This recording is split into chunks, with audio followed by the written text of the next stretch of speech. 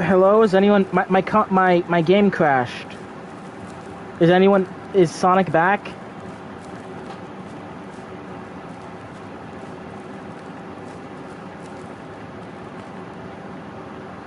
I'm gonna wait for Sonic to come back. He's probably thinking I just ended it or something.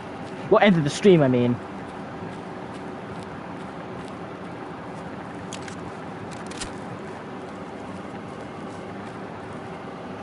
Sonic, are you back? Mr. Sonic.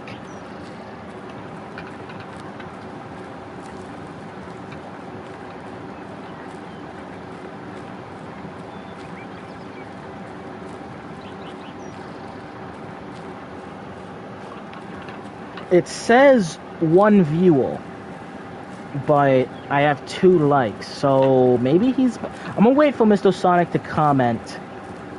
Because my stream, my video game crashed.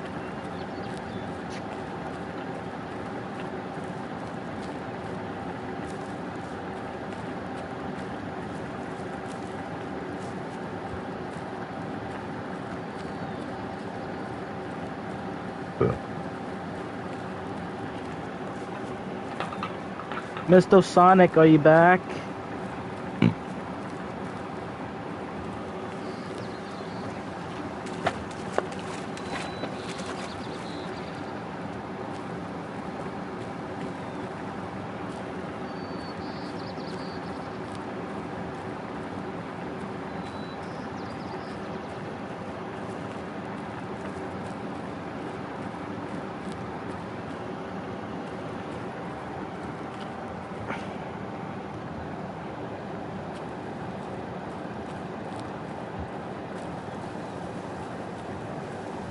Hello. Oh, I think Sonic's back. Hey, Sonic, the game crashed, and for whatever reason, the PS5 doesn't let you stream.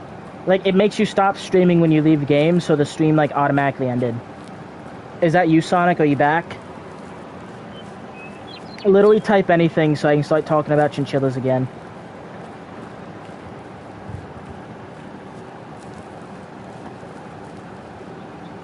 Or is that someone else? Well, it says 3 people are back, so...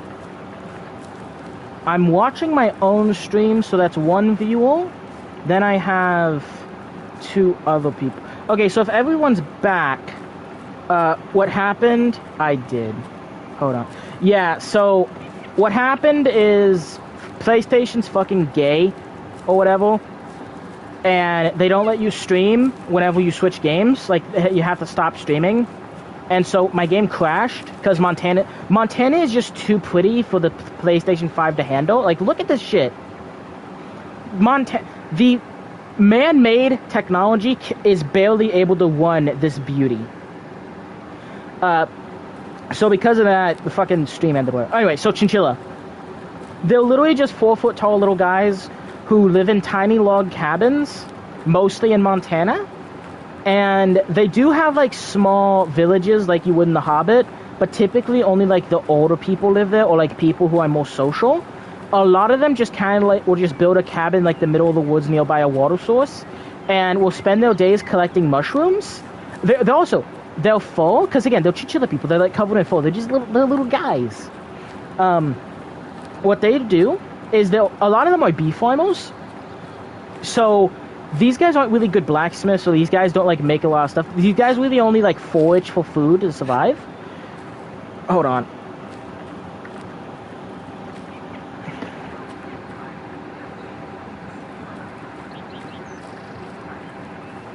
I do not think I saw what you... I saw the word I did.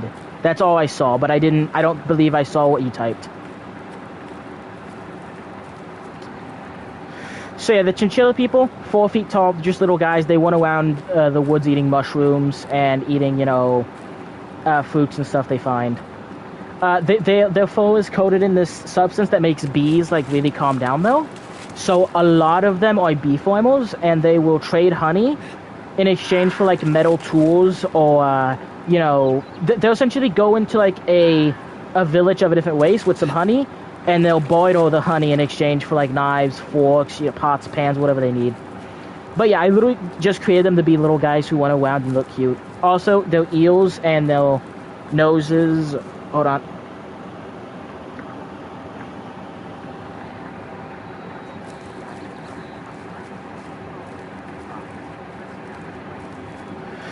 Bro, I saw a fox, tried to shoot at it, and my fucking game just fucking died.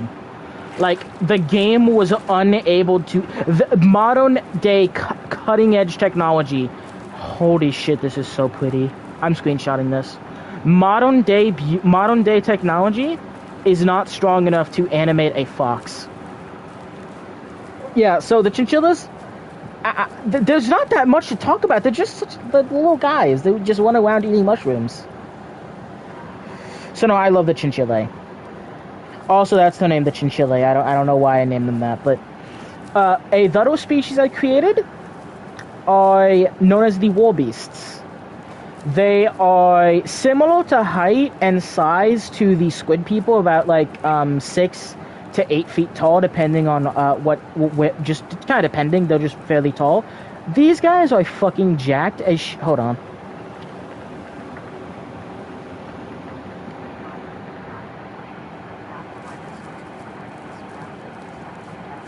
Whoa! Is this game on the Switch? The Switch 2 could probably win this. I feel like if the Switch 1 tried to win this, it would fucking die. Like, the Switch 1 would just die immediately. Oh yeah, so the warbeasts have green fur. They're kind of like dog, cat people. They're very, very violent, very, very angry. And they tend to settle all debates and all contests by being able to shit out of each other. They're kind of like orc, human, cat, dog people. They are a little warrior race, also Viking. Like all that stuff kind of messed together. They are a fairly violent species, but they're kind of nice. Like, they only really fight creatures they consider as like strong opponents. Like, they won't roughhouse with you or fight you if you haven't done anything to offend them or if you're weak. That's actually why the squid people don't really like the warbeasts for the most part, because they will just try to like fight them barehanded just like for the love of the game, and the squid people are like, no, get away from me. At least most of the time. Sometimes the squid people want to throw down. The warbeasts, mostly what they do on their like day-to-day is they'll meat farmers. These guys are pure carnivores, and so you will see them own like massive, similar to the look at this beautiful Montana area. They'll essentially fence in like a massive area like this, and have like a big herd of sheep, a big herd of cows. It doesn't really make sense that there's cows and sheep there. I'm going to create new animals for them to ways for cattle, but they have like a large herds of cattle.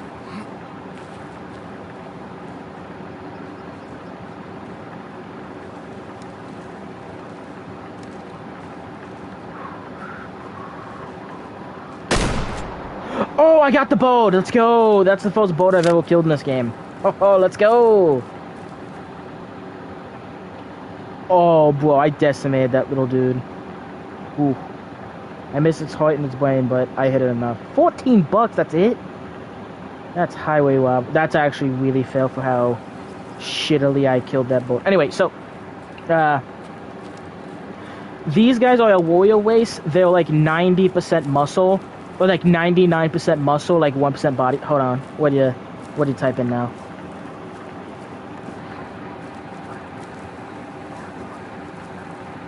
Yep, first boat I've ever killed in this game. Yeah, so the warbeasts they spend a lot of time physically fighting. And again, when I say they fight and spar with each other, they're not trying to kill each other. They're essentially their way of just goofing off.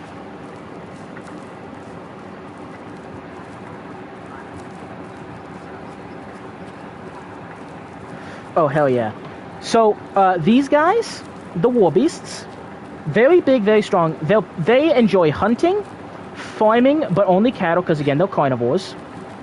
They enjoy roughhousing, they enjoy fighting, but they would never kill a member of like their family or their group. Because sometimes you see them just like them and their family living like isolated. Other times you see them in like large towns or even like small cities. They will fight each other all the time, but they will never kill each other. They have like a really strong pack mentality. Like they will beat the ever-living shit out of each other all day, but they will never kill each other. And the second you threaten them, or the second you cause harm to a member of their group, they will whip you limb to limb. You know how orcas will just be chilling and they'll be so happy. They see a seal, they'll literally just be like, get him! They'll literally just rip this seal apart brutally. Then they go back to playing after they eat it. They're kind of like that. So if they encounter a lot of species, here's a piece of lore about the warbeast and the chinchilla. The warbeasts look at the chinchilla the same way you would look at a puppy. So the chinchilla will go up to a warbeast town or warbeast group and will trade them honey in exchange for like metal tools, or in exchange for something. When they do the trade, the warbeasts will sometimes pick up the chinchilla and literally pet them and hug them. Like, I'm here to trade. The little guy goes up to like little chinchilla, like 4 feet tall, goes up to like the 7-foot tall warbeast saying, hey, I have some honey, do you have any metal utensils, because my pan rusted away.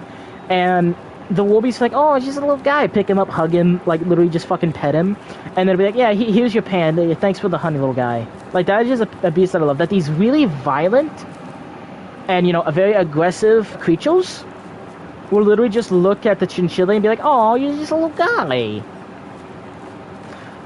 Pretty much every single sentient and creature on the Golden Continent loves the chinchilla. The chinchilla have no enemies. They're just vibing. They're essentially just chill hipsters, and literally everyone loves them. Now again, when I say warbeasts, the warbeasts will not just kill you for no reason. They are carnivores, but they do not eat sentient creatures. Like, there are ideal people in my world. There are chinchilla people mode. They will just, if there was like an actual chinchilla, they would literally pick it up, break its neck, eat it. Like, they probably wouldn't even cook it. They just eat that shit raw. These guys have stomach acid so strong that it will essentially kill all bacteria and parasites, so they're almost parasite free. These guys are very like violent and brutal towards animals, but when it comes to like sentient creatures, they either just want to be left alone, or if it's chinchilla, they'll literally just pick his ass up and be like, oh, he's a little guy. Of course, again, nothing stopping a chinchilla and a warbeast from producing children, but that's a story for a different day. But typically, it's just that very cute, oh, just a little guy. Okay, I've been talking about that for too long. So warbeasts, fairly simple creatures. They just want to be able to eat steak, be left alone, fight each other, box each other, wrestle each other. They're violent, but not in the killy way, more violent in the punchy way. But they won't punch you if you're weaker than them, as long as you haven't done anything to piss them off. Alright, next up on my species. This is actually a very interesting species I've made. So, this species actually ties directly back to the Antarcticans. So the Antarcticans did a lot of fucking around when they shouldn't have been fucking around. One of the things they were doing is, how I said there's two types of mimics earlier? There's like the Venocarnus mimics that will just rip you apart and replace you. And then there's like the nice squishy mimics. The nice squishy mimics are kind of just like animals that will just eat a dead animal, then become that animal, and will just like, imagine there's a dead deer. Like a deer that died in natural causes. They will eat the deer, transform into the deer, and just hang out with the deers until that animal would have died of its lifespan. They do the same thing with people, so they don't kill things, they just eat dead things, then they just live with the creature, then they just live with that creature. So they're pretty chill, not that dangerous. Well, not dangerous at all. Again, the only time they'll eat is if something died naturally. Or, like, they'll eat alongside the ways that, like, okay, imagine if, I'm a big fan of steak. I love steak and I love fried chicken. If I would have like just slip and fall when I died in the woods, and one of these mimics saw me, they would eat my flesh and then essentially become me, because they also gain memories through eating. They would eat steak and fried chicken only because I ate steak and fried chicken. You know what I mean? So them in the wild, they're not going to eat unless the thing they're mimicking eats meat, of course. Well, the Antarcticans took this silly little bug creature and began experimenting with it. Now, the reason they experimented with it is so that way they could. What's the word here? So they could replace people they didn't like. So essentially, the Antarctic equivalent of the CIA was mutating and experimenting with these creatures with the idea that, okay, if there's a politician we don't like, hold on, gotta...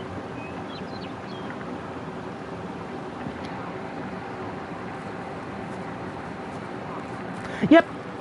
And they typically stay as a member of that species until that species would die, in which case they fake their own death. Also, they can age. Like, these guys live for hundreds of years, but they will literally just pretend to be like your loved one, die of old age, fucking get buried alive. Like, fake their death, get buried alive, dig their way out when no one's looking, then run away and repeat the process. They took this little creature and then began mutating it, but by the time that the Antarctic versus Dragon War happened, the only thing they did to this creature is they made it... They literally just fucked this creature. Like, they... Okay, I don't mean like that. They like, screwed the creature... Okay, they messed with the creature's DNA, essentially making it a non-viable species.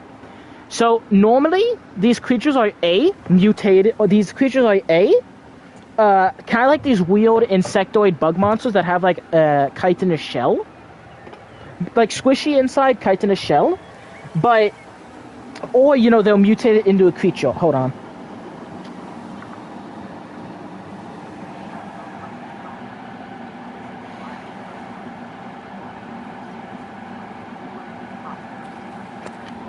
Oh my god, is that like a honestly, it's fairly unlikely these creatures would infiltrate human society, because the only way they'd do that is if a human died of natural causes and was left in the woods, and a mimic stumbles across them, then goes munch and becomes them. Typically, they infiltrate animal society, like, you know, actual deal or something like that. And the main reason they do that is literally just for the love of the game. They just enjoy, like, companionship with other creatures. Because they're fairly solo and they reproduce they reproduce. The only time, like, they'll get together with their own species is to reproduce, and then they'll solo. So they enjoy the company of other creatures. Whether if it's actual animals, you know, or some kind of monster or whatever. So the Antarcticans began screwing with them, their DNA. Then the Antarcticans got fucking killed by dragons. And, you know, all that bullshit happened. So these weird people, these mimics, no longer had the ability to transform, because the Antarcticans were fucking with them. But while messing with their DNA, because they didn't know what the fuck they were doing, the first batch of tests, this was the first batch of tests, hold on.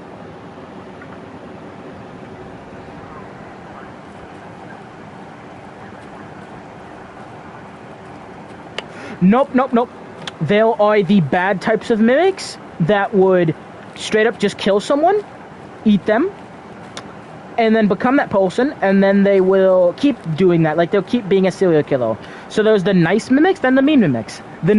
Some of these nice mimics had essentially their shells removed, which then made it to where they can no longer transform into other races. And due to no longer having a shell, they were now so weak and fragile that actual oxygen would burn.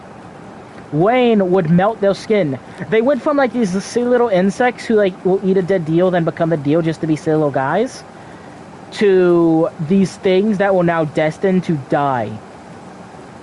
They then realized, though, that the weird slime that they were producing could affect metal. And it affected metal by softening it and making it to where the metal was as flexible and as movable as skin. So what happened is these guys, instead of dying... Oh my god, this is so pretty. Instead of these mimics dying, well, the mimics who can no longer mimic people dying, they took these metal shells, and they essentially made bodies out of these metal shells, and due to their nature, their slime being able to soften metal and make it form to their bodies, they now had humanoid... Hold on, I gotta read your text.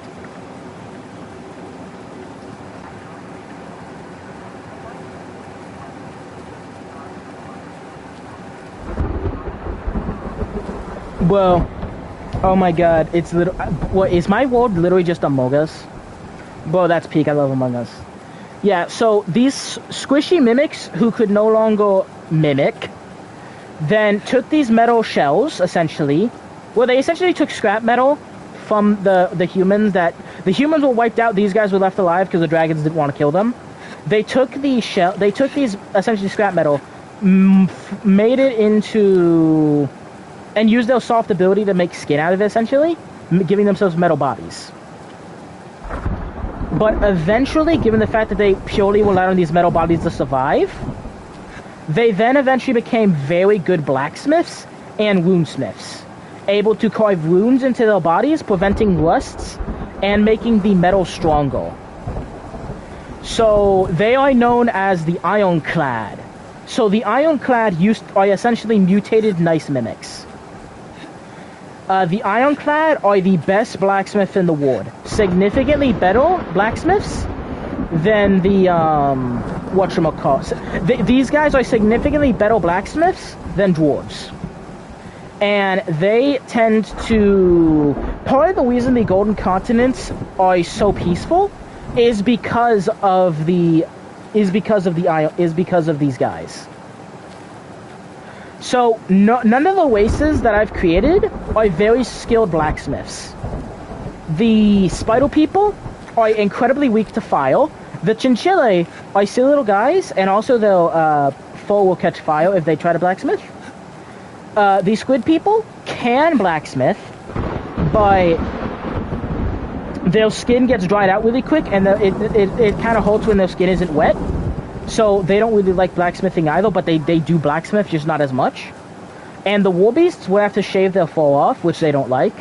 And they'd have to do something that involves not fighting or farming, which they also... Farming, fighting, or hunting, or hiking that they don't like. So, most of the species in the Golden Continents can't blacksmiths, and the ones that can don't like it. Meanwhile, these guys, the Iron Skins, the former Mimic people... They are just the best blacksmiths in the whole world. So they essentially will sail... They have these things known as the Iron Banks. The Iron Banks are a handful of large cities on the coasts of all three Golden Continents. These guys will ship essentially around the world, or around the Golden Continents, finding other coastal cities, sometimes going inward using rivers, and will sell their goods. But they have a categorized list of cities they can sell to and cities they don't sell to. If a city or a tribe attacks a little tribe unprovoked, they get blacklisted and they are no longer sold metal goods. This essentially means all tribes and cities, even if they don't like each other, have to get along in order to be sold, good stuff. Meaning that the Golden Continent is fairly peaceful. Now, Mr. Sonic, do you want to know why I invented the Iron Bank system to make the Golden Continent so peaceful? And I created the Iron Bank system specifically so the Chinchilla would live in an area that has little war, so the Chinchilla could literally just be silly little guys running around and wouldn't have to worry about war. So I created the Iron Banks to protect the Chinchilla, but then I needed a reason the Iron Banks exist. So then I created this fucking species of mimic that was mutated and now has these iron shells specifically to protect the Chinchilla. Because the Chinchilla offer honey to warbeasts, to squids, whatever, and the warbeasts and squids then trade it to the Iron Banks in exchange for, all the stuff. So I literally created the Iron Bank system to make the Golden Continents peaceful, so that way the Chinchilla can just have perfect little lives and can literally just snuggle up all day. So the Chinchilla can literally just snuggle up when it's cold and go out and run around when it's sunny. I love the Chinchilla so much. So yeah, what do you think about the Iron Skin people? The Iron Back. Again, they're not robots. They have like an organic, like, internally there's like slugs, but the external is like metal skin. And this, of course, made them very good blacksmiths over time. I'm trying to think of other races I created. Oh yeah, there is another race I created that isn't really thought out. They're essentially like shark people. They're not particularly fat or particularly muscular. Like, they're fairly wildy, but they have like webbed fingers and webbed hands. Oh, hold on, what did you say?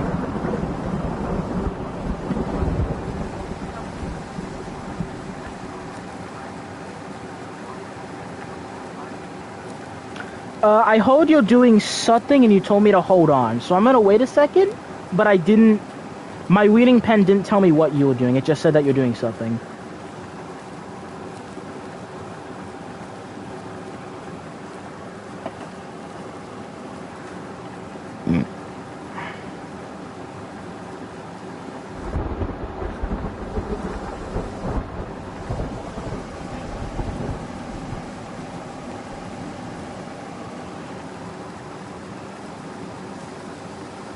Tell me when you're good to listen again. I can wait.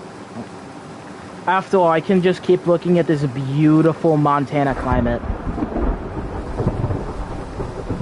This is the first time I've had a rainstorm in this game. This is so pretty. Oh, hold on.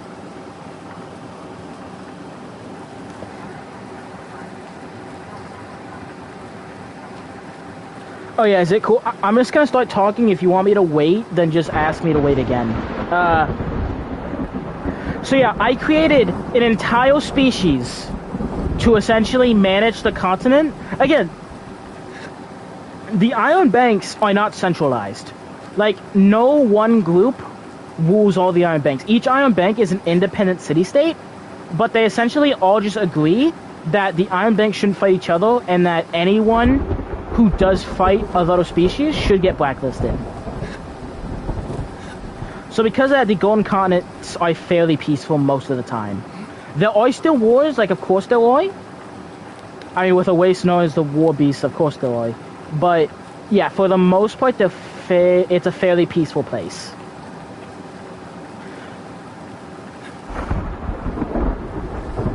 I love the...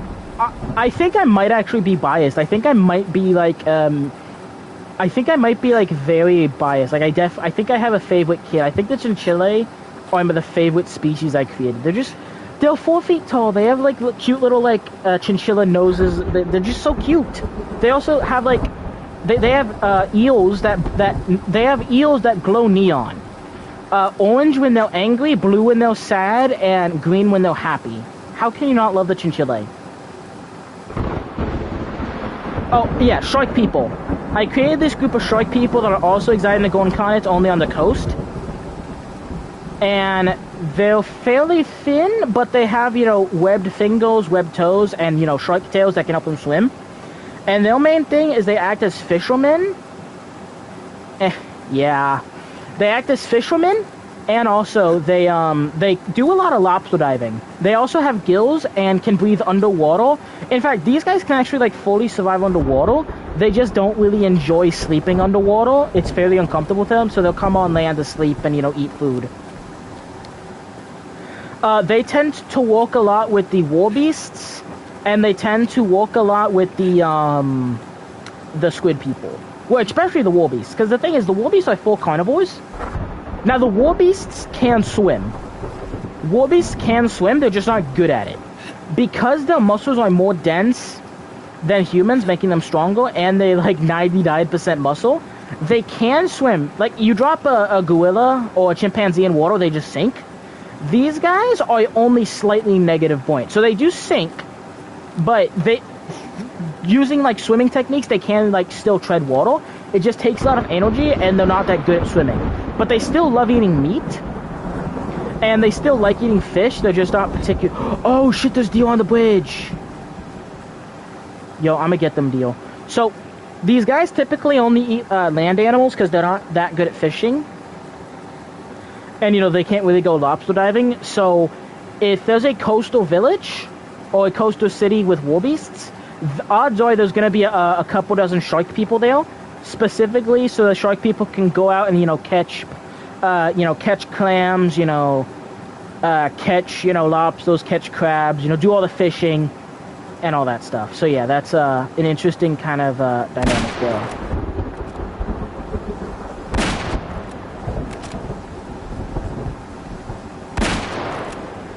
What? I am such a terrible shot. You have to, like, shoot them nearby the shoulders, because that's where you can get a lot of vital organs.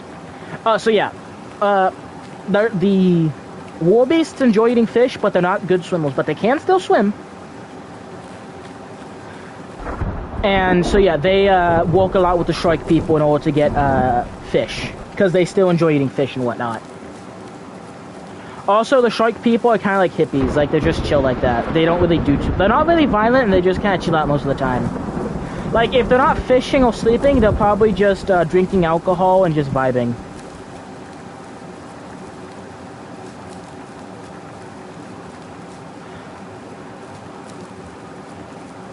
Ooh, little deal.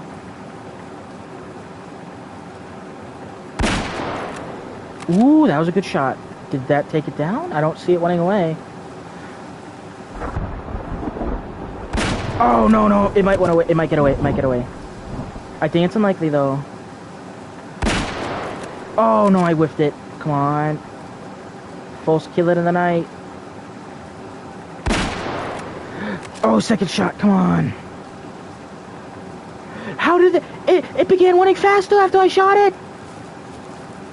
I shot it and it began sprinting faster. Okay, I think I'm just a shitty hunter.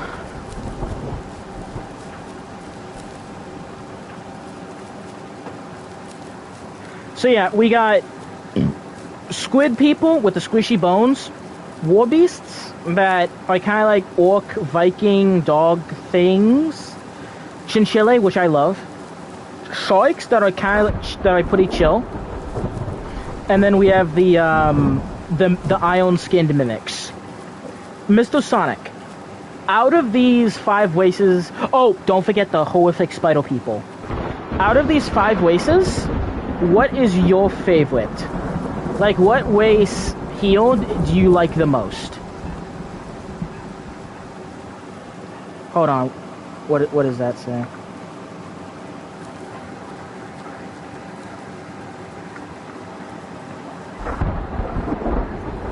I don't really know what your message means.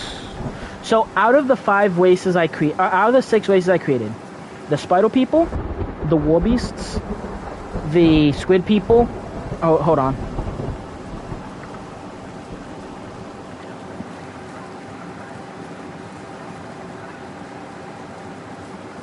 Ah, okay. I think your message means like you're finishing up your food. Yeah, so I created these 6 ways. I'm still going to be creating more species. Like, one thing I've been working on recently are deal people, but they're not, like, developed yet. But in the Golden Continent, there are, you know, deal people. But, again, there's not enough on them. Those are the 6, like, developed races. The shark people, the squid people, the war beasts, the iron-skinned, you know, the chinchilla, and the spider people.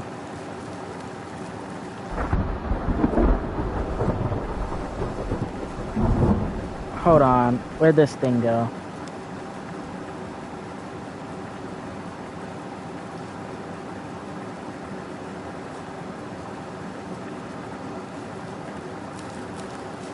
So yeah, those are some cool creatures I created. I think my favorite, of course, is the chinchilla, but from like an actual, like...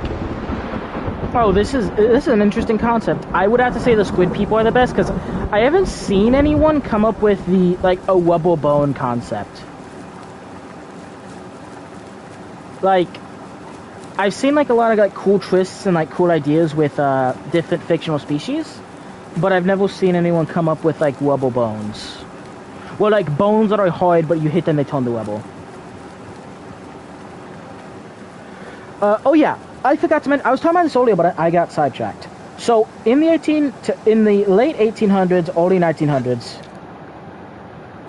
dragons do end up going, originally, in old lore, dragons ended up going extinct in the 18 to 1900s. In current lore, only younger dragons went extinct, like younger dragons who can't shapeshift and aren't sentient yet go extinct. Because dragons are essentially just dinosaurs until they get like thousands of years old. Then they develop consciousness, intelligence, magic, and the ability to shapeshift. Non-sentient dragons were killed in the 1800s, and the father of all dragons was killed in the 1800s. All of the elder dragons shapeshifted into other races. Wait, no, I did talk about this earlier. No, I'm insane. And they, you know, joined mortals. No, I literally talked about that earlier. What am I yapping about? Well, I believe Mr. Sonic is still here. So, I can talk about the... whatchamacallit. I can talk about the Dark City if you want. The Dark City is this thing I came up with. And it is... You know how I talked about those different dimensions, and all the dimensions are, like, separated, which makes everything nice and safe? The Dark City, underneath the Dark City, there was a tail in reality that leads to the Dark Dimension. So there was just an active hole between all we... Hold on, what'd you say?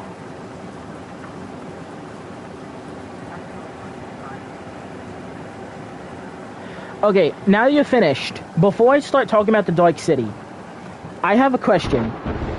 What is your favorite and what is your most interesting species? What do you think is the best and most interesting, or like what is the best and what is the most unique species concept I came up with in the Golden Continents? The squid people with the squishy bones, the war beasts, the shark people, the chinchilla, the iron-skinned mimics, or the spider people. I think there's some like clear ones that like are fairly generic, and then there's some that are very unique. So I want to know, what do you think is the most interesting? Because I think the ones that are definitely most interesting would be the squid people, the iron-skinned mimics, and the spider people. Because I love the chinchilla, but they are just chinchilla people who just run around.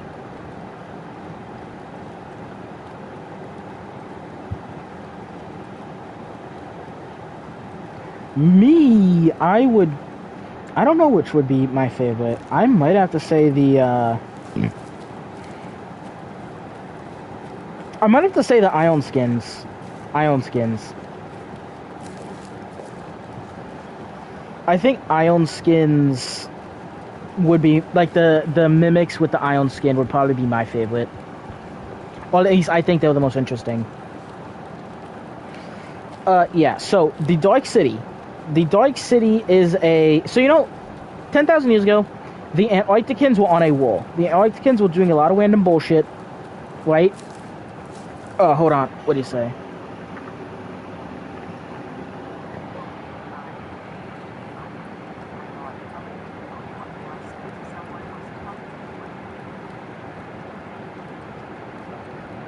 Oh, okay. So you need like a double take on the iron skins. Okay, 10,000 years ago, when the Antarcticans were at their full power, the Antarctican CIA approached mimics, and they essentially kidnapped the mimics with the idea that, hey, we're going to mutate these mimics, and we're going to make them our loyal slaves, and if there's someone in our government that we don't like, we'll kill them, have the mimic eat them, then become them, and we can essentially have, like, our own guy. Like, if there's this political figure who's being a dickhead, we can just kill him. Replace him with the mimic. The thing is, though, right as they begin experimenting with these mimics, the mimics normally are like these weird bug guys. The only mutation they gave the mimics, like the only experiment they did on them, because this was like the first batch, they just kind of fucked with their DNA and made it to where they can no longer mimic people because they ripped away their shell. They like genetically fucked with their DNA to where they no longer had shells, which means they can no longer transform and they can no longer survive because oxygen and water burn them. Because they went from like bugs to just now slugs, but they don't have like anything to survive. So after the dragons killed all the Antarcticans, some of these mimics survived, but they were going to die soon due to essentially their DNA being shit. And they didn't want to die, so they took a bunch of scrap metal, realized that their like weird goo will soften metal to the point where it's as soft and like as malleable as flesh. And they essentially made suits out of scrap metal. And over time, these guys became expert blacksmiths, and they began crafting bodies for their young babies, where they would essentially craft a body, the baby would hop in it, and they'd just kind of throw food in the body until the baby got big enough to fully like fill out all the empty space in the shell, and its goo would soften it to where it can wear its shell like a glove and can walk around and do stuff. Due to the fact that they are gooey, the goo works in a weird way where it softens metal, but the metal stays strong. So they have like It's essentially a slug, a humanoid slug inhabiting a humanoid body, or inhabiting a metal body. And this body is made out of iron or some other metal like steel. And the goo softens it to the point where it's basically skin, like iron skin. And they are export blacksmiths and woundsmiths and will just create really well-crafted iron or metal tools and metal bodies for their young. So that's what the iron skin are. Was that a good refresher? Alright, now that you have the refresher with the ions... Oh, also, these guys have city-states all across the Golden Continents, and they essentially produce metal tools and stuff, and they barter and trade with other races. Yep. Alright, so, out of all of the races, there's the three ones that I think are less interesting. The Chinchilla, the Shark People, and the War Beasts. But they're still all very interesting. Then you have the Spider People, the Iron Skins, and the Squids. Out of those 6 races, what do you think is the most interesting? Like, which one's your favorite? What do you think of them? Which is your least fit? Like, what do you think of the races I created? These are all, like, original races that I created. It's not like Orcs where I just gave them, like, a wacky spin. These are all, like, original Lisp Hamill-created creatures. Yes, I was on 5 energy drinks when I created them. Hold on.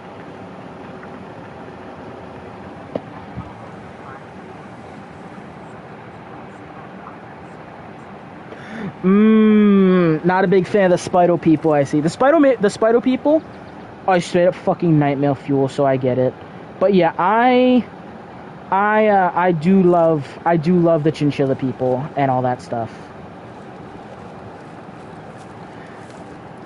Also, during the height of the British Empire, because the British Empire still does occur in this world, Britain puts their full weight into conquering the Golden Continents, and they do actually push deep into Australia, but they eventually get their fucking asses kicked out of the continent. Like, Britain, at their strongest, attempts to invade the Golden Continents. It does not go well. They get their asses whooped. That's actually original. That's actually the why. So the original race for the Golden Continents was the Chinchilla. Like, they were at a time the Chinchilla were the only race I created for the Golden Continents. Hold on.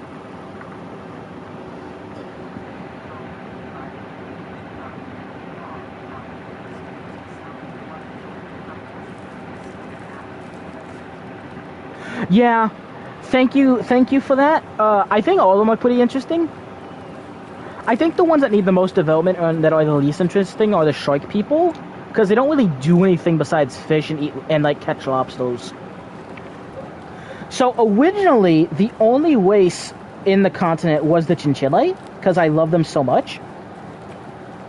But I once had a dream, and here's the thing, right? I like the idea that all of my dreams when I'm in this world are somewhat canon.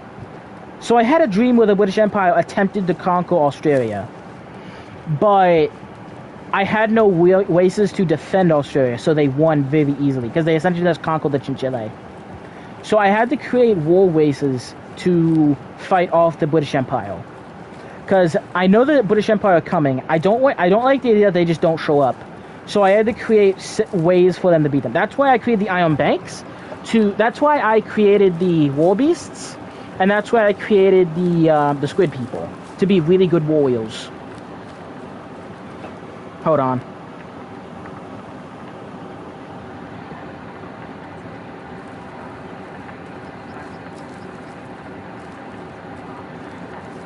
Yeah, pretty much. So all these people, all the other races are essentially just there to protect the Chinchilla from the British. The War Beasts and, you know, the Squid People are the primary war races. And the Iron Skins are there to provide... Hold on, what'd you say?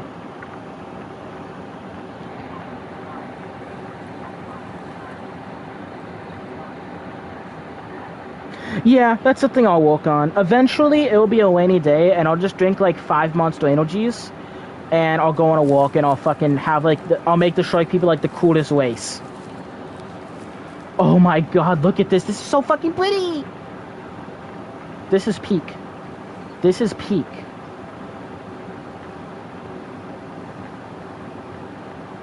This is so pretty. Anyway, so essentially, also the reason the iron banks exist is to prevent the war beasts and anyone from getting into a fight, to make the continent more peaceful. But again, fights still do happen, but the main reason the banks are there is, sorry, when the British do come, there are good weapons to fight. Hold on, what do you say?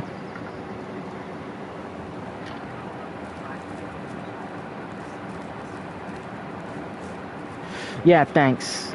So, the war beasts, I'm sorry, the iron banks exist mostly to, hold on, would you?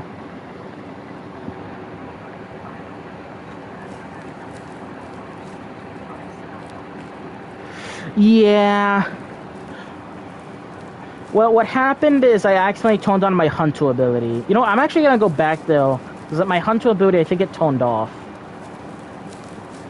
So, the iron banks exist to give like some form of structure to the government, because like a beastman village in Australia would have no comprehension of the beastman village in Antarctica, but due to the iron banks would know that there are beast people there, or beastmen or war beasts there.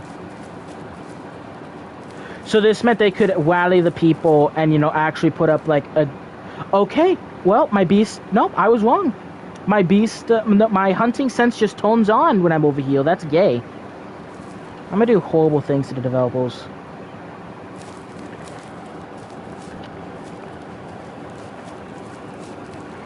So yeah, the Golden Continent, although they are not united, it's a bunch of city-states and tribes. They're still like mostly peaceful due to the Iron Bank system. Oh yeah, I'm gonna touch on the Dark City. So, 10,000 years ago, when the Antarcticans were on a wall. Oh, forgot to mention, dwarves exist, but but most of them are Turkish. Also, they still like, they don't really eat meat or drink like normal alcohol. They mostly just eat mushrooms, the mushrooms that they grow in their caves. They still make alcohol of the mushrooms, but the mushrooms are like neon colored, meaning that the dwarves have neon booze. They also use this neon booze to light their cave. So in Germany, there's this one area, right, where you can literally get beer on tap. It's only one small area, but I love that idea so much you can get beer on tap. Oh, I was too loud. Dang it. Yeah, that's a bad shot. Yeah, so I love the idea that you can... Hold on.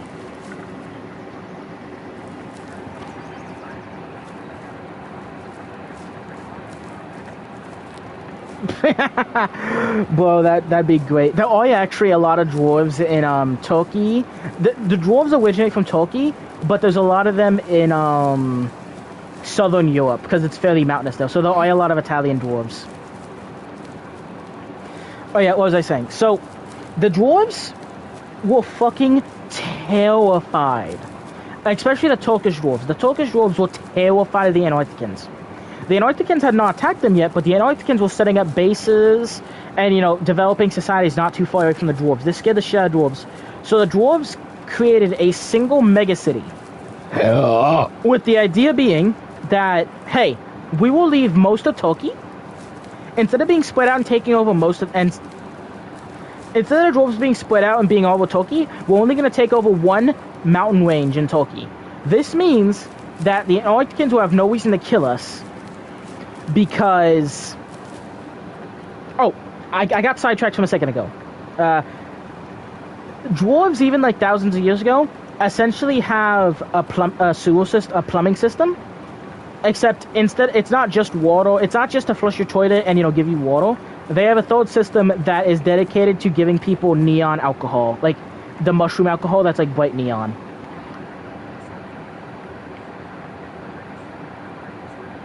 Yep. And the megacity and the regular cities are lit by the bioluminescent alcohol being through glass pipes. Instead of normal pipes being made out of metal or stone, it's glass pipes. So you just see like glass pipes of, you know, flowing, glowing liquid. Anyway, so besides that, they were like, okay, we are going to have one mega city, and it did take them a while. Hold on, what do you send now?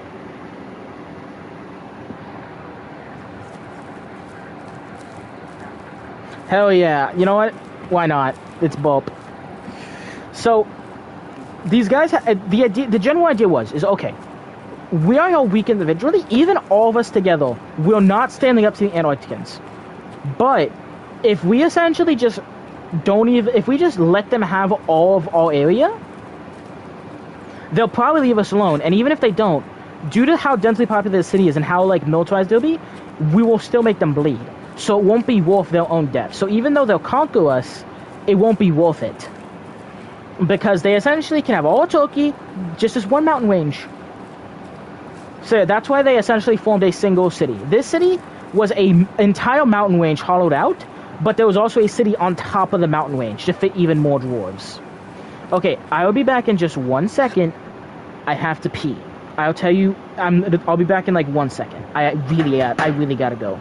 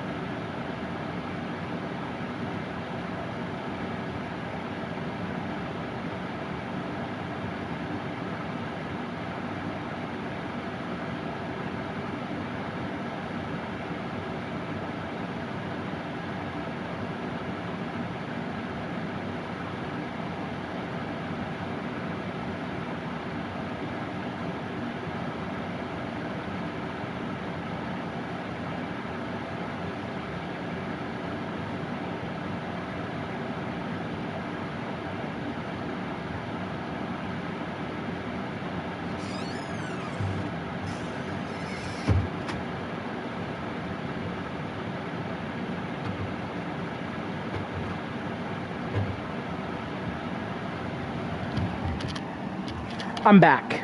Alright, sorry about that. I had to urinate. Okay, so that is why they built one singular massive dwarven city. Not so that way they could defeat or, you know, hold off the Antarcticans. Just so that way the Antarcticans would have no reason to attack them, and if they did, it would halt. Oh shit, there's wolves around here.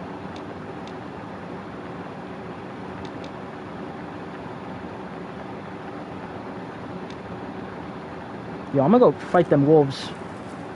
Yeah, so that is why the dwarves did the thing. But, unexpectedly, centuries after they began construction on this massive city, a Antarctican royal family, or not the royal family is one word, an Antarctican noble family, a wealthy family, but these were not the guys in charge. One of the wealthy noble families approached the city, asking if they could use this city as a lab. They needed a safe, comfortable, sturdy location that was very large and also very secure that they could, you know, do some studying and do some experiments on. The dwarves did not want to do this. The dwarves wanted to be left the fuck alone. That's the whole reason they built the city. So the reason why the dwarves built this city was specifically so that way the Antarcticans would leave them alone. But because they made such a beautiful city, an Antarctican family was like, hey, yo, can we move in? By the way, when I say family, it was like an entire, like, noble house. So it's like hundreds of people. The dwarves did not want them to, but they also didn't want to incur their wrath. So they said, fine, sure, whatever. Are you still here, Mr. Sonic? Also, so, oh my god. Look at this. Why the fuck does it change the art style when I look?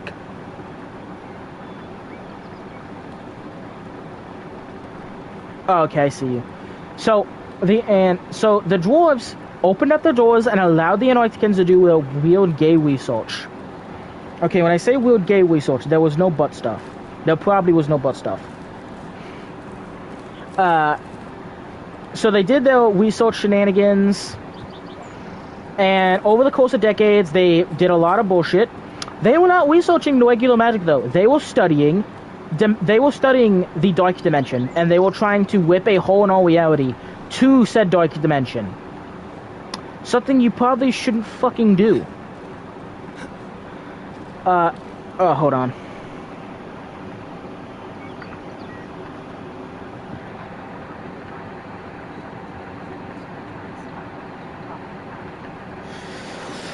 Oh, I bet they fucking did.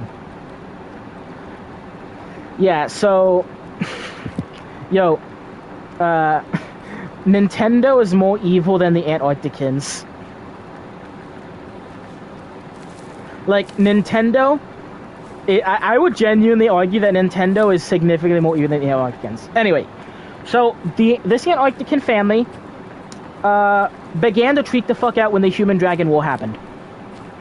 So while these guys were like halfway through their research, the Human-Dragon War happened, and Antarctican cities began falling all across the world.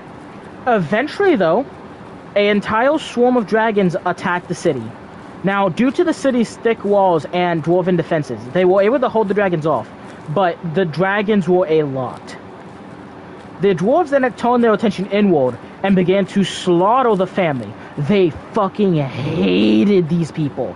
They built this entire city just to be left alone.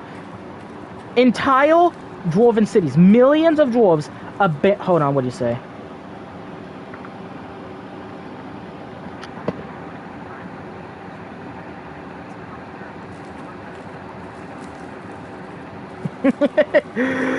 I feel like Nintendo would only pick a fight with me. Hold on, what'd you say?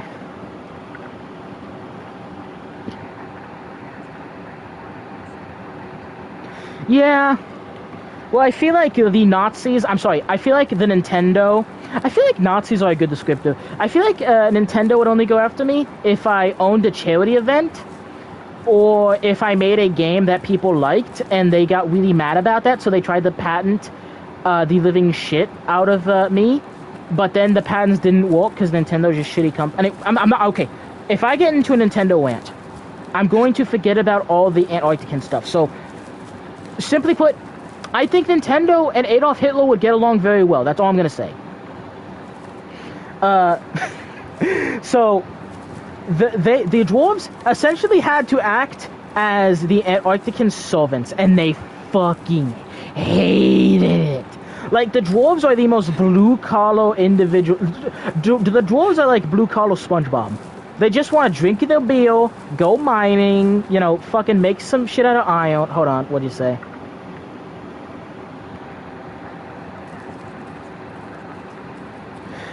Yeah, definitely. Hold on, what do you say now?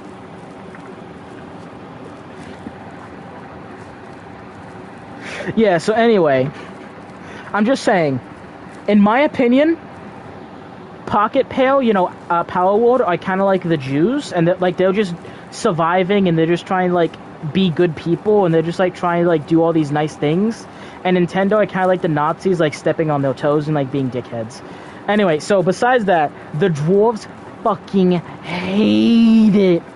Maybe I should stream Power World. I fucking love that game. Anyway, the dwarves fucking hated these guys, and they had to serve them, throw banquets, do all their bullshit for years, decades. So when the dragons were at their door and the Arcticans demanded that they defend them, they fucking turned their axes on them and began slaughtering this family and their servants and all that stuff.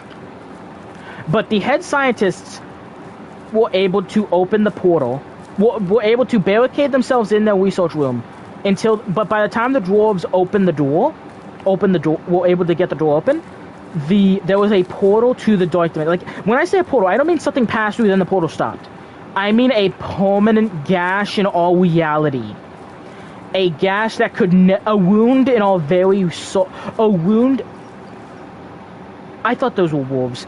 A wound in our very planet that could never be fixed or taped over. Could never heal or regenerate from.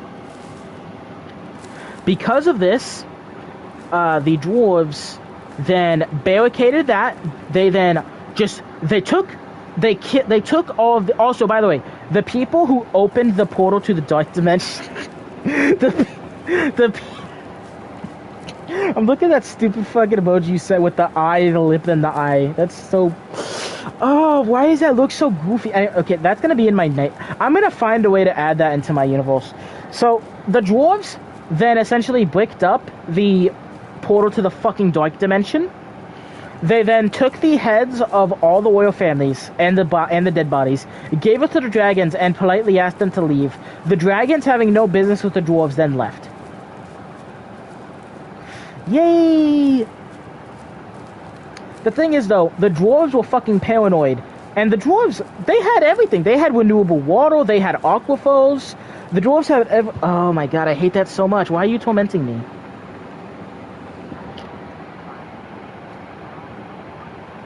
I'm going to have a single character that is just a floating pair of eyes with a mouth in between, and his name will be Big Stupidton, Big Stupid Head, and his entire job is being big and stupid, and nobody likes him. There. I'm sorry. I'm gonna name him Chatty Chatterton, and everyone loves him.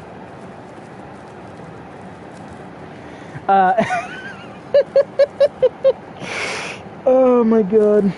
If I find out you're actually my friend, you're just fucking with me, I'm gonna disembowel you.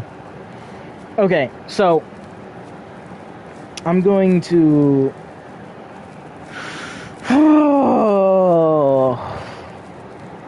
okay, so the dwarves had everything they needed to survive for decades, if not centuries, in this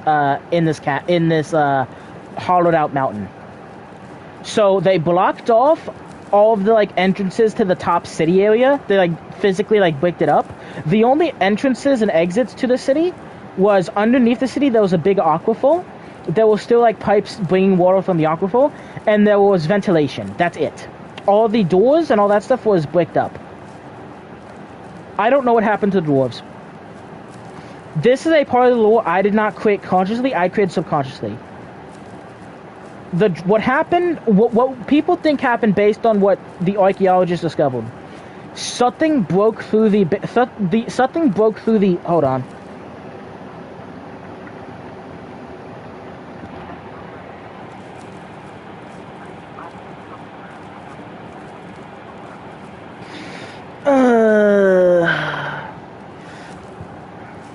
Anyway, so I don't think you're him. You have a very different personality and way of speaking than my friend do. That's mostly a joke. But just as a joke that my friend doesn't know about, when we play horror games, I'm going to specifically target him for no reason, just because why not? Anyway, so the bricks that were used to brick up the Dark Dimension portal were torn open from the inside, shadowed from the inside.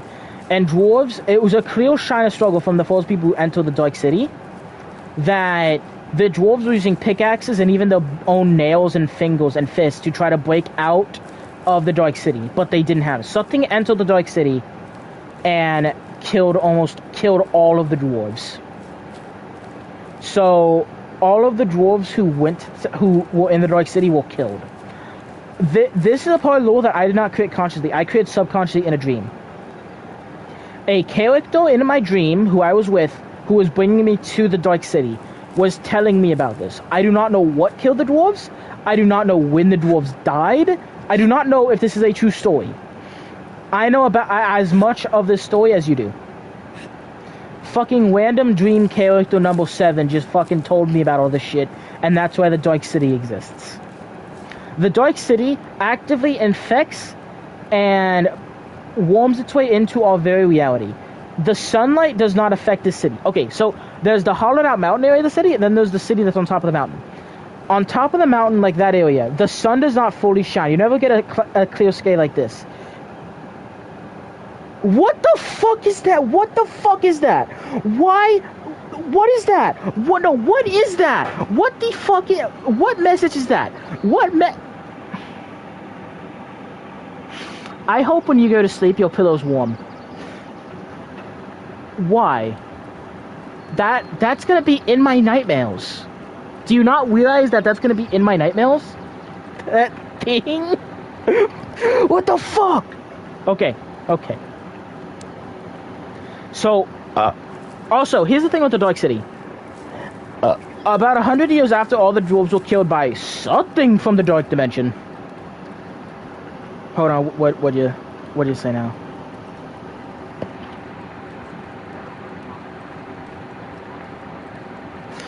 Yeah.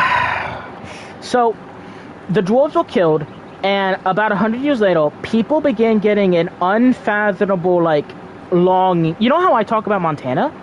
People will talk about the Dark City the same way I talk about Montana, where they will just obsess over it, and they'll almost be forced to go there.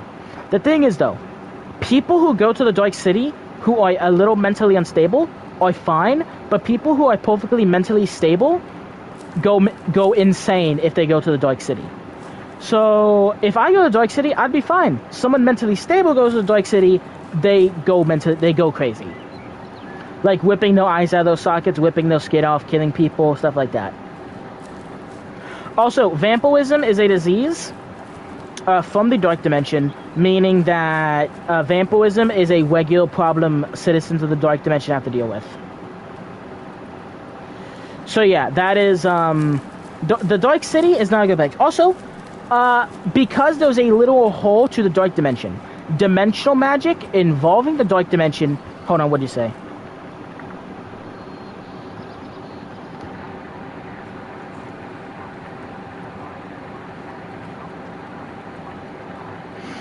Honestly, I should do that. That's something I'm gonna look into.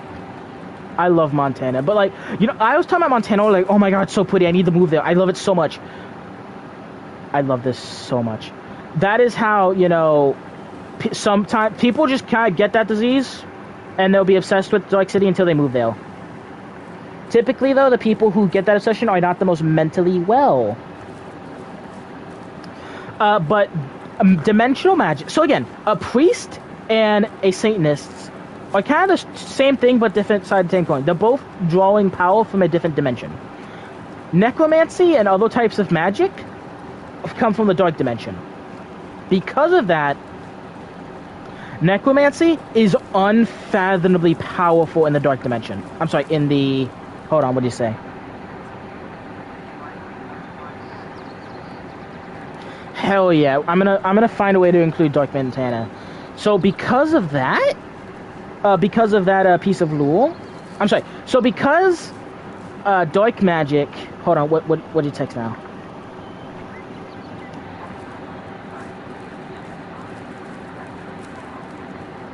Yeah. So because necromancy, at least most forms of necromancy, tie into the Dark Dimension, and there's literally a hole to the Dark Dimension at that city. Necromancy is unfathomably OP. Instead of being able to reanimate a few people, you can reanimate whole armies. Because of that, and because the city's been populated for thousands of years, there are just layers upon layers upon layers of corpses on that city.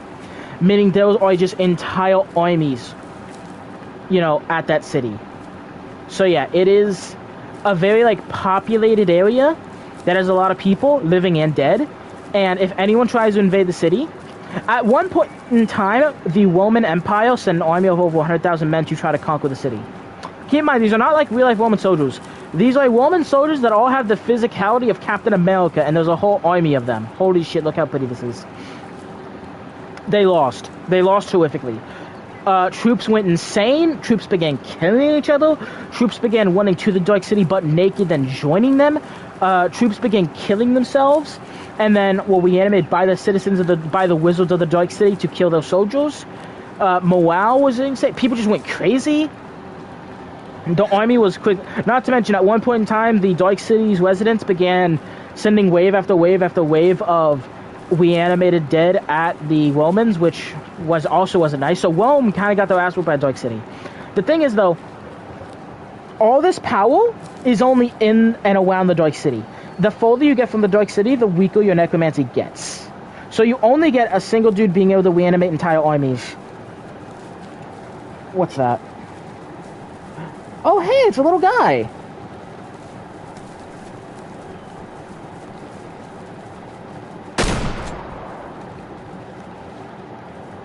Oh, hold on. What do you text?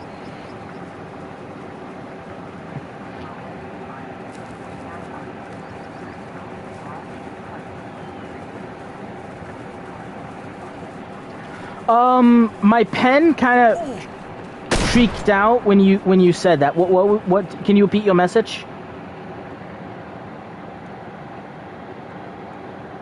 Because my pen read that I cut out doing something, but I don't fully understand what you were saying.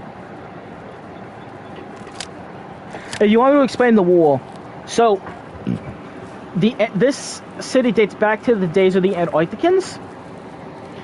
Then after the Antarctican War, about 100, not that long later. Hold on, what do you say?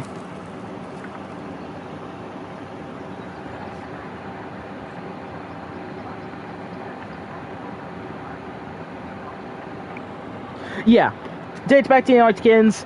Then the city has been inhabited for thousands of years. People don't leave the city a lot. The Romans got too big for their britches and tried conquering it. Got their fucking asses kicked. And now in the modern setting, there are a lot of undead corpses wearing Roman armor. So yeah, that's kind of the city. That's also, there is a creature from the Dark Dimension. It is a parasite. Imagine a knife that can shapeshift into a dagger, into a spoon, into a sleeve, into, you know, socks, into anything of its size. And it's a parasite that feeds off of either your soul or it feeds off your brute strength. Like, it either feeds off of you like a whatchamacallit. Hold on, what do you say there?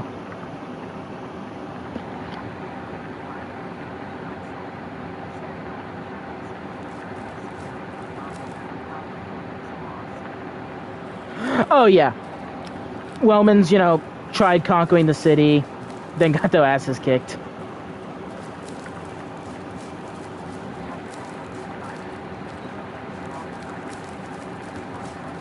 Oh hell yeah! They saw one look at Montana, went fucking berserk, and began eating their fellow soldiers.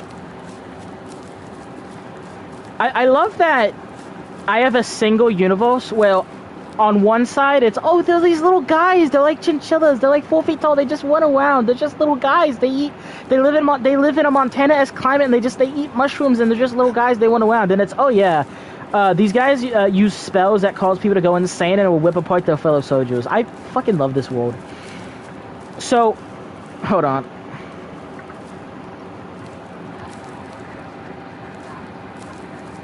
Hey, it worked. 100,000 men versus Flesh Eater spell.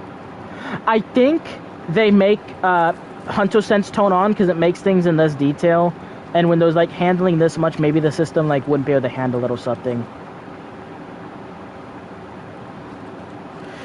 Yeah, so that's, oh yeah, about the parasite. This parasite is made out of a bunch of little strings that can, oh, gotta read what you're saying.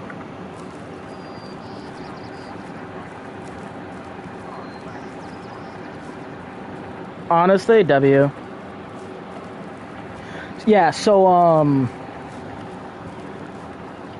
this parasite is essentially made out of a bunch of 1-inch long strings, or the string can, like, shorten themselves, or they can get longer or shorter. Anyway, so depending on how many strings makes up the parasite, that's how big the parasite gets. If it's a really big one, first of all, the bigger the parasite, the more it's going to take from you. If if it's a small parasite that can only turn the knives and daggers, it might only feed off your physical strength, or like a little bit of your soul. If it's a big one, it might eat your soul after death in exchange for its service. But let's say you have a big one, like it's the size where you can make a cloak out of it. You can have it become your clothes. You can make it into a spear, you can make it into a sword, you can make it do this, you can make it do that. Also, it's sentient and intelligent, so if you're about to be attacked, it can physically pull you away and kind of act like Doctor Strange cloak. On top of that, if it's a knife and it stabs someone, or if it's a sword and it slices someone, pieces of it will break off into that person and can either worm their way into its brain, taking its mind over, can worm its way into its organs, take it over, stuff like that. Or you can force it, or you can have it, jump onto somebody. Like, you can have your cloak jump onto somebody, it will enter through its nose and will whip apart the guy's body from within. So yeah, this is a very, very, very, very, very versatile piece of clothing from the Dark Dimension. Again, it is a parasite, so you probably don't want it attaching to you, but if you want to go to the Dark Dimension, you can straight up just buy one. Also, vampirism is a virus that actually originates from the Dark Dimension. And there are multiple different... Hold on, what do you say?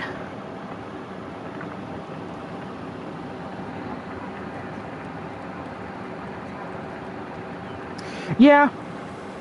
Honestly, I wouldn't mind a fucking big-ass cloak made of one. Well, probably not, because... Okay, so how death works is there is heaven and hell, but heaven and hell are not places you go when you die. It's like a fully different dimension. What happens when you die is everyone's soul, like all the souls from all of the different creatures throughout reality, essentially... So there's all reality, right? All physical world. Then beneath it or above it, depending on your view, there is a dimension where all the souls live. Now, if you're a soul there and you have strong will, you can stay there. Like your consciousness, your memories, all that stuff will stay in that dimension and you'll do stuff.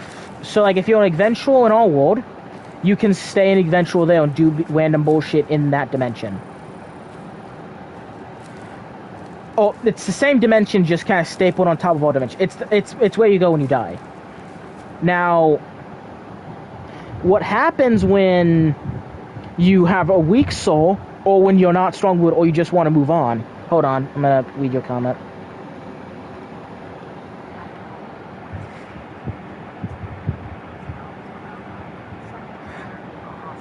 Okay, so there are ghosts, but again, this dimension isn't like right on top of us. It's more like a different place that's attached to us. But what ghosts are, in my world at least, what ghosts, phantoms, all that stuff, you know, spirits.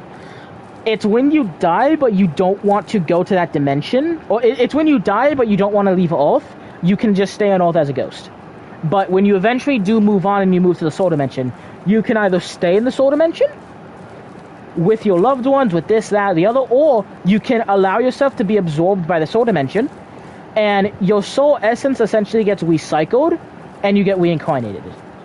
But it's not you who gets reincarnated, it's kind of like recycling. In the same way how a glass bottle... I'm sorry, not a glass bottle. A plastic... You ever been to Legoland? At Legoland, they have these benches that are made out of, like, recycled milk cartons. It's kind of like that.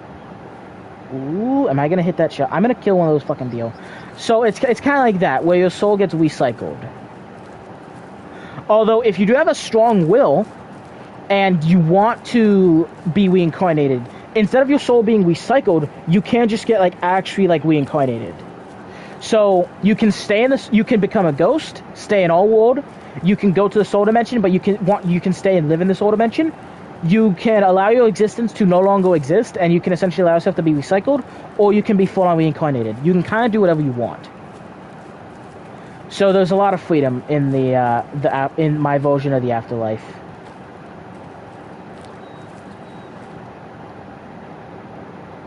Also, the War Dragon's there. You know how I said the War Dragon went through an assisted suicide in the 1800s? The War Dragon is in the soul dimension and is more powerful than any creature I've ever created. If I don't kill these fucking deal, I'm gonna crash out.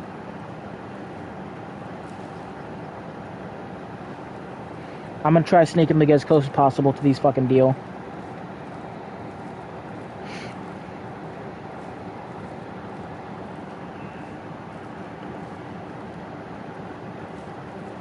Hold on, this might have been the deal I shot.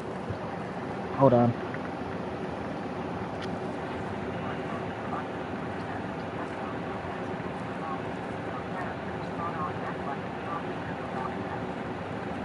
Honestly, I could see that.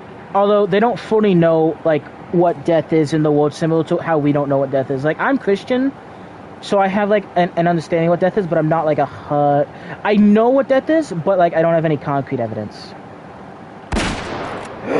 Headshot! Headshot! Oh! Oh! Oh! Headshot! Headshot! Oh! Oh my god, headshot, headshot, headshot. Headshot. Oh my god, I fucking shot it in the head. Holy shit. Oh my god. I shot it in the fucking head. I finally got a kill. I finally got a kill. Let's go. Yes! Yes! I am the best hunter. First try, baby. 0 difficulty, first try. Oh, get owned! Get owned! Oh, you're dead as shit. Fuck you, deal. Oh, oh, JFK moment. Oh shit, I probably shouldn't be saying that on stream.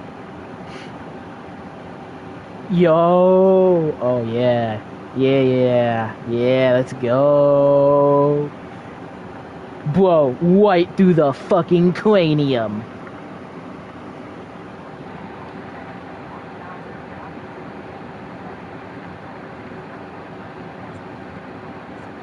Thank you. I am the best shot. I'm the best shot. Nobody is as skilled of a marksman as me. Yo, it's pretty cool. There's like arteries and stuff. So like, if I would like hit the blood arteries, it'd bleed out. But no, insta kill, headshot. I'm actually gonna taxidermy him. I don't need money at the moment.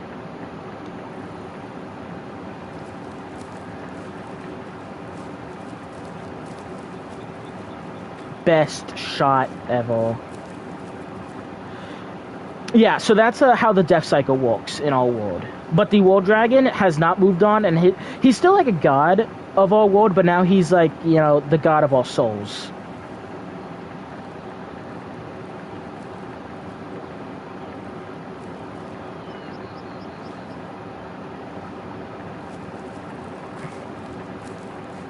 Yo, I can't believe I finally got a kill. How long have I been streaming? The first stream, or the first part of the stream, was about an hour. It's been an hour and 20 minutes. It's been nearly an hour, 2.5 hours, and I got a single, like, non-little guy, like an actual deal kill. I'm still pissed about the bail, though. Like, I should have got that bail kill, like, straight up. Okay, so... hold on, what do you say, though?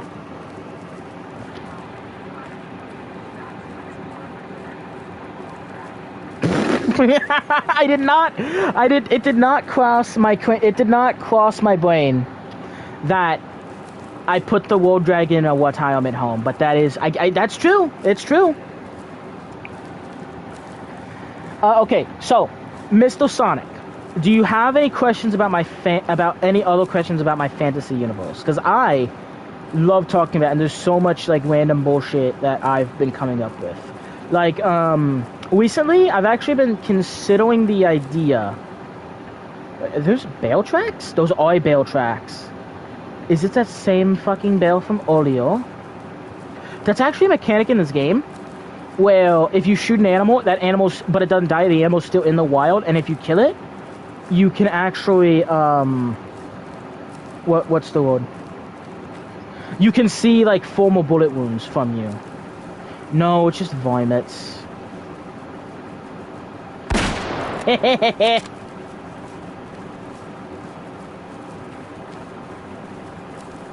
Stupid little vomit.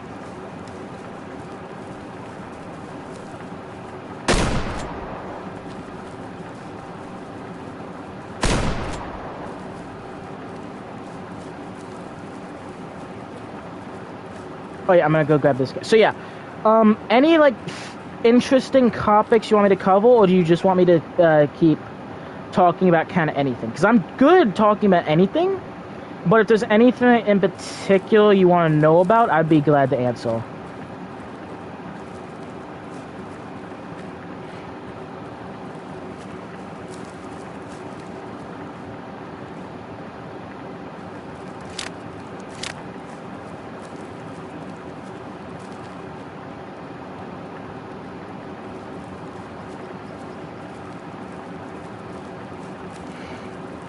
I need to kill a Bale in this game. I could just... So there's this one concept I've been having this idea, right? For humans. So in old lore, there are like cat people and dog.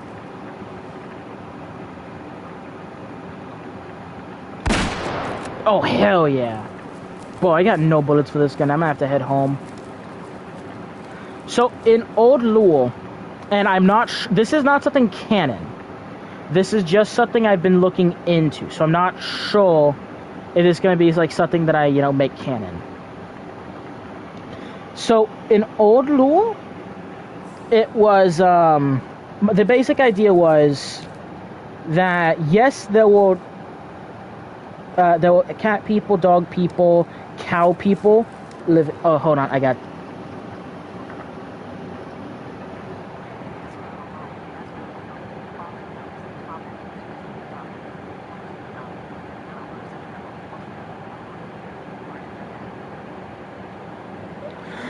No, that's pretty much it. I mean, it's same thing in all world. Like women can be wizards. Women can fucking do the same thing. Women can also just essentially just like physically train themselves to be okay, so for let's say for humans, because obviously there are some species where women are stronger. So a human man, due to more testosterone, different muscle structure and all that stuff, a human man is stronger than a human woman by a little bit. Like for example, like a World Strongman. If I remember correctly, it has been a while since I've been in the strongman, so these numbers might be out of date. The world's strongest man can deadlift 1,102 pounds. The world's strongest woman can deadlift 640 pounds. First of all, my record deadlift is 320 pounds.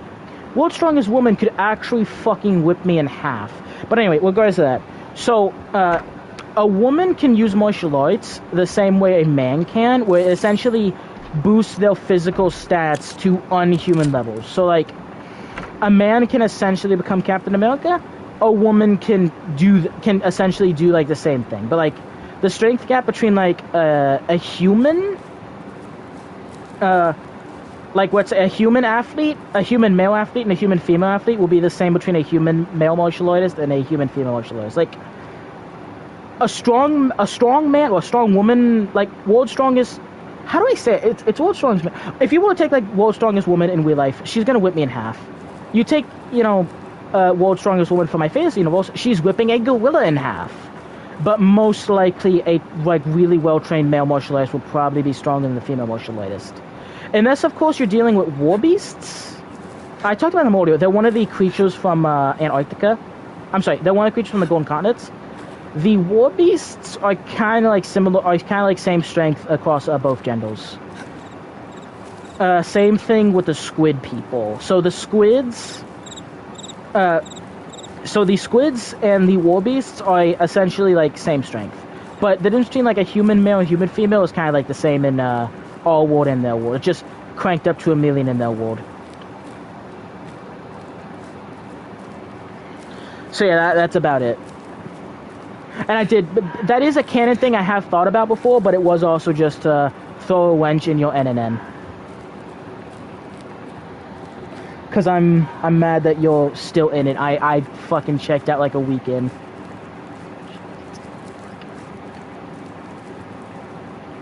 I need to check in this game if there's like an ability to buy more, to like store more bullets. Because if I could store like 50 bullets, that'd be nice. Because I am a crappy shot. Yeah, pretty much. Oh, also, the difference between a martial artist... Okay. In my world, you straight up have aura. Like, if you are strong, you straight up will drip with aura. Like, you'll physically see, like, purple glow or, like, a golden glow from you. You can suppress your aura so you look normal. Or, like, your aura only shows when you're, like, tensing up and you're, like, trying to flex your power. Hold on, I gotta read what you're saying.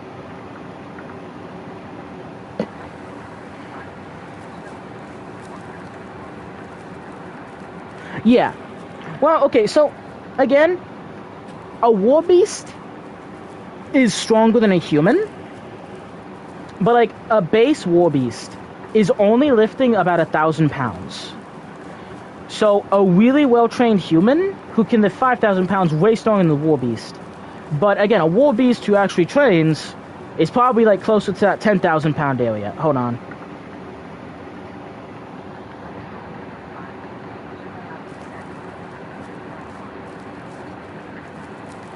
Yeah, like, imagine if I'm in that world and I lift a shitload of weights.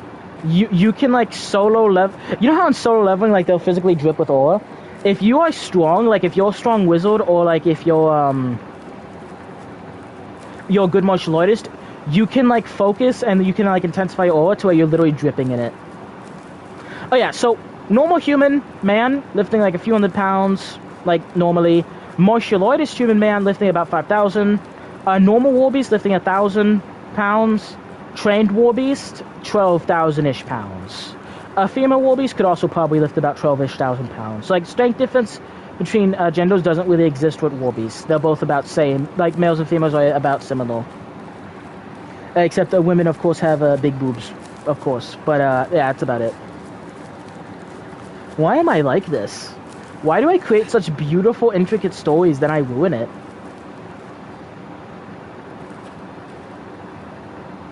Hold on.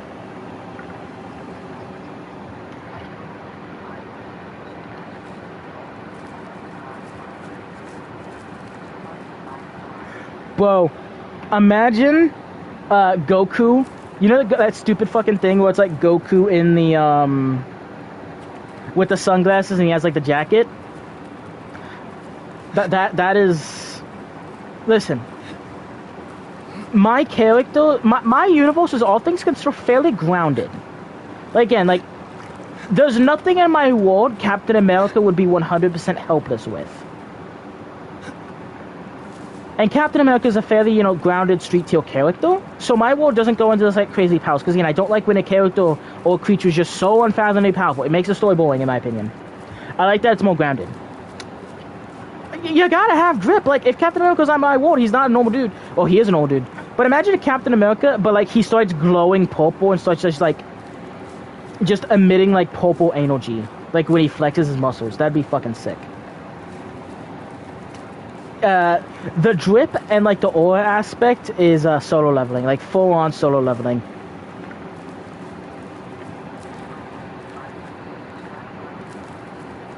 Like, the only thing my fantasy world will ever take from solo leveling when it comes from inspiration is the drip.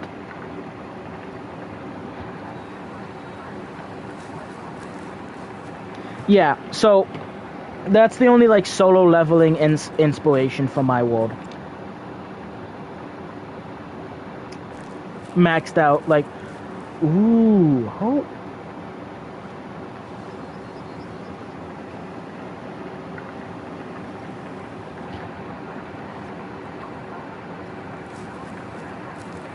Yeah, but again, every single fantasy... Also, by the way, Freewind should have won Anime of the Year, but take a thing like Oh, shotgun. No! I fucking hate you!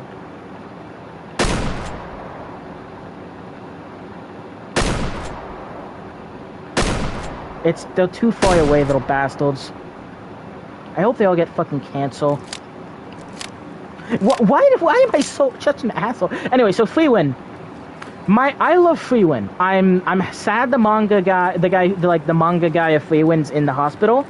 I'm excited for season 2. It sucks it didn't win Game of the Year. But here's the thing with Freewind though.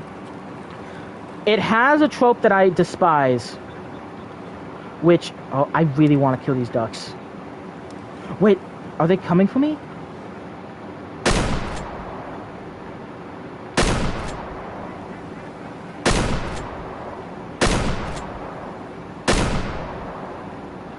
No, out of bullets, come on. Fucking... No, stop reloading, you idiot. Hey, at least I got some ducks.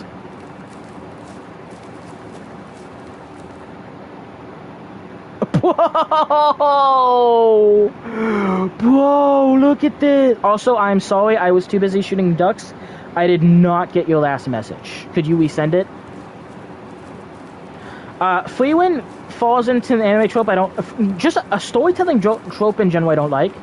Well, there's just a small group of characters that are so strong, they just save the day by themselves. And Freewind is not super OP in the sense where she can defeat anything. She was defeated by 4 demons who had less mana than her, and she was defeated by 6 humans and like I think one elf that had less mana than her.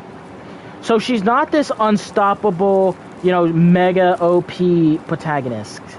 But she's still, there's a lot of that where characters in Freewind get so strong that they define the entire story based on their strength. Like, realistically speaking, no one's really beating Freewind nowadays. Like, it's just not happening. I'm not a huge fan of that, but I would still say Freewind is at like a level of power where it's not sickening. Like, it works well with the story they're telling.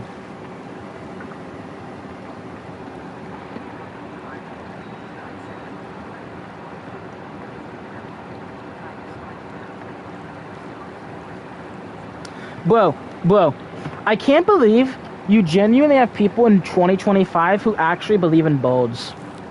Like, bro. Here's the thing about chicken, right?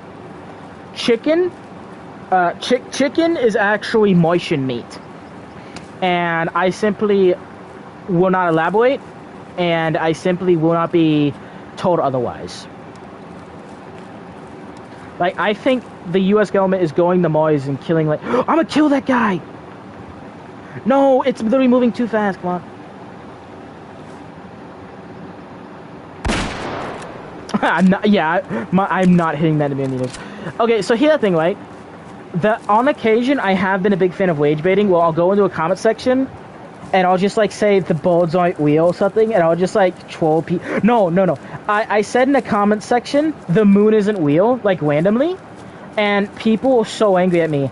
And I just kept posting people in there are really people in big 2025 who still believe in the moon. And these people are like, oh my god, well clearly since you didn't study school, clearly you're either too stupid to pass school or you're too young to go to school. Go to bed, young man, or go to bed, kid. Like, people are just so angry. And I was just like, people in 2025 really believe in the moon. And like, there are other people wage baiting them. Like, dog, wage baiting people is sometimes so funny.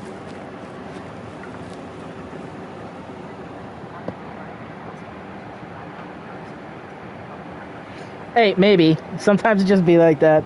No, the first one was me talking about the creatures in my world and your month event.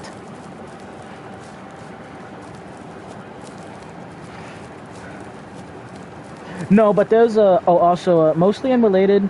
The shark people, the female shark people do not have breasts because it wouldn't be very efficient to like swim with. Like, it'd get in the way a lot. So. The shark women are flat-chested, but besides that, yeah, that's just. I'm very excited for Freewind Season 2. By the way, I'm very excited for Freewind Season 2. I cannot wait for it. I think Freewind Season 1 is a masterpiece, and I am awaiting for Freewind Season 2. Solo leveling is cool, but it's not better. Like, solo leveling is eye candy. Solo leveling is brain candy. Freewind is a work of art. At least that's how I would like categorize it. I'm just gonna start yapping about random bullshit if that's okay. If you want me to talk about anything in particular, like how pretty Montana is, please please ask about it, because I enjoy answering. Hold on, what do you say?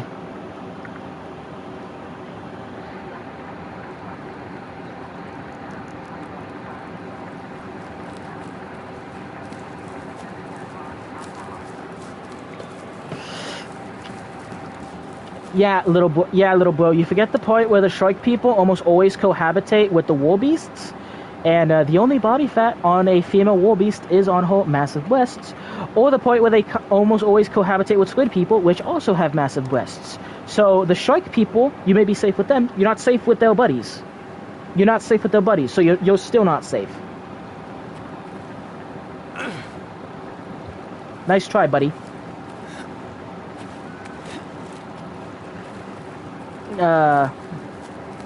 Why am I like this? I'm gonna walk this. Bro, this is so peak. This is so peak.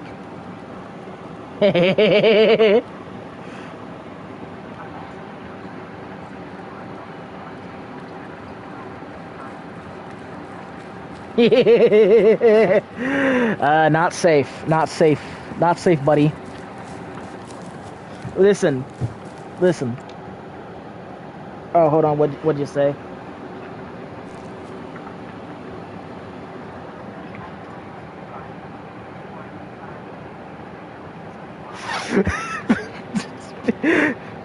It's been 21 days. Must be pretty. It's been 21 days. Must be a lot of pressure. Okay. Enough of that. Enough of that. All right. So, what are some other? Oh yeah. So, in old lore, or like old Lispammer lore, there was essentially okay. So there are demi-humans, which are this species through a little bit of magic. Hold on. What'd you say though?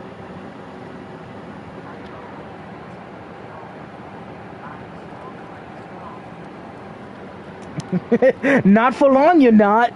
Not for long. Okay. So, hold on. What'd you say?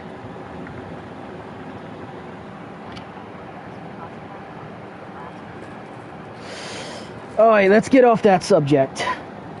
Listen. I'm gonna be so honest. I'm gonna stop joking about that because I don't know how old you are. Okay, so in my world, originally there were. Okay, so there are monsters. Monsters are kind of like the squid people. Essentially, a shitload of magic influenced their evolution. Meaning that's why squid people are kind of a mix of dolphins and squids, because they'll essentially Bro, you're old. Oh my god, you're a geezer. What are you doing? Bro, it's almost 12 o'clock. You need to be retiring. Are you at like a nursing home or something? Oh my god, bro is ancient. Bro, I just turned 20. You're ancient. Oh my god, you're so old. Bro, don't forget to take like your old people medicine. Is your back hurting? Are you wait. Are you asking me all these questions cuz like you're forgetting them cuz of the Alzheimer's or something? Bro, I'm talking so much shit. I'm 20. I'm going to be there soon. Okay, so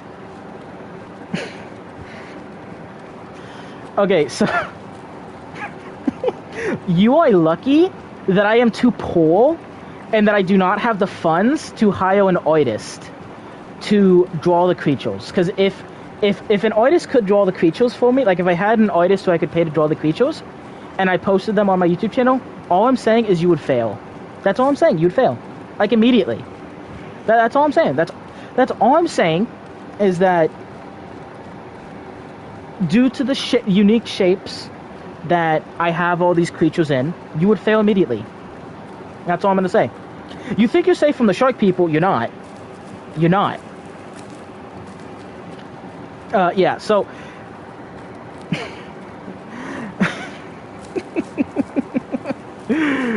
okay. Hold on, what'd you say?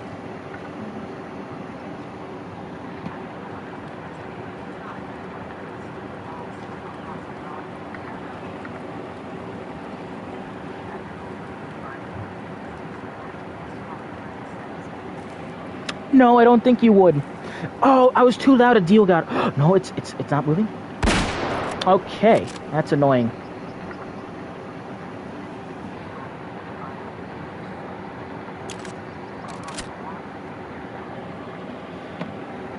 Yeah, sure, buddy. Whatever you say. Okay, so, bro, I wanna just hike in Montana so much. Okay, so you have humans who really the only magical part of us is our consciousness. Everything else is like fully biological. Then you have demi-humans. Now, what makes you a demi-human is 90% of your evolution is natural. It's just enhanced by magic. So you still evolved naturally. It was just your evolution was sped up and guided by magic. And then those monsters, which essentially magic threw up on you. You didn't have to text me that again. Well, essentially magic throws up on you, and you are now a fully functioning race.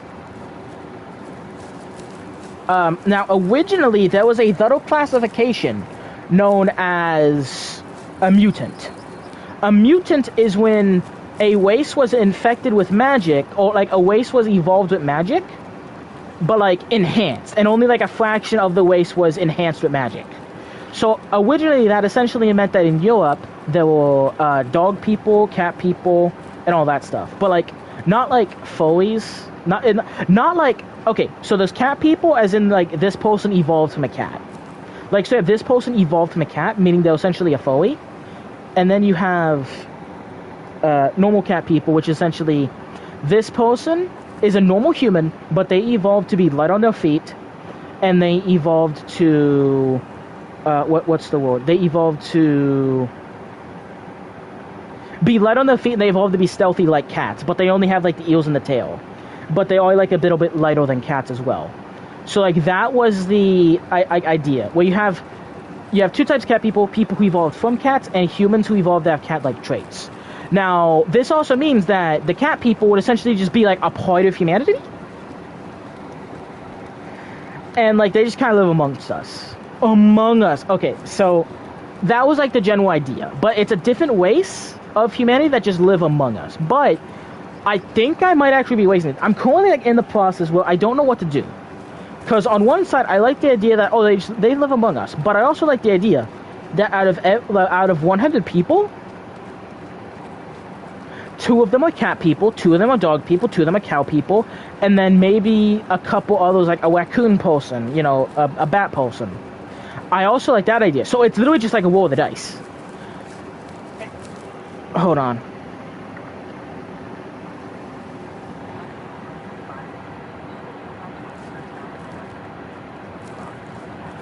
Did I have to add a them? I'm not too sure what you mean.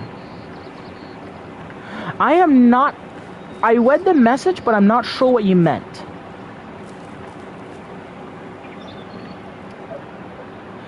Anyway, so I'm thinking I might actually go that way, where humans just have an ability where out of 100 people, some of them are cow people, some of them are cat people, some of them are like this. This would essentially mean that humans could have very specialized people. Like cow people, much bigger and stronger, but would require more food. Cat people, lighter, weaker, but more agile on their feet and faster. Hold on, what'd you say?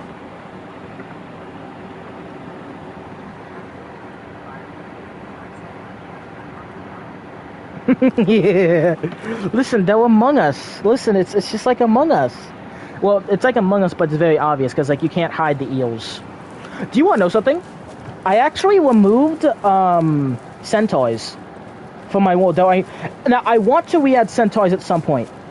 But the reason I removed centaurs is because I was talking to my friend about my world. And I did mention to him that, if two different sentient creatures breed, they can't produce children. He asked, how does that work with humans and centaurs? And I was so horrified that I temporarily removed centaurs, and I'm waiting to come up with a good way to add them back in. So yeah, so at the moment, we're kind of in like, it's kind of like Schrodinger's cat. Well, hold on, what'd you say?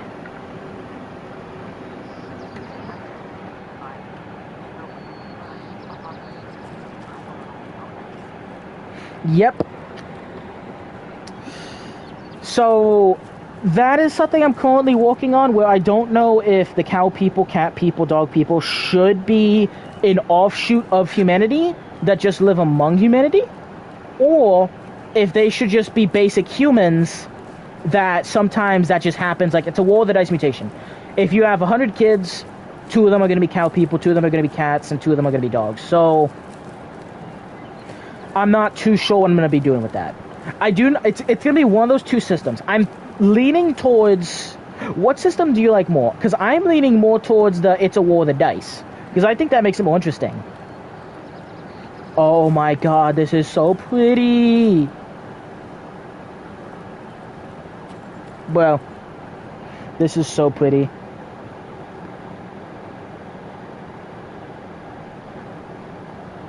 Yeah, so that is something I'm looking into.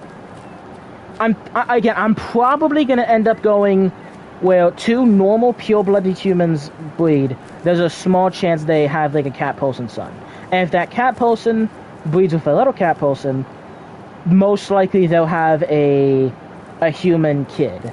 Or maybe it's like a higher chance if it's two members of that species breeding or that subsect of human breeding that the kid will be a little cat kid. I don't know. I'll have to look into that. I think I might do it where, like, if two cat people breed, it's more likely they'll produce a cat kid. Or, like, a cat person kid. I also like the idea, like, the cat people would be, like, more skilled assassins because they can just be light on their feet and more agile.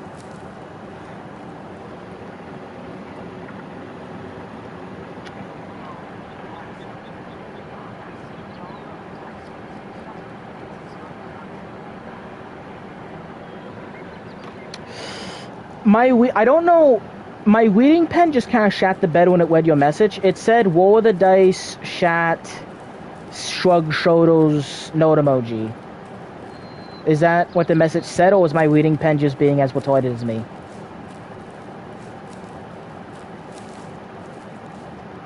I'm not too sure. Either way, I don't really know which one I'm gonna go with. I do kind of like the idea that it's like an offshoot. Like, it's a 1 in 100 chance, but, like, if the two cat people bleed, most likely they'll have a cat child, but there's still a small chance to have a cat child, or a good chance to have a normal human child. Hold on, what'd you say?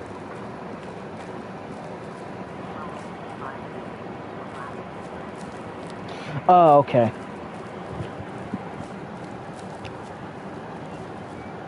Yeah, so I'm not 100% sure what I'm gonna do with that. I'm thinking I might, I'm thinking I'll most likely do the roll of the dice thing. Well, it's like there's a small... Hold on.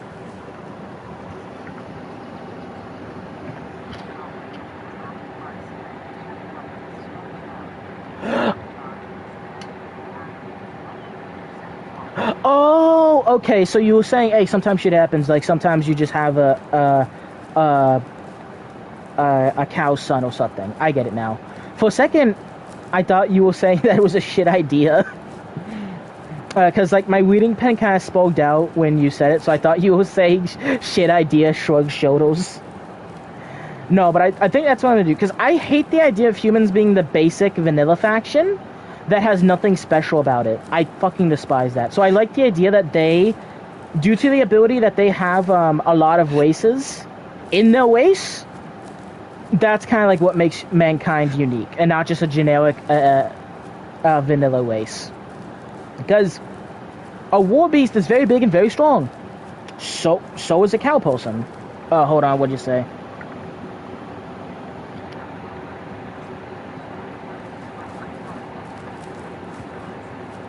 Ah, okay, I get it. Yeah, so, a war beast, very big, very strong. But there are cow people who are fairly similar to that. Very big, very strong. You know, let's look into the, maybe a different, like, race that's, like, very light and stealthy. They have the cat people. So that is probably what I'm going to end up doing. Now, am I adding all of this just as an excuse to have cat girls in my fantasy universe that live amongst humans? Yes. God fucking damn it! I am going to do horrible things to you. That hit it in the shoulders, come on. That's probably not going to take it down. That wasn't the best shot. I should have been more careful.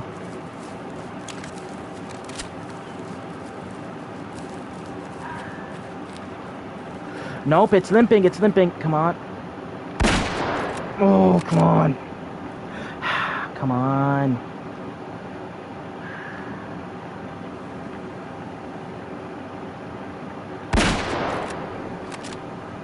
Oh, come on. No! Well, I'm just gonna go wander in that direction. Hopefully I went into the little bastard.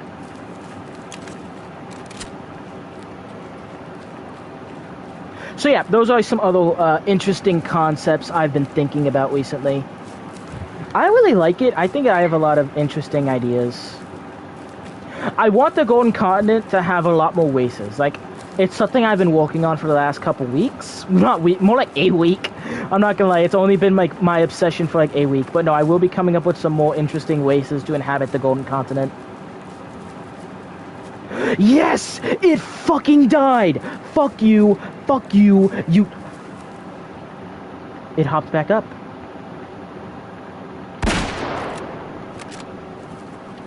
It hopped back up. Oh no, what'd you say, man?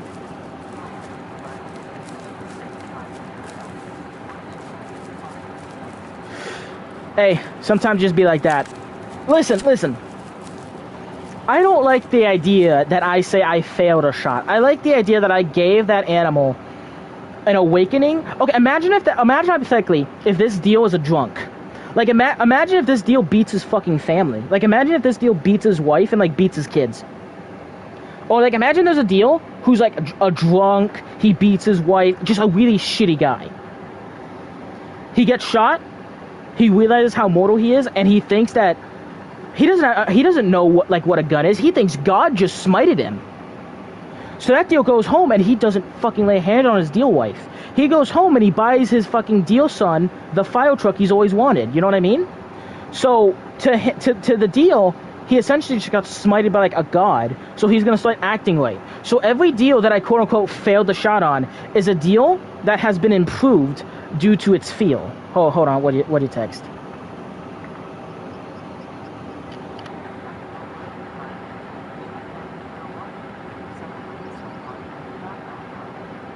Bro, it fucking resurrected. I didn't know that shit could happen. It resurrected. Like, what the actual fuck? I didn't even know that could I'm getting $40. That's a scam. You know, I'm taxidermying your ass. It got back up. Like, you know that Bale that I shot earlier? I bet that Bale went home and hugged his wife. I bet that Bale has been ignoring his family for years, being a shitty dad, not showing up to basketball games for his kid, even though his kid always wants him to. I bet that Bale never showed up to his family's, birthday parties, all that stuff. I bet his Bale was always out drinking on Christmas. I bet now that Bale's gonna show up for every event and is gonna actually love his family.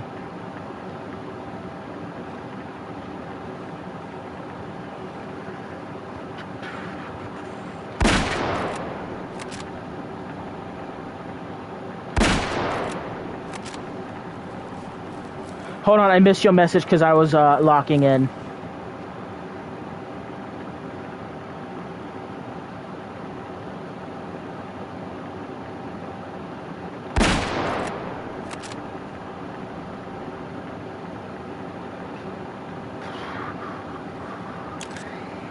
Hold on, can you resend the message? I wasn't looking at it at the moment.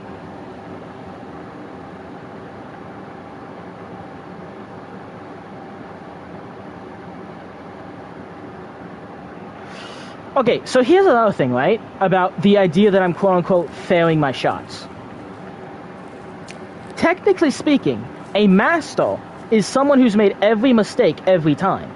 So I'm just on my way to being a master. And another thing is, if you believe in the space-time continuum time paradox theory, where all time is not linear, all time is happening all the time, meaning I am both being born, this is happening, and I'm dying of old age, like you, all at the same time. Oh, hold on. What do you say?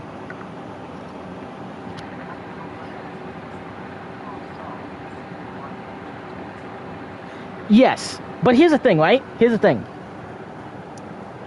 Because all time is happening all the time, all at once, we don't actually know what timeline is in right now. So in theory, I am actually, at this exact moment, giving my future self the skill he needs to headshot a grizzly bear in real life, protecting my family when I eventually move to Montana. So, because we don't know what time we're in the space-time continuum due to the time paradoxical theory, I am actually the best shot ever, and due to the fact that that deal will die of old age, possibly quite quicker, due to the fact that it has an injury, technically speaking, I did kill the deal according to this time-space paradox continuum. You know what I mean?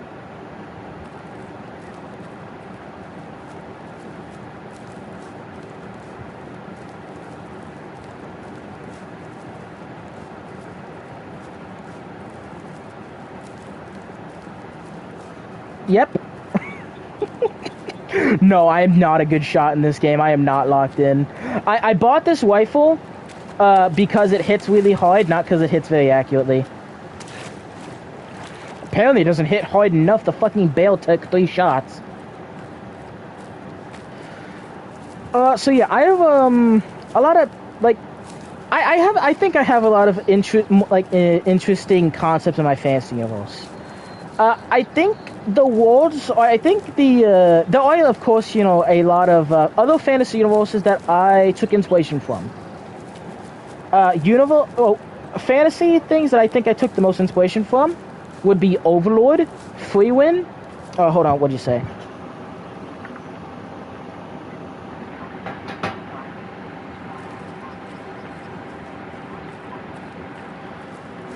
Shit, if you want to ask, go ahead. I love giving my dog shit opinions on things.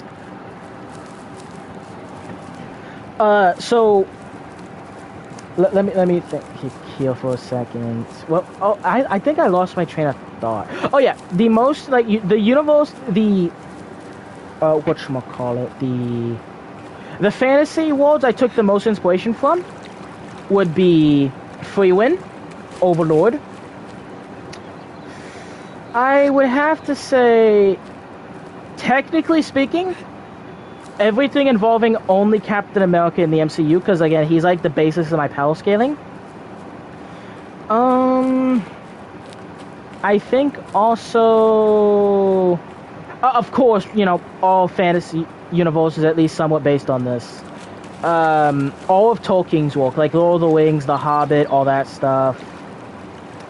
I think I took from a lot of different fantasy worlds. A lot of them aren't coming to my mind like at the moment, but I did take a lot of inspiration from a lot of the like different worlds.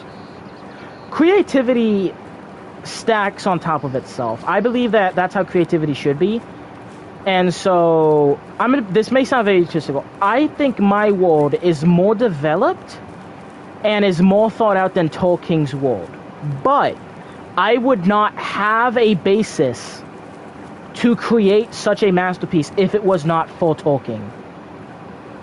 Like, Tolkien walked so I could fly, if that makes any sense.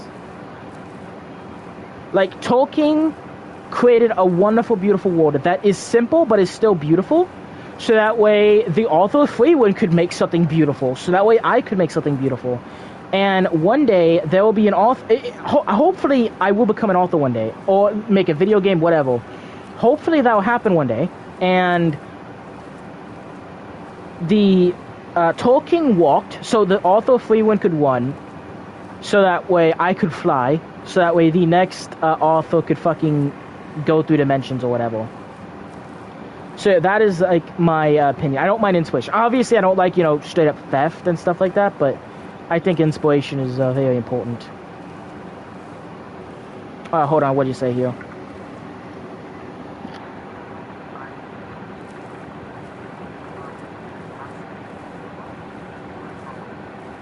Yeah, it does. It definitely needs a lot more polish. Like, it is still in a fairly old... I would say it's still in a very oldie state.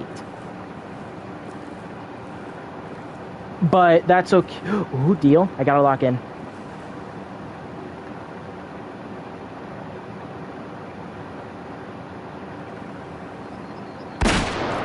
Hell yeah!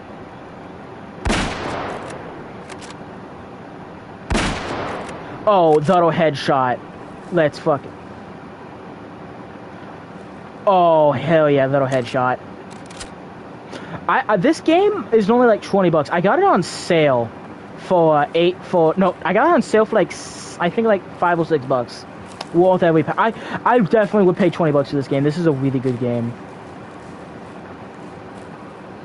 I'm hearing like a loud burp somewhere. Heh heh. Bro. Oh, it was beneath the brain, but it's still like impact. It still would have, you know, the shockwave and whatnot would have still, you know, fucking destroyed everything.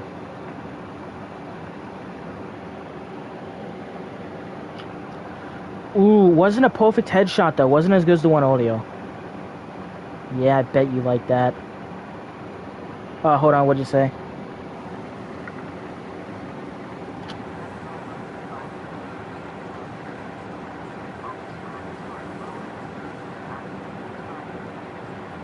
Well, that's the main thing of my world. My world is not a single story. It is a setting. And the reason my whole world's a setting is because I despise when I feel like this entire world exists just to tell that story. There's no thought of what happened before, and there's no thought of what will happen after. Me and you, our generation, our life is a tiny, tiny, tiny, tiny, tiny speck. Constantine the Great, one of the most influential men in history, is a tiny, tiny, tiny speck on every compounding thing that happened to make history history. So I dislike how so many worlds feel like it's one and done. That's why my world is separated into ages, and each age and each area has a certain vibe. For example, there's Prime, there is Expansionist Antarctica. Expansionist Antarctica is a time that is peak adventuring. Antarctica has magical crystals at this point, and people can get them en masse. So you have these insanely powerful wizards just wandering around the entire world exploring and finding new cool shit. And so that is a stage. Then there's established Antarctica, which is when Antarctica actually had the whole world under its grasp and was more established. That's a little time period, but that would be more like political drama, you know, stuff like. Hold on, what do you say?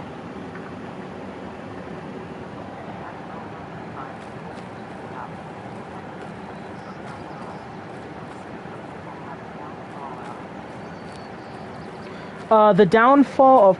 I don't know what happened, but the text cut off after the downfall of what? So, type in what you type, I'll read it, and I'll answer the question, but I don't really know what that means. So, we have the fall of the Antarcticans. Ooh, some deal over here. So, we have the... off. All I'm seeing is the word off.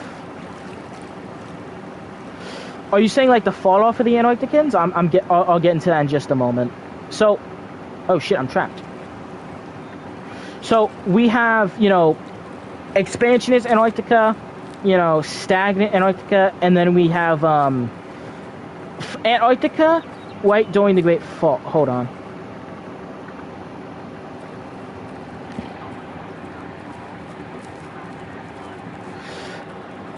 You know, I have not really developed it yet, but I do want a cyberpunk-esque time period in my world with all these magical creatures, but I haven't put much thought into it yet. But anyway, so we have the early Antarcticans, the expansionist Antarcticans, all these different time periods. Then we have, you know, the war with the dragons, then we have the fall, and all these times I like the idea that the entire world's ticking. It doesn't matter how important you are, everyone has their own story, and because of that there are all these time periods. There's the Roman era, the mid-Roman era, the late Roman era. There's, you know, the fall of Rome. There's, you know, the British expanding and taking over the whole world pretty much. There's all these different time periods, and during these time periods Rome is doing their own thing, but the Mongolians are also doing their own thing. So I like the idea that there's so many intricate time periods around this, you know, time.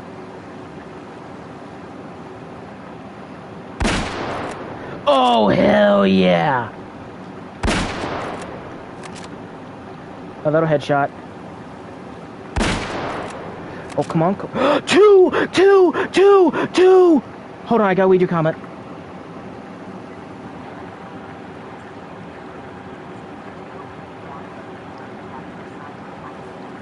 Yeah, I could see that. Nah, there has to be the dwarves. The dwarves come up with Italian brain rot. Also, I just killed 2 fucking deal. Thank you, thank you. I am truly the greatest hunter to ever live. One thing that I'm looking forward to is the cowboy era, cause there will be an era, bro. 2 deal. That's so. Did I shoot the? I shot him in the heart. Oh no! Right beneath the heart. I shot him in the lungs. Right beneath the heart. Okay, I think like the shockwave and whatnot would have still damaged the heart, but that was like right next to the heart, not a heart shot. I'm getting you taxed. $90 is a lot of bucks, but $90 because it's a buck you get. Okay. No, I'm gonna take the money. Ooh, this one actually has like impressive antlers. I'm gonna taxidermy this guy. Ooh, but it's 200 though. Oh, yo, I shot this guy right in the face. Oh, hell yeah. Ooh, should I taxidermy him? It's $200. Impressive antlers though. Ooh, he had good genetics. In this game, it's bad to kill animals with good genetics because then you're like taking it out of the gene pool, meaning you're more likely to get animals with bad genetics. So I can always kill more deal, but not necessarily going to be deal with good genetics. So am I going to taxidermy him or what? You know what? That is $200. That is too much money. You know what? I'm gonna keep him. Oh wait, I can't taxidermy him. Oh, I don't think I can taxidermy him because I shot him in the face. Well, money. Well, 2 deal. That's. Oh yeah, that's so good. Yeah, so I like the idea that there is like a main storyline to our planet. Hold on, what do you say?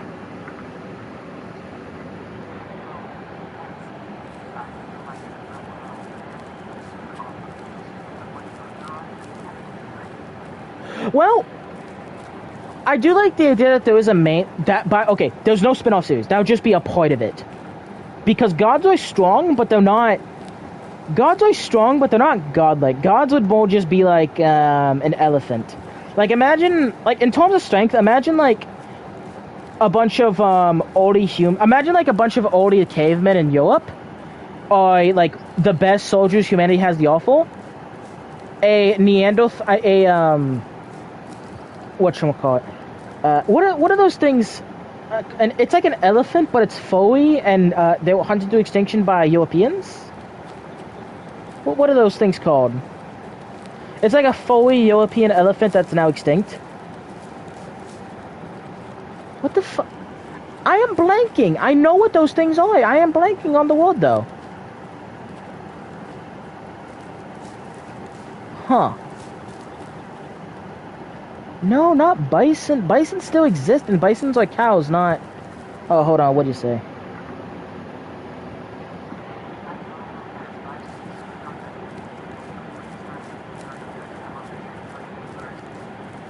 Oh, hell yeah. I'm excited for that. So, gods are strong, but like a big group of well-trained soldiers could still probably take them out. Well, with for example, okay, all that being a god is essentially is your higher dimensional. I'm gonna fucking kill that thing. How did you survive that?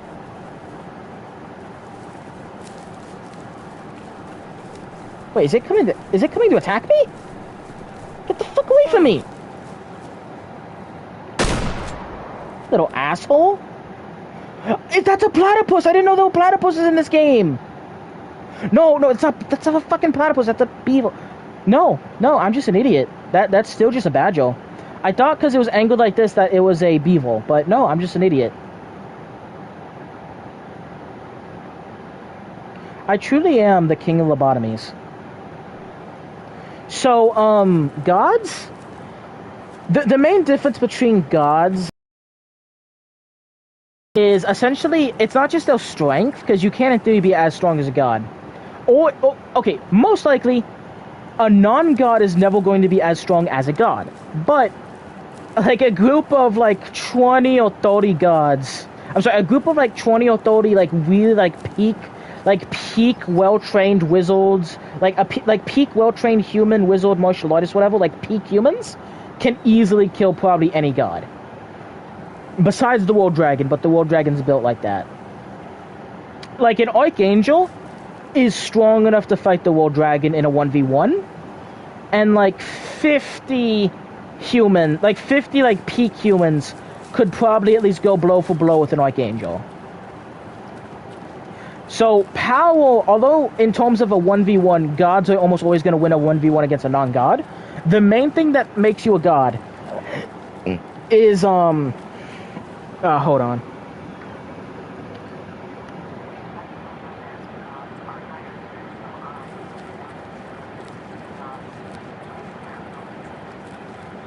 Yeah, kinda. The main thing that makes you a god is that when you die, instead of having the option to become a ghost, or, you know, instead of just having the option to become a ghost, you know, have your soul essence be recycled, being reincarnated, most likely you're just forced to, look after, to essentially go to the soul dimension of your dimension. Like, hell has its own soul dimension of its dimension, heaven has its own soul dimension of its dimension, and when a god being dies, they essentially go there and kind of just, protect that area of the world. As you put it earlier, it's the World Dragon's retirement. You know, mostly just looking, you know, destroying parasites, you know, stuff like that. So technically speaking, a demon, a greater demon like Beelzebub or Lucifer, is as much of a god as a dragon, and a dragon is as much of a god as an angel. There is also another dimension that's essentially based off of human, like, what's the word? Human, paganism. So you have Loki in the same room as, Zeus. And Zeus in the same room as, you know, Ganesh. So there is a dimension that's essentially all of the human, all of the general concepts of the human pagan gods, they all reside there. But they have the same effect on our world as angels do. As in, it's just a thing, our dimension can function fine without them. Our dimension has its own gods. And even if you were to kill all the gods in the dimension would probably be fine. Like, you know, you kill all the dragons, would probably be fine. You kill all the angels or archangels, their world's probably going to be fine. You kill all the greater demons, their world's probably going to be slightly better. Because demons are kind of assholes. So yeah, that is, that's kind of how gods work. In my world. But no, I think dragons, especially after dragons essentially enter mortal society and will just kind of shapeshift and like hang around mortals and like have wives, have kids, have husbands. Oh, forgot to mention this with dragons. Dragons have shapeshifting, but they have really shitty shapeshifting. We're not talking Mystique or Loki. We're talking they can shapeshift, but it's themselves if they were a member of that race. So, for example, I am a little bit on the shorter side, and I'm a little bit on the tubbier side. If I was a dragon and I were to shapeshift into, let's say, a chinchilla, I would be short for a chinchilla, and I would be tubby for a chinchilla. If I were to shapeshift into an elf, I would be a tubby elf who is short for an elf. Hold on.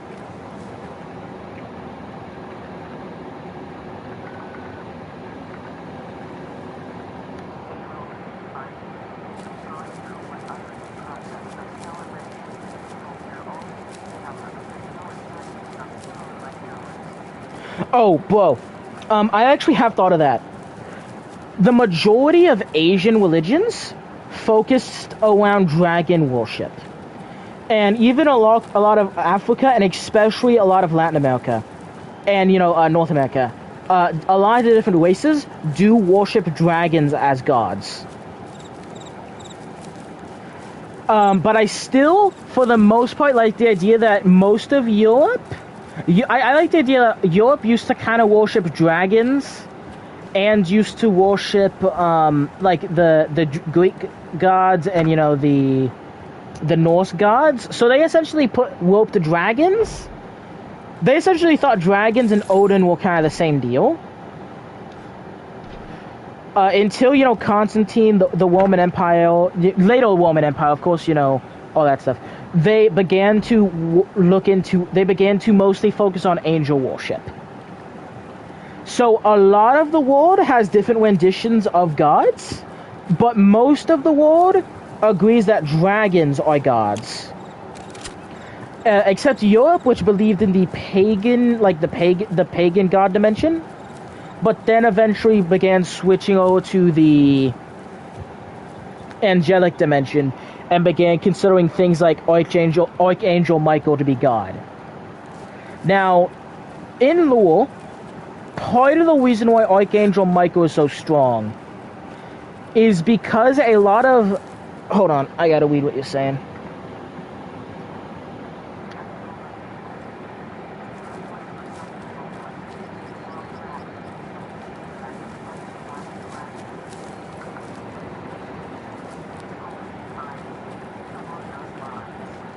Yeah, I could definitely see that. The thing is, though, the War Dragon, after he was injured, the War Dragon never really interfered with mortal life that much. So, a human being seeing the War Dragon versus seeing a normal Elder Dragon, it wouldn't be that much difference, except the War Dragon would be slightly shinier. But dragons were ordered by the War Dragon not to really interfere with mortal life, with sentient mortal life, unless it was fully required. Younger dragons would still do it because they weren't really sentient. The War Dragon didn't care.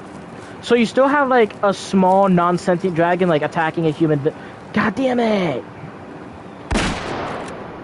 That was the worst shot I've ever taken. So like most of the dragons don't really like do anything with humans. They tend to just fly over your village occasionally. Except the War Dragon would be like a lot more like rainbow, shiny, like bright, pulsing neon colored. So like it would be more interesting. But after the War Dragon was injured by Angel X, he mostly just waited in his cave in Montana, essentially like a sick old man, until eventually his wounds got so bad he wanted to fucking die, because he essentially had Giga Cancer, and he allowed a group of humans to kill him. For the most part, though, in Asia, they just would occasionally have, like, remember those spiders I talked about earlier? Those, like, the spider people, how they mostly exist in the Golden Continents, but they do, like, exist around the whole world. A group of those spider people might just attack a Chinese village of lizard people. I forgot to mention, most of Mongolians are still humans, but, like, most of southern China are lizard people. A big group of lizard people get infected with the spiders, and a couple dragons show up to kill the spiders, kill the infected individuals, or kill them, and then leave. So that's why that worship might happen.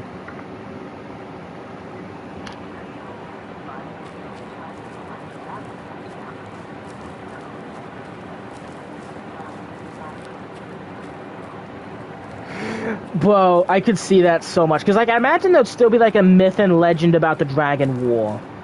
Well, I imagine that's what, like, a lot of these, like, religions would be based off of. Well... Also, by the way, it's not like 40k.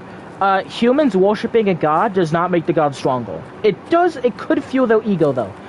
But I imagine, due to the Dragon War being, like, a global conflict, a lot of races... mostly non-human races. There's a reason why humans don't really worship dragons. The reason why most non-human races worship dragons is because most of the fucking world was being suppressed and beaten up by humans. Oh, hold on.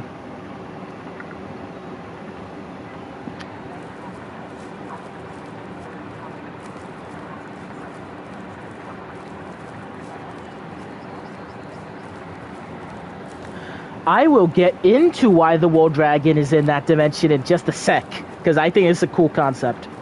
So, I want to clarify. When I say the Antarcticans, it is only the Antarcticans. The Antarcticans did not breed with other humans. Like, the Antarcticans did colonize Europe. They did colonize Africa. They were not breeding with humans in Africa or humans in Europe. They saw them as lesser. So, all Antarcticans had 100% pure Antarctican DNA. So, Antarcticans were conquering humans from Europe the same way they were conquering lizardmen in China. But all the lizardmen would see is humans conquering them. They wouldn't really see a difference. Meanwhile, humans would just see, dragons killing humans. And over that 10,000 year period, that's why a lot of that's why a lot of non-human races have gone over to dragon worship. Meanwhile, a lot of humans went to the worship of Greek gods or, demons or angelic beings. Because, at least in their eyes, the dragons were bad, even though the dragons weren't attacking them in specific. Because as long as you weren't Antarctican, the dragons pretty much left you alone. Again, like the dwarves early on were left alone. Oh. Anyway, I think it's time we get into the 4 horsemen of the apocalypse. The 4 horsemen of the apocalypse are 4 beings that, in terms of strength, naturally, they are significantly weaker than dragons. Well, not significantly, but they are weaker than dragons. They are weaker than archangels. They're strong. Like, I imagine there's not many humans that would beat them in a 1v1 fight. But, like, a small town, like, guild, where, like, a couple of eventuals could probably jump the 4 horsemen and beat their asses. The thing is, though, the 4 horsemen feed on the evil. They show up anytime. You know how I said there's all these different dimensions? The 4 horsemen are parasites that feed off of every single dimension. Oh, wait, that's an albino deal.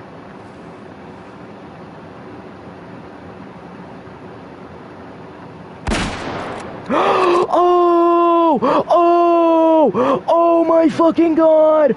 Oh my fucking god, that's a white deal. Is that deal a fucking albino? I didn't know that was even in the game. Okay, I'll talk about the 4 horsemen of the apocalypse, but holy shit. Holy shit. Oh my god. Oh my god, how did they not heal me? How did they not see me? How did I get a perfect headshot on a deal I've never seen before? Or like a type of deal I've never seen before. Holy shit, look at those horns!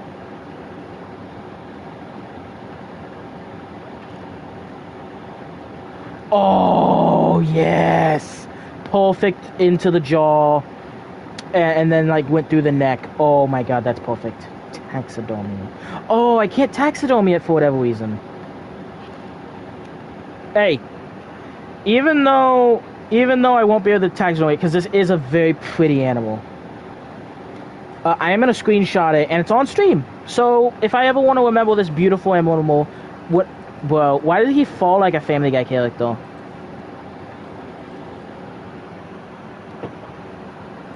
Bro, look at this dude. I am going to have to set it, though, because I can't taxidermy it. Hold on, I'm going to use my pen. Are any of these buttons taxidermied? I'm just being stupid.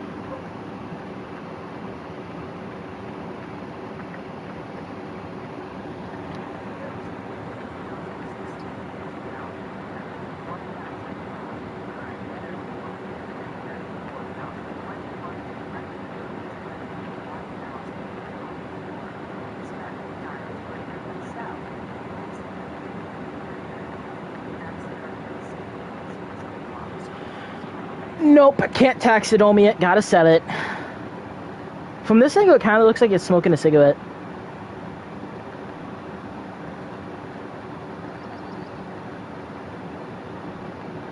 Well, W kill. I now have... Oh, yeah. So, the 4 horsemen of the apocalypse.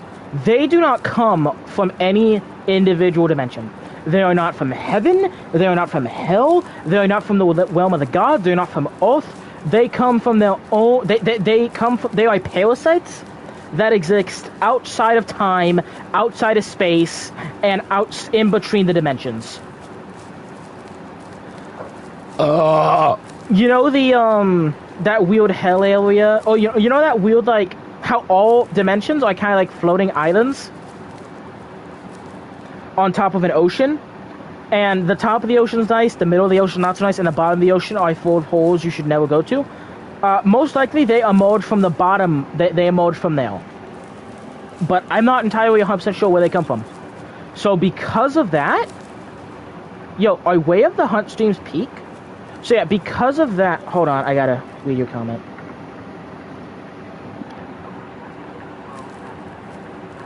Oh, hell no! Listen, the War Dragon is such a nice guy. Like, the War Dragon is just like the chill guy meme. The War Dragon, the only thing the War Dragon didn't create humans, he didn't create elves, you know, he didn't create war beasts. All the War Dragon did is he created other dragons, told them not to be a dickhead, and allowed other races to evolve naturally. These guys are much older than the War Dragon. They're older than our own dimension. Like, they are ancient. And these guys do not come from our world. They come from... I don't know where they're created. So here's the thing, right? I love the idea that sometimes there are just things that don't have an answer. I do not have an answer on what created... Well, maybe I have an answer on what created them. Maybe I don't. But either way, when you're trying to tell a story, I feel like there are sometimes where the best way to tell a story is not to tell it at all. Because anything I could tell you is less interesting than the things you would come up with yourself. So, the thing is, though, these guys aren't that... These guys are... Okay, when I say they're not that strong, I mean they'll... Hold on, I gotta read your comment.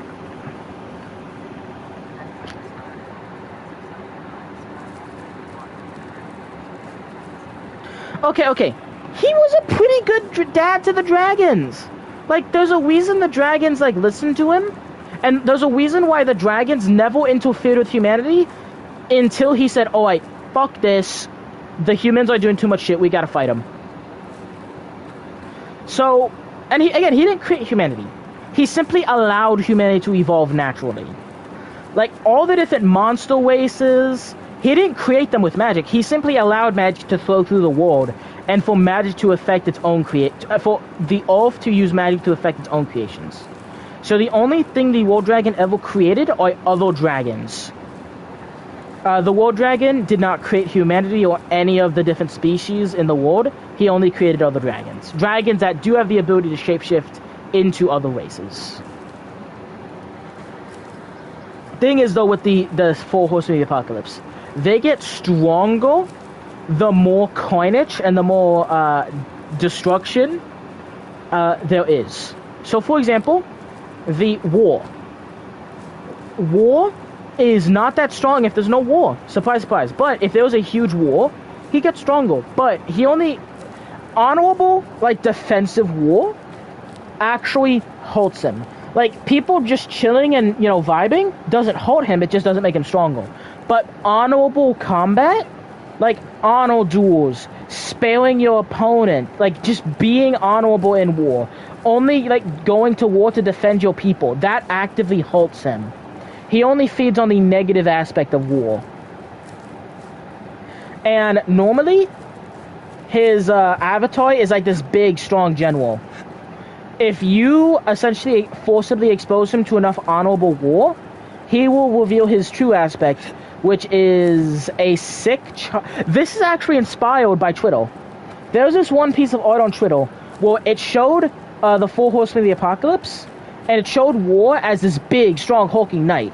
Hold on, I gotta read what you're saying.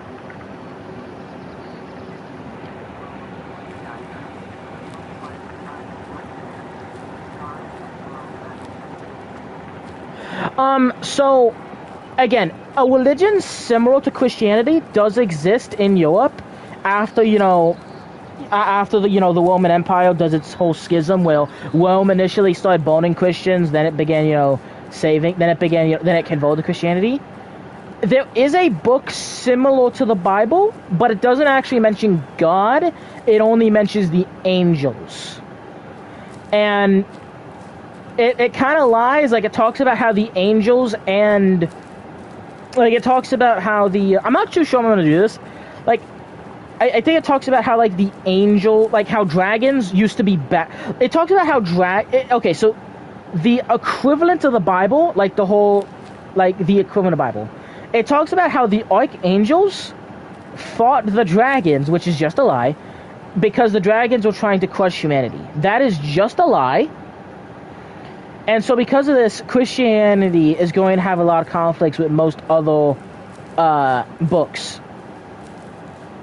Because Christianity, the equivalent of Christianity doesn't exist, but a religion that's based off of it exists.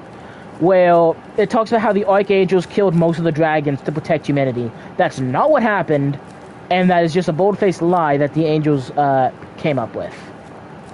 So there is like a book similar to the Bible, but it's not the Bible. Like God is never mentioned because God is not a character in this world.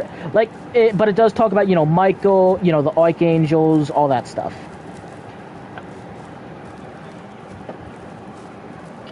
What was I talking about a second ago?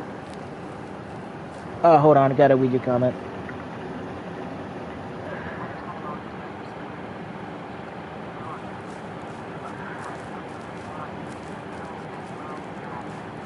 Yeah. I will. I haven't put too much thought into the religions of the world. They're all fairly basic at the moment. The problem is with my world is it's so fucking big and expansive that it's going to take a long time to fully flush it out. Because I have dozens of eras, I have dozens of countries, dozens of continents. I have all of this shit that I have to work on, and each time period requires so much effort and requires so much thought that it will be a while until even a single time period is fully thought out. Not to mention, I want everything to be interconnected and to be like thought out well. So at the moment, I'm still like coming up with different things to worship, or coming up with like different creatures. Like for example, two things that I have not yet come up with. I like the idea that in some part of the world there is a heavy amount of demon worship. I don't know where to do that because I don't want to make any like individual culture look bad. Because like in my world, demons are not inherently worse than angels. But I mean, come on, writing a book where, oh yeah, this culture over here, they worship demons. I don't want to make any culture look bad. That's also the same reason why I haven't yet added orcs. Because I don't like the idea of making a culture look bad by, you know, having them be, well, orcs. So that's something I'm looking into. That's why I am mostly like European descent. Like I'm American, but I am like European descent. If I do have, hold on, what'd you say?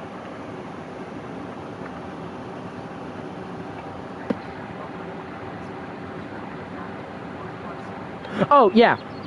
So normally the different apocalypses are strong, but showing the good side of their aspect actively banishes them and kills them and like reveals their true state. Meanwhile, showing the negative side of their aspect makes them stronger. For example, if there was a war where, let's say, orcs attacked a human city, and the humans attack the orcs, but they spare the women and children. The humans do not burn down the orc city, and the humans actually spare the orcs who attack their city. That would make war bleed. That would make war hurt. That would physically depower and banish the aspect of war. Besides not allowing him to be summoned in the first place. So let's say the human-orc war happens. It gets so brutal, war gets summoned, and he starts feeding off of it. But at the very end, humans just become like nice and don't kill the women and children, and they don't kill, you know, the orc. They give the orcs mercy. That would banish war. Death. If during this war, people die happy, people die with humility, that makes death weaker. If you starve your enemies, if you starve your enemies, that makes famine stronger. If you go, even if there's still famine, but you try to deliver food even though it's not enough, that halts famine, even though there's still famine. Like, if both me and you are starving, but I have a single cup of rice, and that cup of rice is not going to be enough to feed me even for a day. If I give you half of my cup of rice, and both of us are still starving, that will halt famine. Plague. If people go out of their way to not get others sick when infected with a plague, that makes plague worse. So yeah, that's the general idea. Pretty much being a good person in bad times makes the four horsemen of the apocalypse weaker, but being a shitty person in a time of war, or in a bad time, makes the four horsemen of the apocalypse stronger. And sometimes if the times are bad enough, like let's say World War One, you straight up, you might actually just need to summon like the World Dragon to deal with these guys. You might need a whole flock of dragons to deal with these guys, because they feed into your negative and your bad tendencies. They don't make you do bad things, but but having them around makes it easier to do bad things. It makes it less guilt. It makes you more guilt-free. So they are powerful parasites that feed off of essentially violence and negativity. Like the World Dragon, straight up banished. The World Dragon actually encountered these guys before during the Human Dragon War. During the Human Dragon War, the dragon, the aspect of death. I'm sorry, the aspect of war, and the aspect of death, and the aspect of all the horsemen were so powerful. They were straight up going to fight the dragons, and given how few dragons there were, they were probably going to win. But they were waiting. They were biding their time because they wanted to get to even more peak power to make sure they could wipe out all the dragons. So they were essentially in hiding. They were still in our dimension, but they were more like spectating, just feeding off this energy.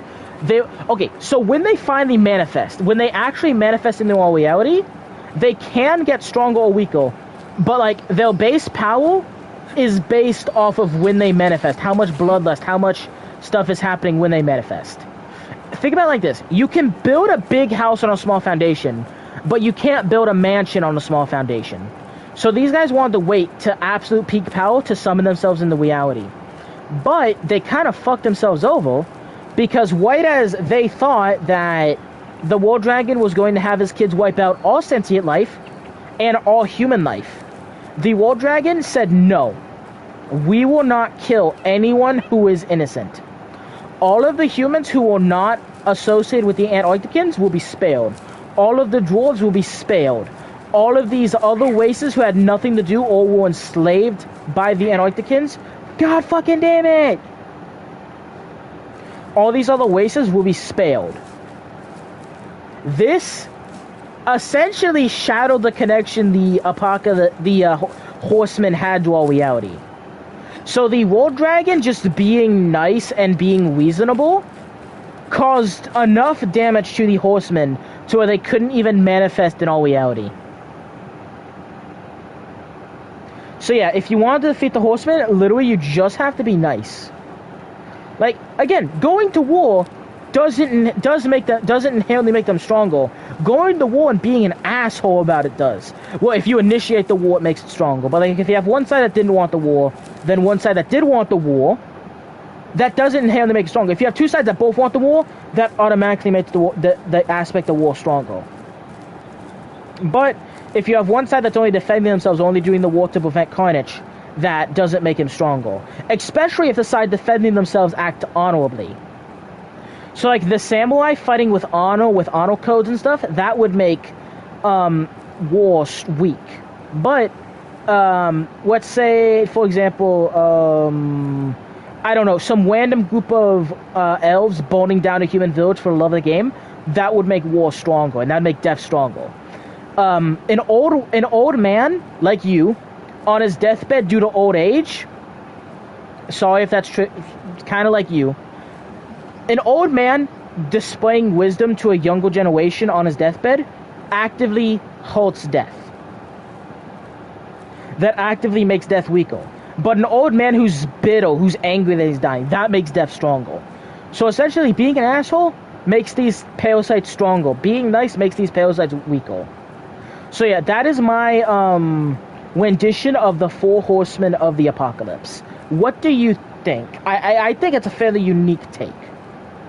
Because in Christian mythology, the apocalypse is, I'm sorry, the horsemen are not inherently bad.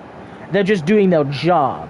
But in this world, they are kind of bad, but they're not an issue as long as you're good.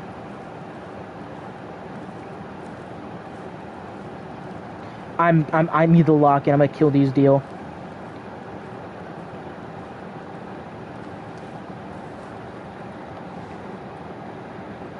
Oh, gotta read your comment first.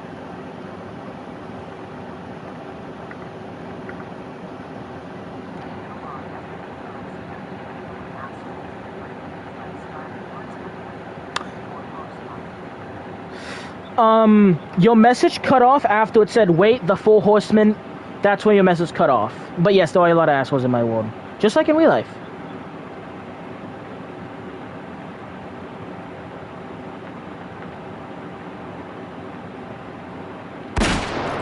Oh, headshot! Okay, so I think your message was too long, so it kind of cut off halfway through. I got like, wait, the four horsemen, and then it stopped.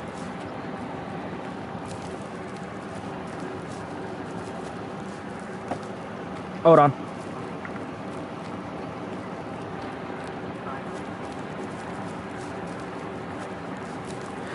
I like the idea that every age, or at least almost every age, will have a visit from the four horsemen of the apocalypse. Unless, of course, there's like an age of peace. But I like the idea that anytime there's a war is watching. Anytime there's mass death, death is watching. Anytime there's mass plague is watching. And also, again, violence does not inherently make war strong.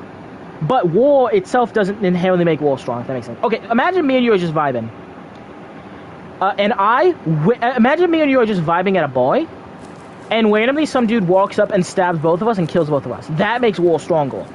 But imagine me and you are both like doing kickboxing, and me and you kickbox every day to train.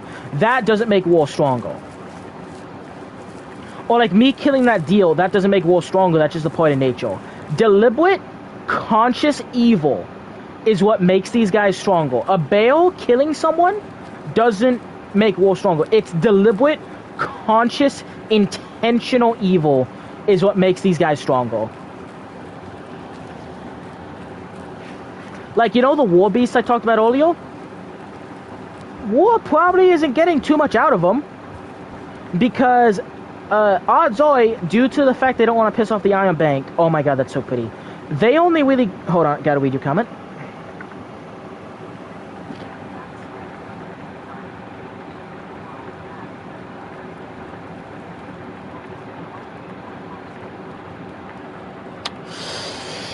I'm gonna be honest, the World Dragon is not unstoppable, but the World Dragon was like a lot.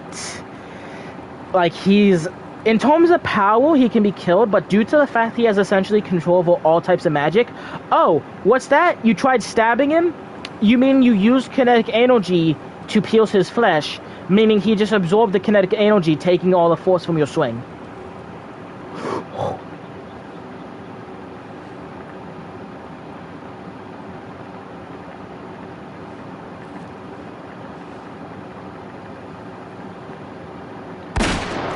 Damn it! Yo, you can't get them all. Sometimes just be like that. The World Dragon, I think, the three strongest creatures in my world is Angel X. Angel X is the strongest, but he's the least skilled. And sometimes just be like that. Angel X is the strongest, but he's the least skilled and the least versatile. Then you have... sometimes, listen, I was on a killing spree for a while, you know? I had to teach that guy a lesson. I didn't want to kill that guy. I just had to, like, teach him that life has value. So, the four horsemen... Oh, shit, I did kill it! Wait, no, I did kill him! Yo, I'm so good, I thought it... Yo, I am on a streak, though, let's go. Ooh, I shot him in the spine. That's what killed it. Ooh, and the bullet... Wait, the bullet got lodged in his spine. Wait, yo, that's a good shot. Yo, I did kill him. Yo, let's go.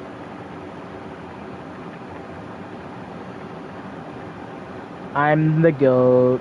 Oh yeah, so in terms of just sheer power, the War Dragon, Angel X, and Archangel Michael are just kind of above everyone else.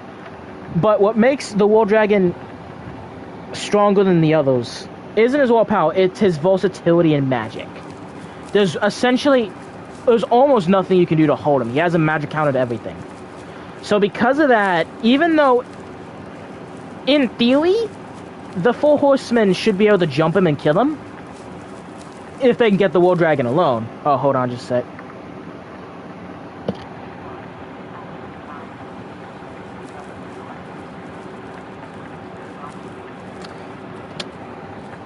Everyone's so mean to me.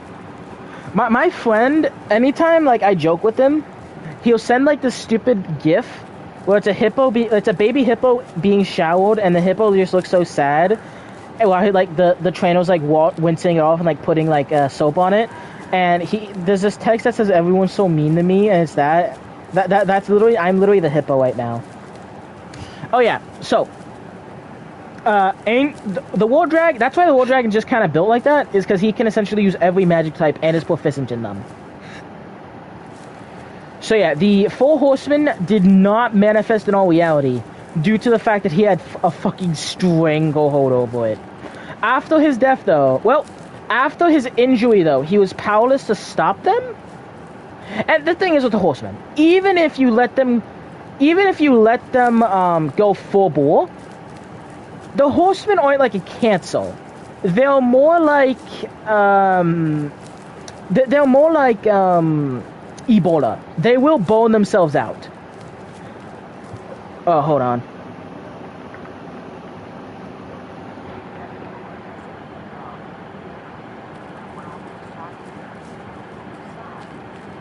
You know what? That's so fair. I am very happy at the moment.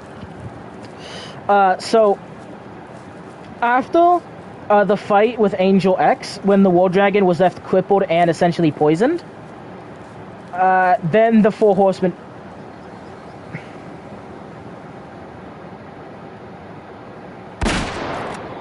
Dang it, I wanted to shoot one of them and have my bullet go through both of them. That would have been sick.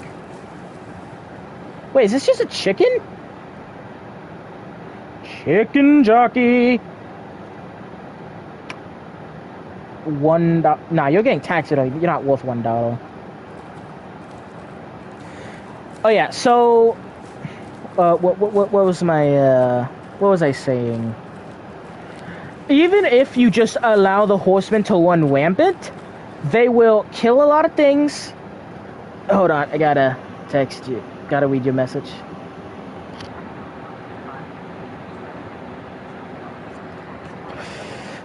That is a very dead meme. I'd like to apologize.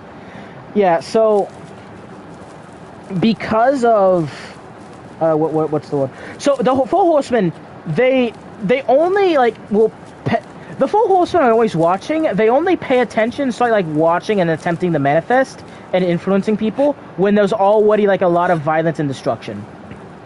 Like, death isn't gonna care if your grandma died of old age. Death doesn't care if a work accident happens. Plague doesn't care when you get sick. It's only when people are deliberately assholes and do a lot of This is beautiful. Screenshot. Bro, this is... Oh my god, this is so fucking peak! No, I'm taking some screenshots. Yeah, so these guys only care and will pay attention when, like, extreme amounts of assholery are at play. So, even if extreme amounts of assholiness are at play, the people who did it kind of screwed themselves. Like, I'm not gonna lie, they kind of fucked themselves over. And the 4 horsemen are just going to power up off of that, and they're just going to feed off of it. They might manifest and actually fight people, but it's fairly unlikely. They're just going to feed off of it and try to make it worse. If they do manifest, they're just going to try to make the conflict worse so you get more of it. But the thing is, if a conflict gets worse, there's only so long 2 nations can fight each other before they bone each other out or one gets destroyed. And when one nation gets destroyed and burned down, the four horsemen lose their power and essentially, you know, they essentially depower and leave. So even if the horsemen are allowed to like fully run rampant, they will just bone themselves out. So it's not like an end of the world, it just might be an end to your civilization.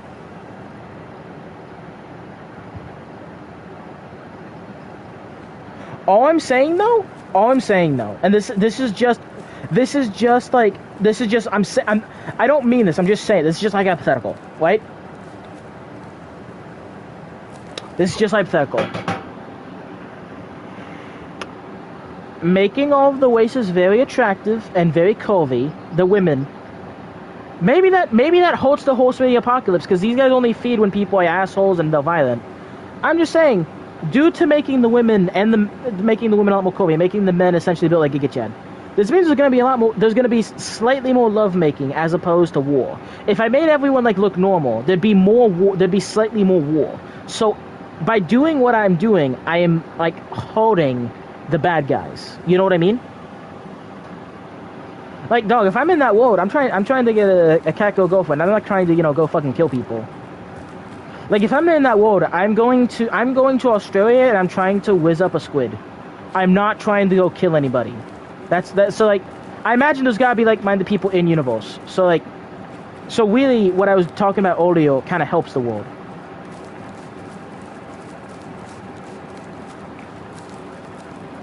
Oh my god, this is so pretty.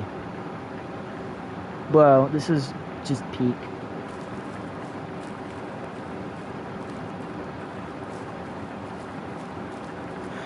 I don't know how many animals are in this world, because I've only explored a small set. Like, I need to go explore around here.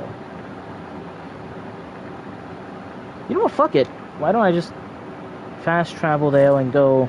I'm gonna go to bed here. And then I'm going to... Oh, by the way, Mr. Sonic, I have a question for you. Do you watch my normal YouTube videos, or do you just watch the streams?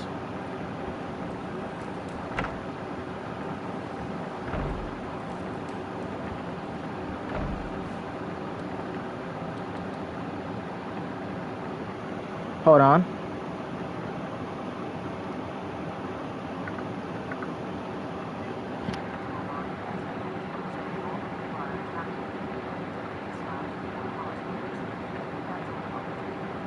No, the horsemen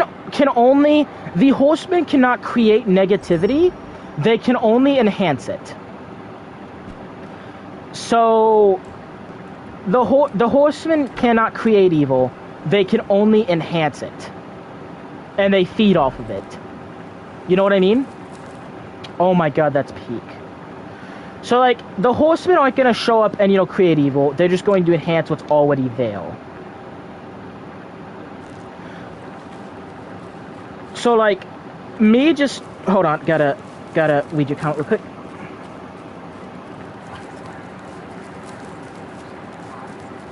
Yes! Kind of. Yeah, actually, pretty much. Again, if everyone would just chill the fuck out and stop killing each other for 5 minutes, the horsemen would have no link to our world. And they'd be powerless. They're not doing shit. But, like, think about all the genocide, all the war, all the evil that's happened in our own world. That's still gonna happen in this world. Especially given the fact that, okay, did I make all the races very attractive? Yes. Are there gonna be very like-minded individuals who are just trying to whiz up squid baddies? Yes. Does that still change the fact that real-life humans have killed each other over, like, being a slightly different color? Imagine people if there's a whole-ass squid creature.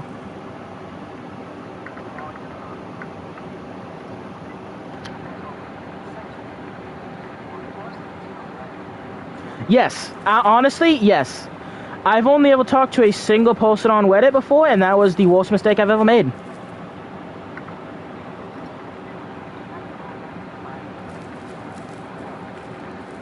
No! Wait, that's so true. Yo, that's so fucking true. It is just Twiddle. It is just Twiddle. I have Triddle. I've never posted anything on Triddle, but I do have a Triddle account. I sometimes look at 40k art and stuff.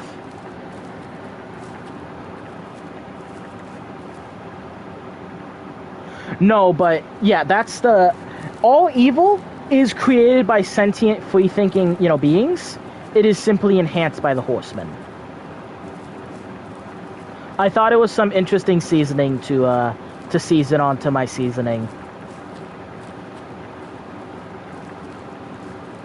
Also, even if they do manifest that... Hold on. I gotta read your comment.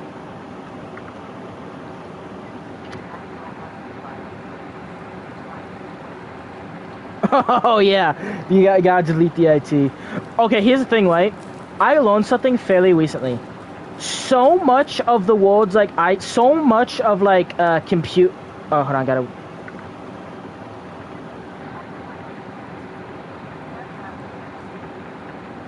So much... I can have Twitter. I mostly just have Twitter to look at 40k memes, and I don't really use it that much. For the most part, I use Instagram and TikTok. Yeah, I mostly just had it to store photos. Yeah, but anyway, so I learned something weird the other day. I learned that a suspicious amount of people who work with computers, like coders, IT guys, are furries. A suspicious amount of them are furries. Listen. All I'm saying to all of the world's global IT department. Oh, hold on, I gotta read your comment.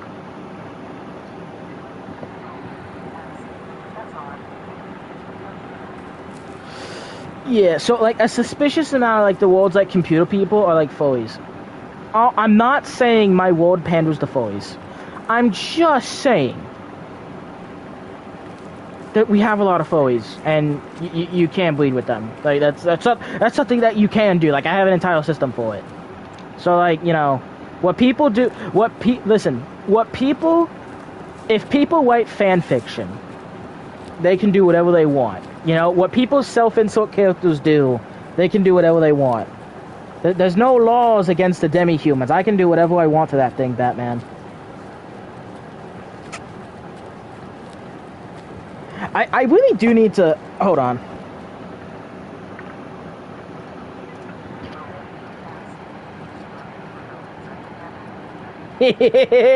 Listen. It's only an NNN beta if you're furry. Well, not really, because human women also would have larger hips in order to give birth to larger species. So I mean, yeah, kinda. What the fuck? Is that a bale?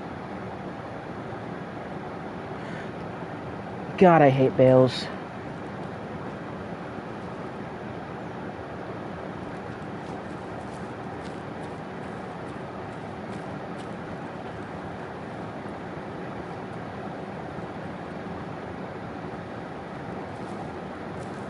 Oh, comment. Oh, I missed your comment. I was locked in on Bale Tracks. Hold on, can you comment again? I didn't catch that.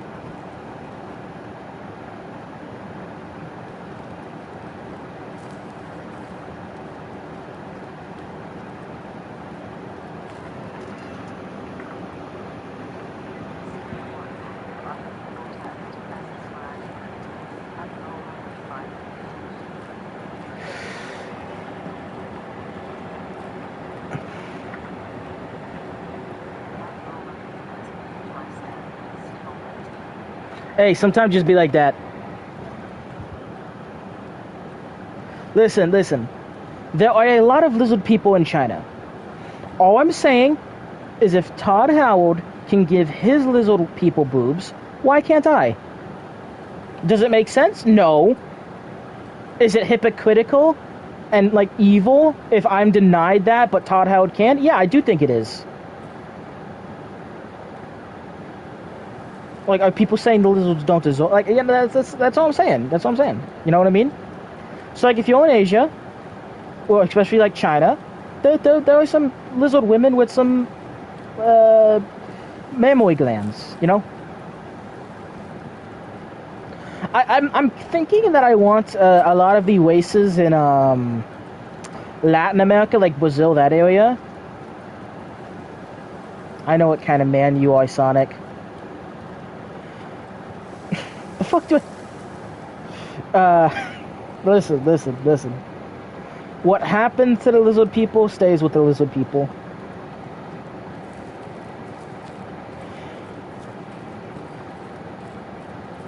Oh shit. You know, I forgot what they're called. The Big Deal. I actually got killed by one of them one time in this game. So I'm gonna try to be careful. Hey, listen. Sometimes just be like that. Listen, if I'm a military general and I'm trying to go conquer China and I'm trying to go kill other people, I might change my mind if I see certain shapes. I think a lot of people would. That's. Why am I being such a degenerate? I don't have to be doing this. I could just be talking about the cool magic system. For example, like. One of the things in this world. So I talked a lot about the good power systems. If you don't mind, I'm gonna talk about some of the evil power systems in this world. Hey, you know, you're right. Bro spitting facts. Gonna be a lot more spitting than that. Why am I like this? Okay, so, oh my god, this is so fucking pretty, bro. Bro. This is fucking peak. Hey, that too. Don't sometimes just be like that.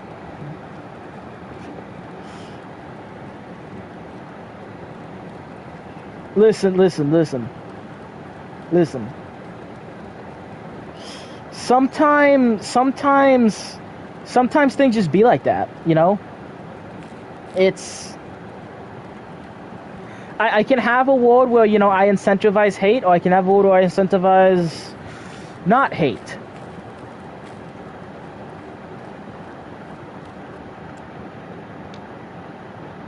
Never been over here before. So yeah, I really love the... Oh yeah, some evil power systems. So I talked about how magic, or how martial arts is essentially you push your body to your physical limit, and whatever you push to your physical limit gets improved. But like magically improved.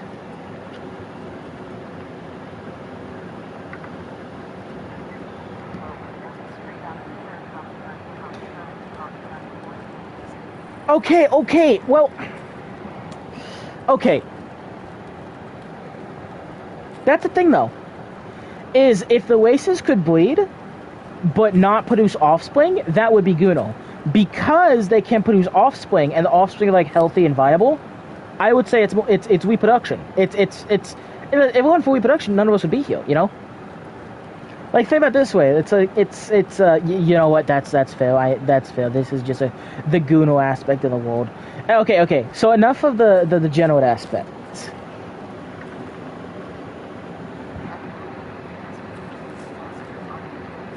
You know what? That's fair. I don't have any good responses to that. I told my friend about this. I told my friend about this.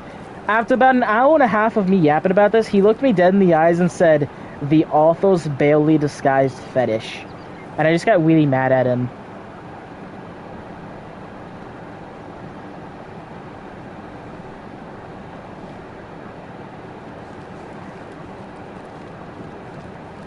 Okay, so... some evil power systems. Do you mind if I go with some evil power systems? So, magic... in terms of martial arts is essentially you push your body beyond its physical limit.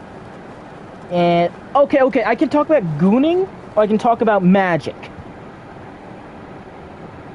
I can talk about the fundamental reality of the magic system of everything, or I can talk about fucking elf boobs or whatever. Frankly, I think talking about magic's cooler. My node side is strong. My geek node is stronger than my Guno degenerate, and I'm happy that's the way it is, and I'm gonna make sure it stays that way, so it's some positive reinforcement. Oh my god, this is so fucking pretty. Why do I live in a shithole like Florida? Oh my god, I hope everyone who willingly moves to the state gets fucking lobotomized. Montana is so peak.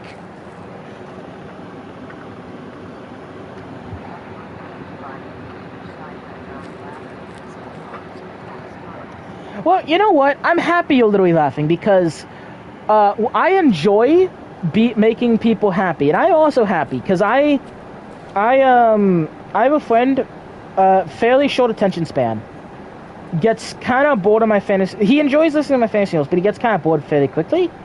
So I enjoy just being able to just fucking lore dump. Because here's the thing, right? I am cartoonishly scared of my ideas being stolen.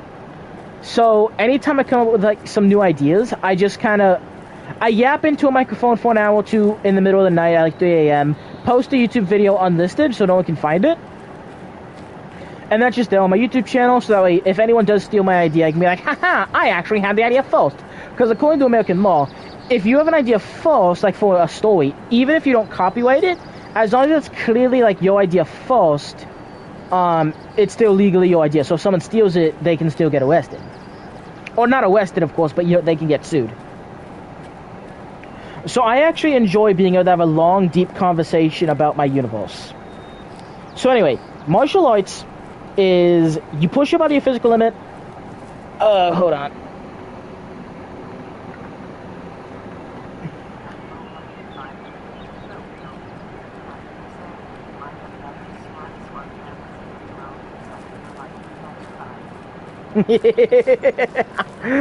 Yeah. Randomly, throughout me explaining this, I'm just gonna mention. Female warbeasts have breasts the size of a human head, and leave it at that to fuck with you. They do, by the way. So,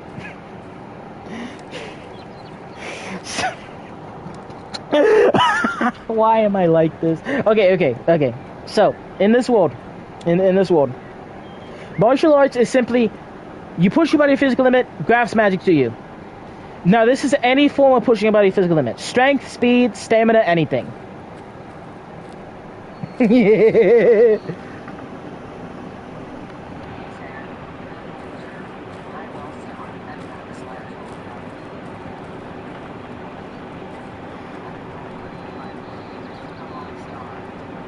Well, it makes some sense. Like, the warbeasts are like 8 to 7 feet tall.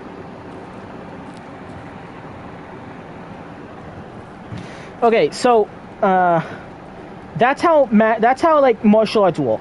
Woundsmithing?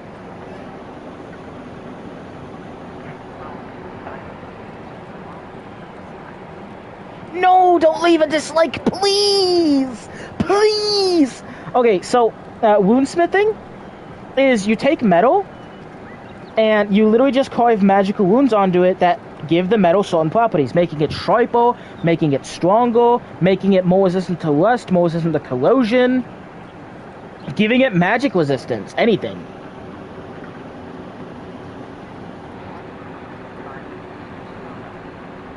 You can even give like low-level magic to a sword. Like if you put a bunch of fire wounds on a sword, your sword can now channel the magic of the earth, turn it in the fire, and can kind of, well, light on fire when you're swinging it.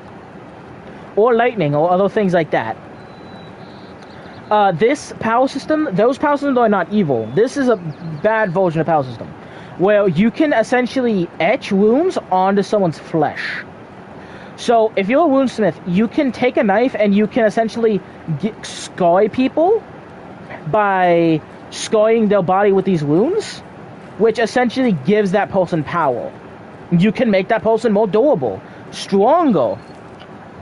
Shit, even give them like low-level lightning and fire magic by carving these wounds into their flesh.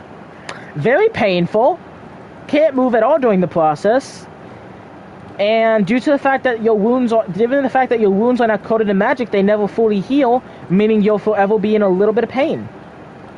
But that's something you can do to get strong quick. Like in theory, that's something you can do. Another evil power system is those wheeled sentient cloaks I talked about earlier. I would consider that a fairly evil power system. There's also soul contracts, where in exchange for power, you sell someone your soul. Like, while you're alive, you become really powerful, but you have to sell them your soul. But your soul is then owned by that person after death. Let me think. Or a soul contract, but you have to do certain things. Like, you get immense power, but you have to go fight in that war. Another evil power system I came up with is vampirism. Now, there are several different types of vampires. Now, there's three main types of vampires. There are noble vampires, which are people who have good control over their bloodlust and their urges, kind of like you. And this is a guy who he drinks blood and he eats people, but in a similar way to how I eat McDonald's. Like, I look forward to a fast food chicken tender, but I'm not going to whip someone's head off over it. That's a noble vampire. They need it to survive, and they do enjoy it, but they have some control over it. They're not going to whip your head off immediately just to eat. Then there's the second type of vampire. Well, you're actually kind of like a vampire, because you're a lot like a noble vampire, because noble vampires tend to be very old, like you, and they have control over their urges, like you. Oh, I'm sorry. I messed up. There are 4 types of vampires. So, there are the... No, there's 5. Shit, I forgot I forgot my own vampire lore. Hold up. So there's noble vampires that are kind of like, stereotypical Dracula, like noblemen. They eat blood, but they have control over it.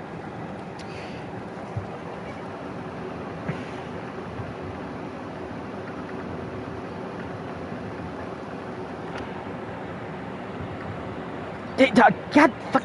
I wasn't able to read your text fast enough. I wasn't able to aim my pen and hit it fast enough.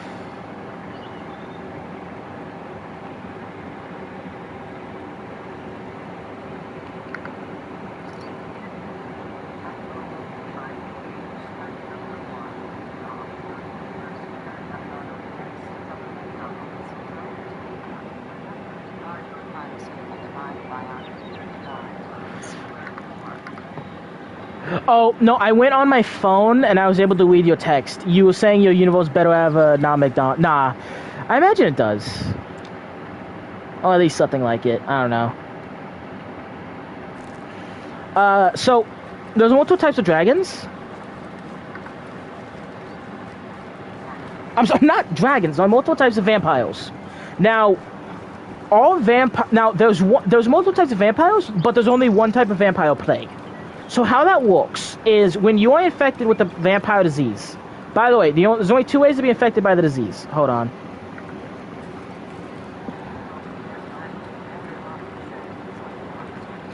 Hey, sometimes just be like that. So there's multiple types of the vampire virus, but there's only really 2 ways to get it. The first way to get it is you have to be exposed to the Dark Continent. There's a small chance if you're exposed to the Dark Continent, you just pick it up. The second way you get infected is if a vampire drains half of your blood and then fills you with your... Oh, no. The other way you get infected is if a vampire drains some of your blood and gives you some of its blood. That would also infect you. And if a vampire infects you with your blood, you are more likely to develop its type of vampirism. So, if you are infected with the wall virus from the dark dimension, you will become whatever vampire fits your personality. But if you are infected by a vampire, you're more likely to become a vampire based on its personality, if that makes any sense. So there's the nobleman vampire. There are the kind of more seductive, degenerate vampires who still feed off of blood, but also feed off of something else. And then there is the Nosferatu, bald, super old-looking vampires that are obsessed with knowledge and obsessed with magic. Hold on.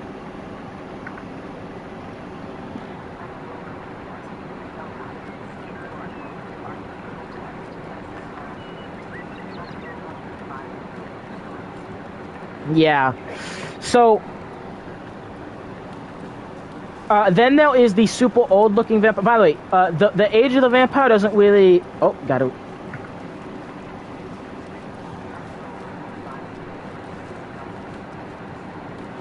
Correct. So, well, remember, I mean, any species can be vampirized. Like, any species can be infected by the vampire plague. So, I mean, squid vampire, war beast vampire, you know, I mean, you know, and each species has its own variety of vampires, including the Guno vampires. So, that's tough. Oh yeah, so there's the super old and crusty looking vampires. Now they're not actually old and crusty. That's just like they'll look, and they are completely obsessed with knowledge and with magic. Like, okay, here's why vampires are actually an entire power system. If you become a vampire, your physical stats get massively increased. And here's the thing with humans: every sentient species has magical circuits. Magical circuits is what allows you to channel Earth's magic and then use it. It's simply that most people's aren't activated. Becoming a vampire activates your magical circuits and in fact increases their capacity. So that's why being a vampire is a power system. So there's the vampires who get super obsessed with. I'm not gonna lie, if I was a vampire, I would most likely become like the bald, you know, super obsessive vampires. Hold on.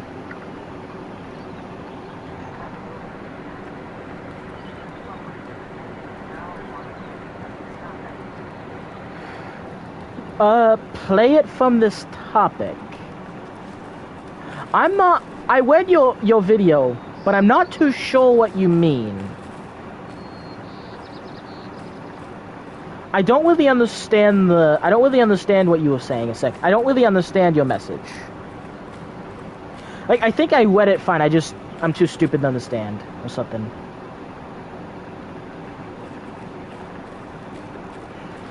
Oh yeah, there's the vampires who get super obsessed with, magic. And then there are the hold on.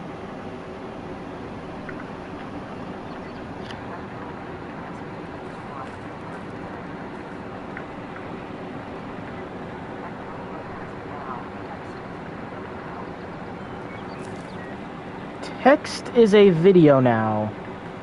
Okay. Oh, but there's two other types of vampires, like the lower and like the lowest kind of shitty vampires.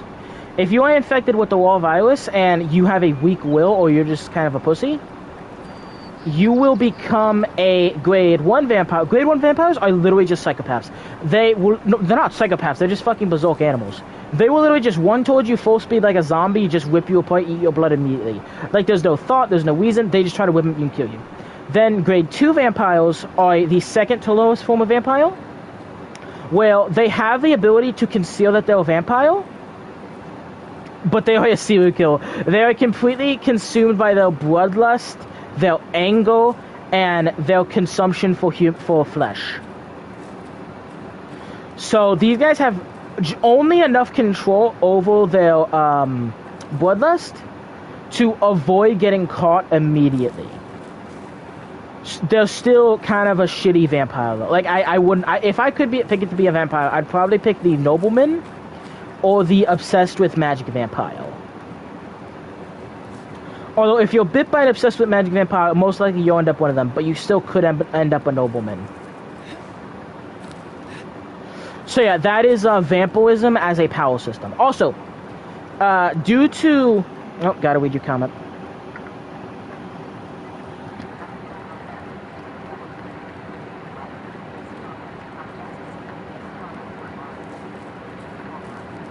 Pledge Incorporated. I've never heard of Pledge Incorporated. I will have to look into that. That sounds pretty cool. Oh yeah, Dark City, due to having a massive gate to hell, oh, not to hell, but to, honestly, what's probably worse than hell, to the Dark Dimension, they are constantly dealing with vampiric invaders. What's this?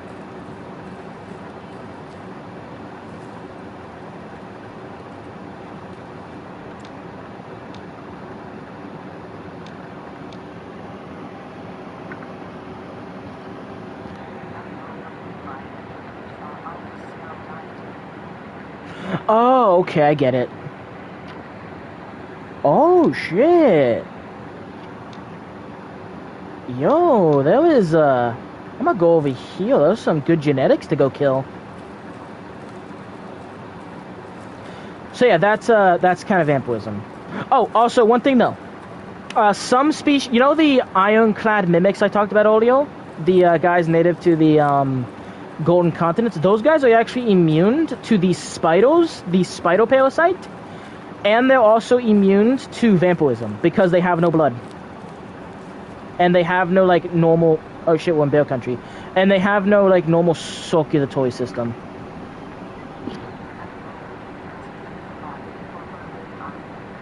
Oh yeah, I get what you mean. I'll look into that.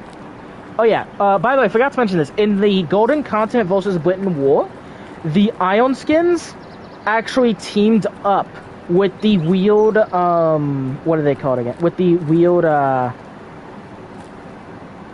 Spider people, in order that they would take over the minds of certain British generals to make intentionally bad decisions.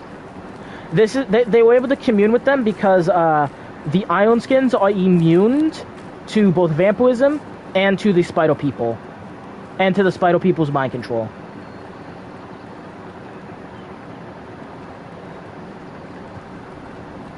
Oh, also, I reincorporated a lot of vampirism's weakness to make sense with the fact that vampirism as a whole is actually a virus. So, for example, you know, what's it called again? It's, what's it called again? You know, garlic is actually, like, antibacterial. Like, if you eat a lot of garlic can actually kill parasites and can, like, help with, diseases. That's why, vampires get hurt by garlic, because they are just diseased people. Sunlight also hurts viruses. That's why, you know, they get hurt by sunlight, because it's, well, hold on.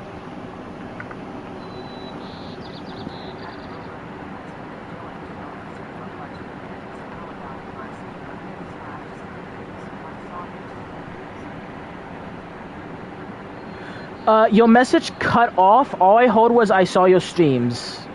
I didn't get a yes or no that you watch my videos. If you do watch my videos, you should be excited, because on Sunday, I'm releasing a video about Lord Boros from One Punch Man versus the Primarchs from 40k. I looked into it, I did some research, and yeah, I'm excited to do a video on the Primarchs versus Lord Boros. Oh, also, vampires in my world are not actually negatively affected by silver. They're actually negatively affected by copper, because copper actually kills. If you, like, place bacteria on copper will actually kill the bacteria. Copper is an antiseptic. This also means in my world that vampires are just also weak against antibiotics and honey, because honey is also an antiseptic, and so is honey. And of course antibiotics. So alcohol is something that also hurts vampires due to being antiseptic. So only, like, exceptionally powerful vampires will, like, walk in the sunlight, or will so things like garlic, sunlight, alcohol doesn't kill vampires, it just really weakens them, but, like, enough of it could kill them.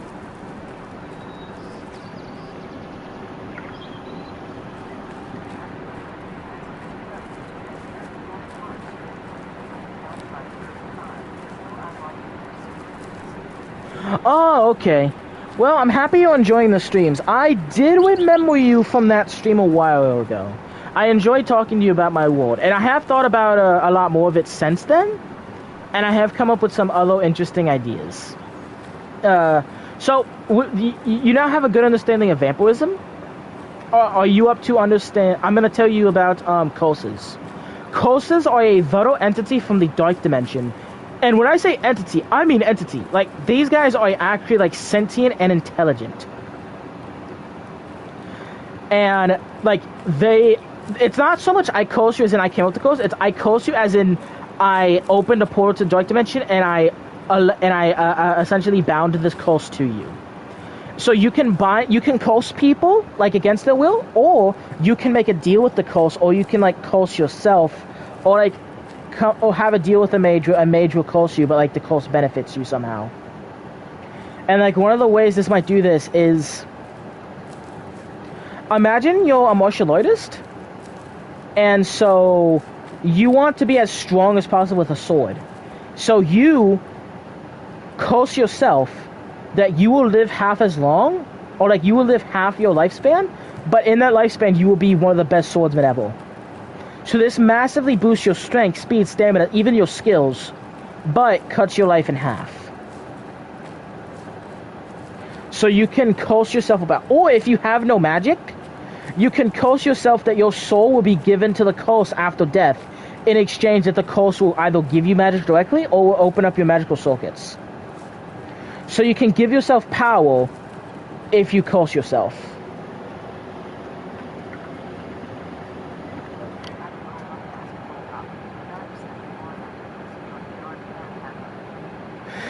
Bro, I'm gonna be so real. I could see them. Like, if I was infected by vampirism, I could see myself going to Montana.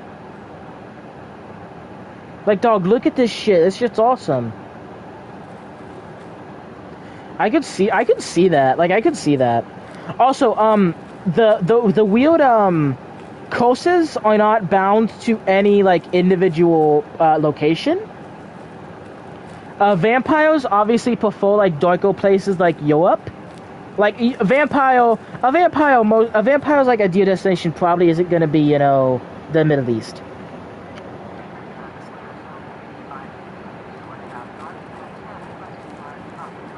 I could see them being attracted to dark Montana. I mean, look at this shit. Montana's pretty, and you make it darker, it's just gonna be even better. Shit, I might actually like look in like making a second portal to Dark Dimension in Australia just so I can have Dark Montana. I might actually do that.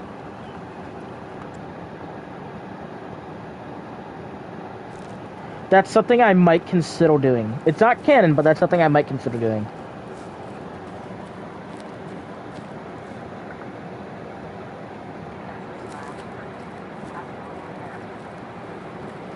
Yeah.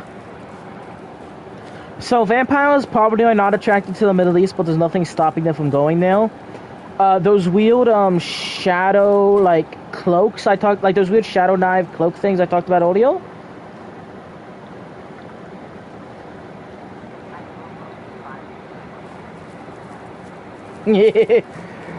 Maybe I will. I'll look into it. Oh yeah, those weird cloaks I talked about earlier, they tend to work better in darker places, but they can still work anywhere. Curses are pretty much attached to your soul, so they can go anywhere. But again, it's easier to summon them if you're nearby the Dark City.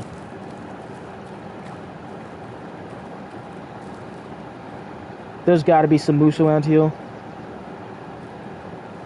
You know, like, moose... You know, like, besides mooses, mooses are fucking assholes. And, like, mooses are very aggressive. Secondly, you know one of moose's biggest natural predators is, I think it's, whatchamacallit? It's a... Oh, I'm blanking on the name. It's a... It's killer whales, because when they swim, one of the biggest like things that will kill them is killer whales. So killer whales are one of moose's like biggest enemies. This is such a fucking peak area.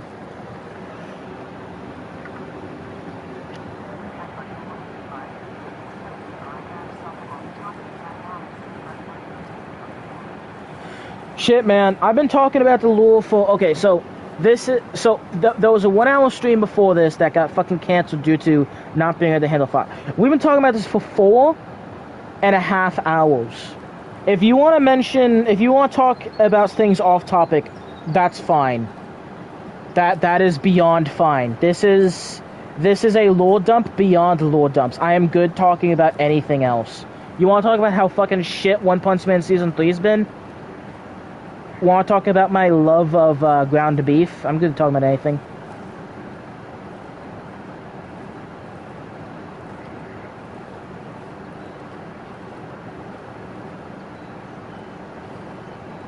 Oh shit, there's wolves around here.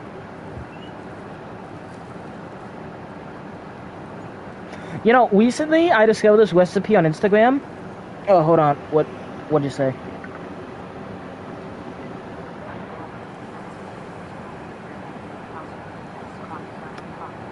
Dog, I do not know what MP whatever means. I don't know what that means. But I found this recipe on Instagram where you take bacon, like raw bacon, and you take some ground beef, right? And you spread a thin layer of the ground beef on the bacon, then you roll up the bacon, and you cook it indirectly in a smoker, or like on a stovetop, or like indirect from the fire, so like smoke's cooking it. Hold on.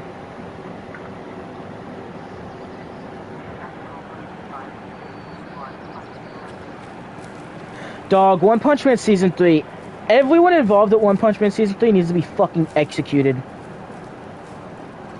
Like, it is shameful. It is so sad. There's goats in this game too? What the fuck? Damn, this is a cool game. Where the fuck are they?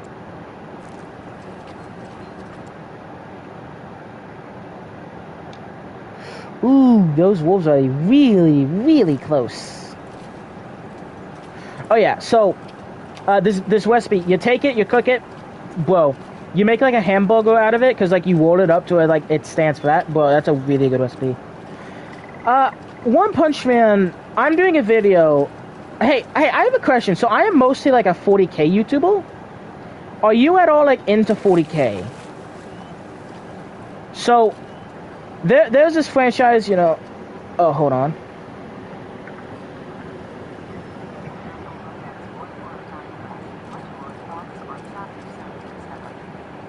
Chapter 77 of what?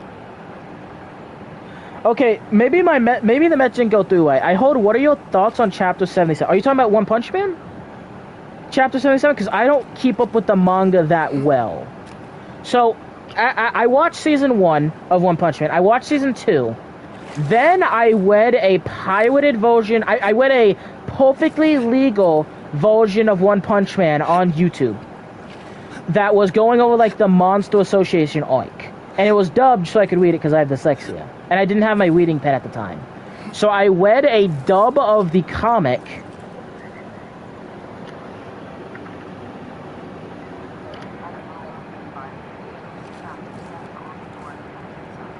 Oh, Chapter 7 on Fortnite. Oh, bro, I love Fortnite. Okay, so I think it's looking good. So the leaks, I believe the leaks are true. Now, the leaks, from my understanding, is that what's the word? There's going to be a desert area, and there's going to be like a gambling POI, and James Bond. There'll be some sort of James Bond collab. That's what I've heard. I don't know how true that is. Now, what I'm excited for is a new map. So here's the thing, right? I began playing Fortnite in Chapter 5, Season 2. I started playing in the Greek God season. I started playing about halfway through the Greek God season, and holy shit.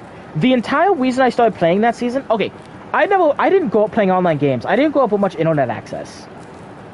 And I also grew up in the middle of the fucking woods. I grew up in the boonies. So... What happened is, I typically played mostly outside, going on walks, doing that shit. I didn't really play too many games, but I had the flu, so I was stuck inside playing games. But I was bored of all the games I had, because all my games were single player. So I heard Fortnite was free, and even though I didn't have like my online subscription to PlayStation, I was Xbox at the time. I'm currently playing PlayStation, but at the time I was on Xbox. I learned that I didn't need an online subscription to play on a free game on Xbox. If you have to pay for the game, you have to pay for the subscription, but if it's free, you get access to the service for free. So, I played Fortnite because I was so bored. I got addicted. I loved it so fucking much. That's actually where my love of 40K... Okay, I loved 40K for years before this, but I only actually began reading the books and all that stuff after I began playing Fortnite, because the sound began boring me. Like, I was bored. I didn't enjoy the sounds Fortnite made. Like, it was boring. So I began toning off the sounds and listening to audiobooks for entertainment. And that's where my love of Fortnite began. And I think I have 800 hours of that fucking game. After like about a year and a half of playing, I have like 800 hours. So I began playing, chapter 5, Greek season. And I remember when the chapter ended, when chapter 5 ended, holy shit, the amount of love and the amount of enjoyment I had for chapter 6 is insane. First of all, our first season has Hatsune Miku and fucking Godzilla. Godzilla is a fucking character. You can power up to be Godzilla, and you can fucking fist fight people. What? You're telling me there's a game where I can fight Godzilla? Holy shit! Yo, is that a wrecked plane? Yo, that's pretty sick. Yeah, so you're telling me there's a game where I can fucking fist fight Godzilla as Hatsune Miku with a sword? Bro! Yo, that's pretty sick. So yeah, because of that, I fell in love with Fortnite. Mostly because of that. And then after that, if I remember correctly, there was the crime season that was so sick. Oh, hold on.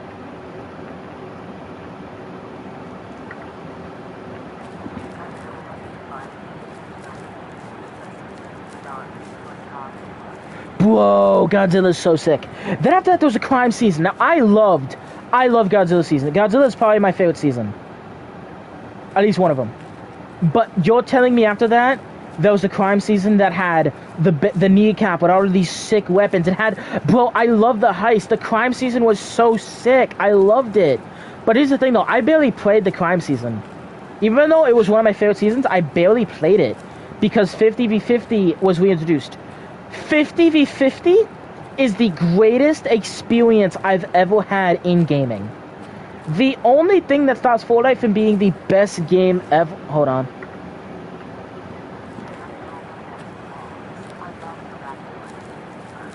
I loved it, but I barely played it. Because 50v50 is the greatest gaming experience ever made. Here's what I want them to do with Fortnite as a whole. At the end of every single chapter will have 3 days. Just 3 short days. Maybe 1 week. 1 week to 3 days. Depending on how large chapter. If it's a mini-season, like Simpsons, or like Star Wars, it's going to be 3 days. If it's a full, 2 to 3 month season, it gets, what's the word? It gets, a whole week. And for that week, 50v50 is there in the modern day of Fortnite. Now, the reason why I fucking love 50v50 is it's so beautiful. It's so chaotic. I have streams of 50v50. 50v50 is pure. It's a masterpiece. It's beautiful. It's art. It's cinema. It is every word for good imaginable. 50v50 is just pure good. I love it so much. But the thing is, even though I love it, so many people don't like it. There's not too many 50v50 enjoyers. So limiting it, having it be like a very limited time game mode, or each season has new weapons, each season has a new loop, or each season has a new map, that would make 50-50 popular for that week.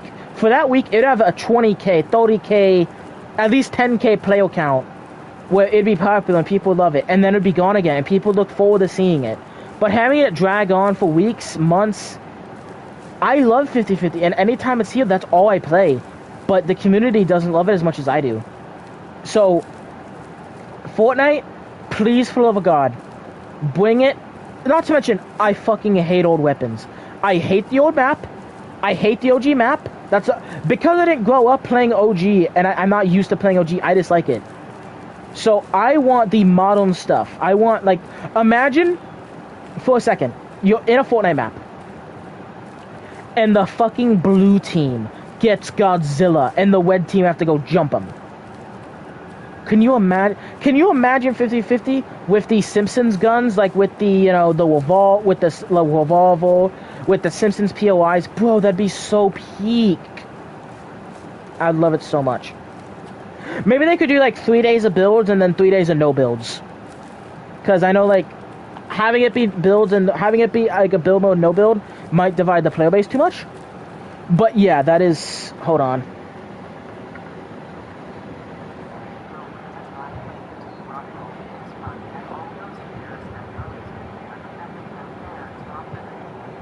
Yeah. Well, here's the thing. In my opinion, Team Wumble is a good game mode. I enjoyed it, and it sucks they got rid of it.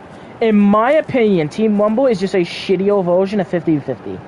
But even though 50v50 is superior in every way, that doesn't change the fact that when I need that 50v50 scratch and 50v50 isn't there, I used to play Team Wumble because even though it's not as good, it scratched the same itch. But then they fucking got rid of it. What the fuck? What the fuck, Epic? Like... If they were to get rid of it, but then they implemented like my system where they had like the whatchamacallit, they had the you know, where it's here every week, that would be really nice. I think that'd be really, really interesting. But instead they just said, no, I don't think I'm gonna do that, and they just got rid of all of it, which is fucking gay. I don't like that. Like, dog, that sucks. Is that an animal? No, I'm just retarded.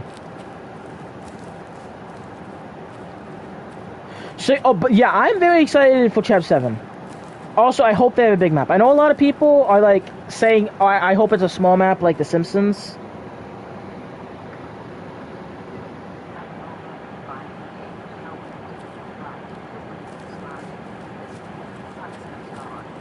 Yeah, well, it's 50-50 is never going to have enough motion, at least in my opinion, based on the player counts, because... Dog, 50-50 had a sad player count. 50-50 is never going to be strong enough to be a permanent mode, but having it be here at least 3 days to a week for each chapter, that would be peak. People would love it. I feel like people would play it just because of FOMO. You know, the fear of missing out. Because if you know 50-50 is going to be... If 50-50 isn't your favorite mode, and you know it's going to be here for like a month, you might end up not playing. You might say, oh, I'll just play a different day. Then you never end up playing. But if you know it's only here for 3 days, and each time it's here, it's a completely different experience. Because each chapter... Hold on.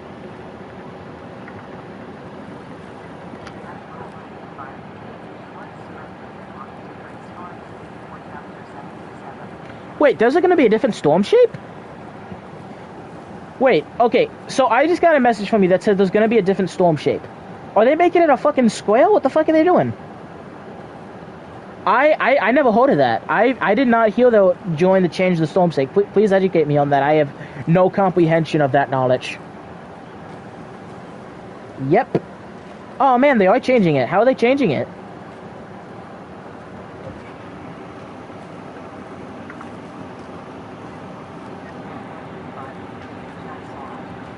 You saw it. Okay, but like, is it an oval? Is it like a square? Hold on.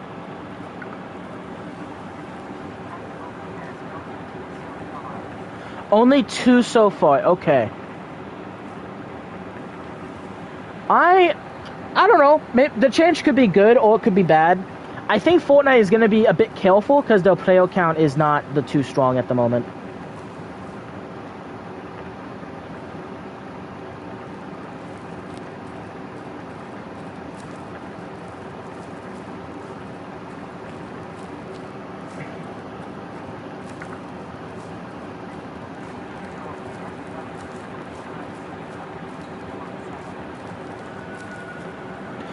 That could be interesting. I would like to see how that would affect it. I mean, hopefully if people fucking hate it, if it sucks, they'll remove it. But that could be interesting. You know, shake things up. I mean, it could be good in theory. I'm excited to see more of it.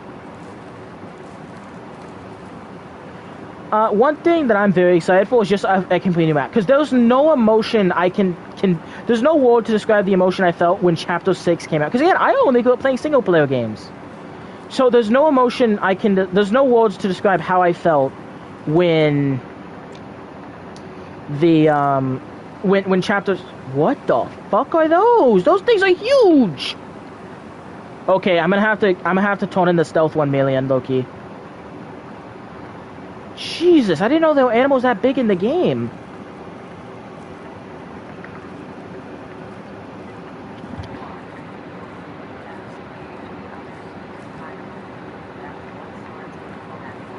That as no, no, they saw me. No, no. Well, that was kind of my style. I should have stayed behind the tree. Okay, so I have not hauled a drivable Weeboot vans. That's fucking cool. I'm not gonna lie. I think that's very cool.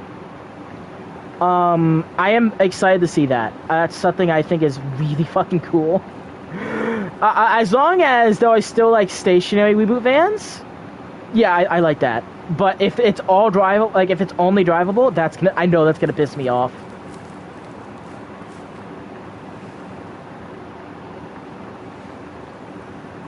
Which one should I go after?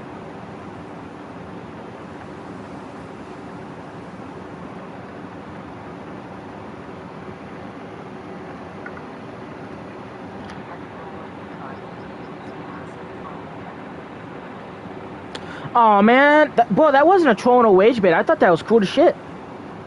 Like, dog, imagine if I did a stream where literally the entire stream was just me being a fucking asshole and just breaking the Weeboot vans and just like driving them out of Storm Circle. That's something I would do just to be a cunt. Hold on, is that a bale? Shit, those are... I can't tell if those are sheep. Okay, those guys are cool, but I need to check out this.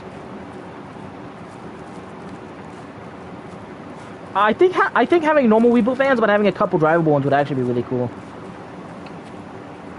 As long as the drivable Weeboot van isn't something you buy. Like, you know, because then that'd be pay to win. But they could do a skin, but then that wouldn't really do anything. Ooh, which one do I go to? Those guys might be too big to take down.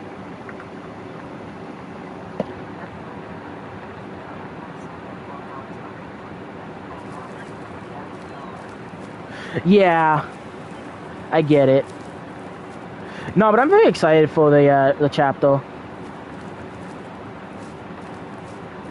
I remember that during the bug season, I essentially toned into John Wick, and I actually played Ranked, and I became top 1500 in the whole world at Ranked. I got to top 1500 in like 8 days after the bug season was released, and I did really... Oh shit, my smell's going towards them. Yeah, so because the wind's blowing that way, I can't get them. It's not possible. I'm gonna go get these guys. Oh shit, that's a bale.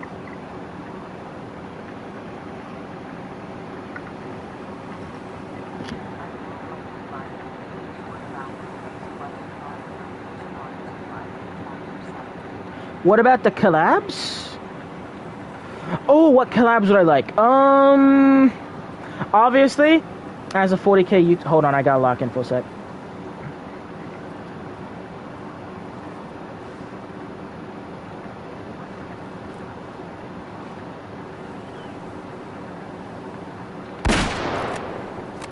Oh, I shot you in the head, you little bastard. Well, that's fucking bullshit. I literally shot that guy in the head.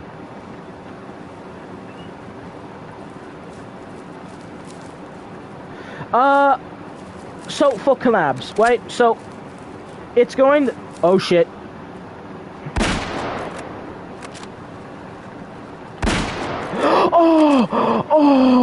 Oh shit. Oh shit, that's the first bale I've killed. It was coming for me. Okay, so the first bullet went through the skull. So this bale is going to die. So this bale was essentially going to die of its injuries. Holy shit, that's 400 for it. Almost 500, holy shit. Okay, I'll talk about collabs in a sec, but god damn, this is a damn good kill.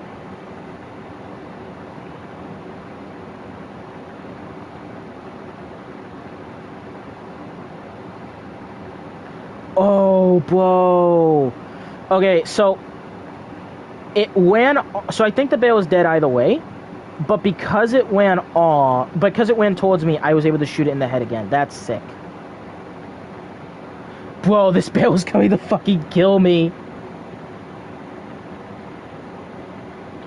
Yo, this is such a good game. I'm gonna stream this shit more often. Okay, there's still those guys walking. I'm gonna be stealthy because I want to get those guys. So collabs, I'm gonna be honest, I'm just gonna name franchises like Transformers. Yes, there was already a Transformers collab. I don't give a flying fuck. I want more. I want Bayverse Transformers in the world. All Transformers, Prime Transformers. Is that gonna happen? No. Do I still want it to happen? Yes. Other collabs. Fallout. I know there was already a Fallout collab, but it was a really shitty collab. I'm gonna be so honest. Wait a minute. Wait a fucking minute. Wait.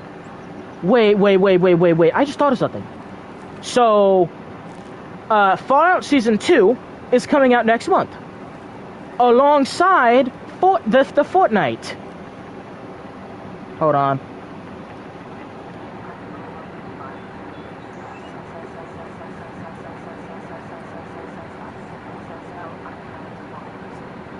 Boy, I love Transformers. So, here's the thing, right? I just thought about this, literally just now. Thank you. Fallout Season 2 is coming out next month. So is the next chapter of Fallout.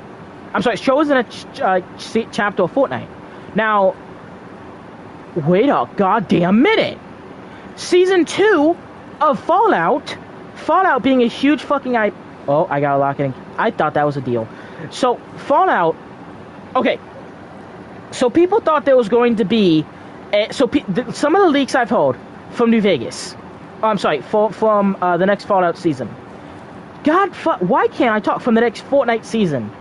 Is that there will be a desert area and there will be gambling. So there's a desert and there's gambling according to these leaks. Do you know what else was leaked by Fallout? I'm sorry, but do you know what's happening in Fallout Season 2? They're going to New Vegas, Fallout New Vegas, where they're in a desert gambling.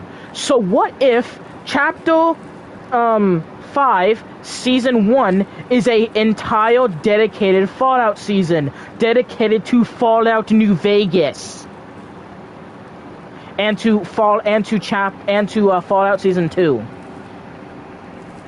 Because Fortnite did a little bit of a Fallout collab. They did a small Fallout collab during the hold on.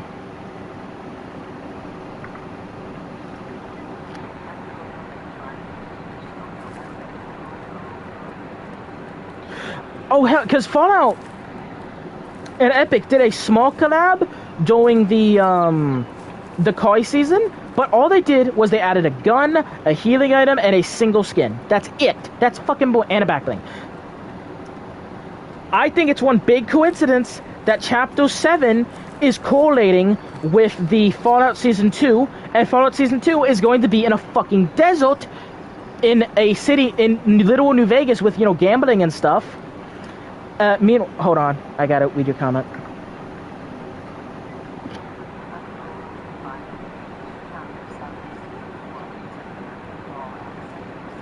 No, you have to trust me. Listen, I know I'm wrong. I know I'm on drugs. I sound like a schizophrenic guy. But I'm just saying, maybe.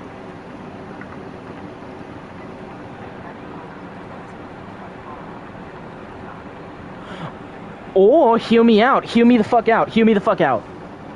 Chapter 1, or Chapter 1 won't be, but what about Chapter 2? What if, hypothetically...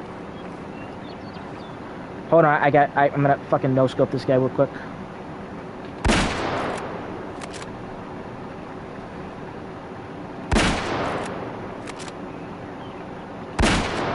No! Why am I missing? Okay, I should not have missed that. No, that was pure stupidity.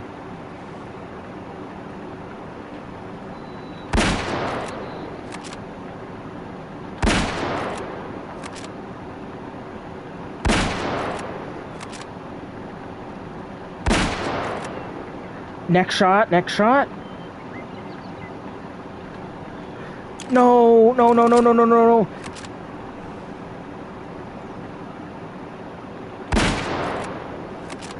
Oh no.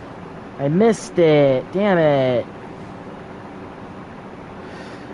That was a lot of bad shooting, I'm not gonna lie. That was just my fault. Okay, I still have a sight on him, so I'm gonna follow him and be careful. Okay, so what if Fallout Season 1 has, like, the gambling and... Also, by the way, I'm sorry, I missed all your messages. I was locked in. So what if Fallout Season... So what if Fortnite Season 1, Chapter 7 Season 1, I mean, has, like, a modern, like, desert, gambling, all that stuff. But Season 2 is a Fallout season. Hmm? Probably not, still. But I could see it. I could actually kind of see that. I just went in a big-ass circle with these bucks.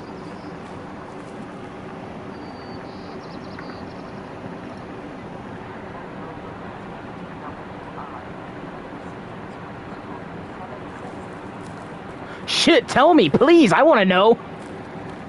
Please! Please tell me!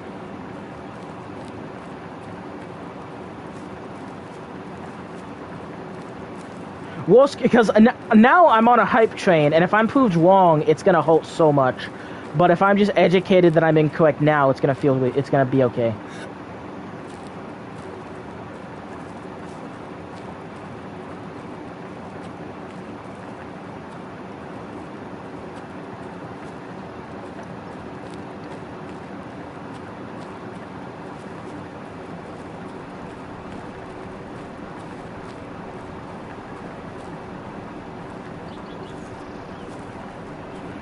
I have 4 bullets left, and I really should not have whiffed those shots. Like, I had some perfect headshot, though. No, if you can, please, hold on.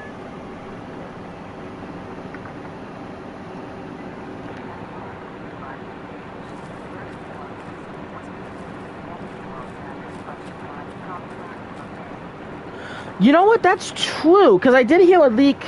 I heard a leak that's going to be Gala-themed like a year ago.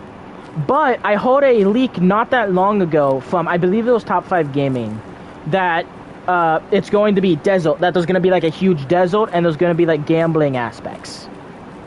So, I'm not sure. Maybe, because one of the souls has to be wrong, or maybe they like work to get where to go. Because like imagine you're going to the casino in just max level drip. I am just such a shitty hunter. Okay.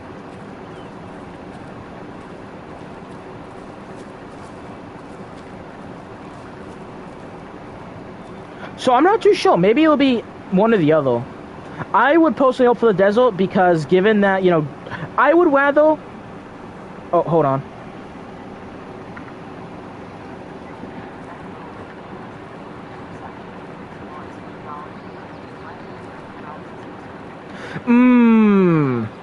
Okay.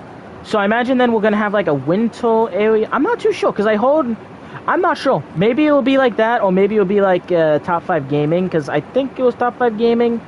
He did a video that like some of it got leaked and there's going to be a desert area. But I'm not too sure. It's... Either one could be cool. I would hope it's like the desert gambling, because then there has to be a Fallout collab with it. Yeah, so my dumbass let the deal get away.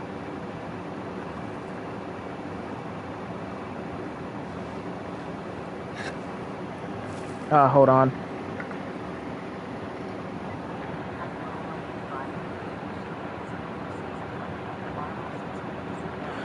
Holy fucking shit, a little Marvel season? I mean, that makes sense. They probably want to hype up, the Avengers movies.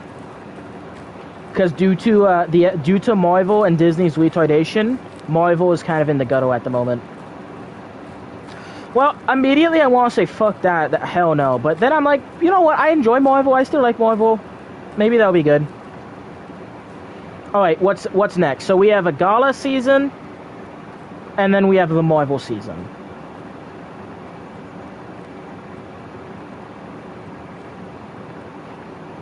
If it's Norse mythology, then Marvel, Thor and Loki would fit in both. Imagine Thor and Loki are in the like season 1 battle pass, like dripped out, and then they're there in their superhero costumes in the next battle pass.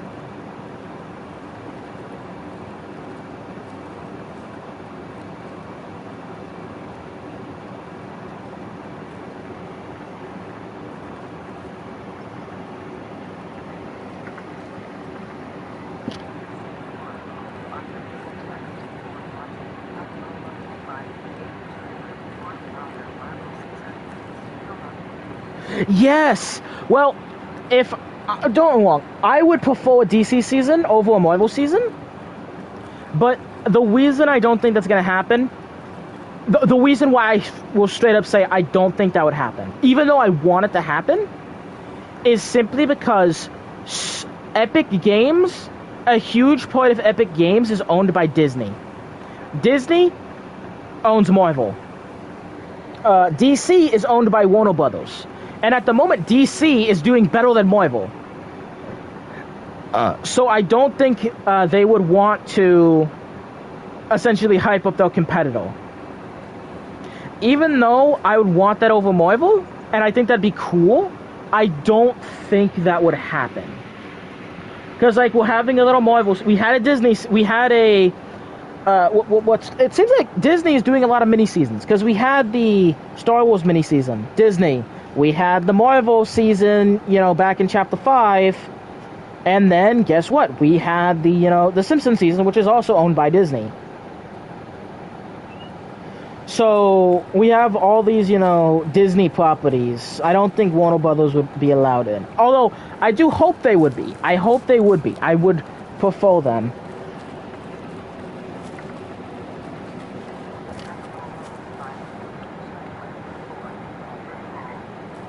Damn it. Is your dementia kicking in, old man? It's okay. Sometimes just be like that.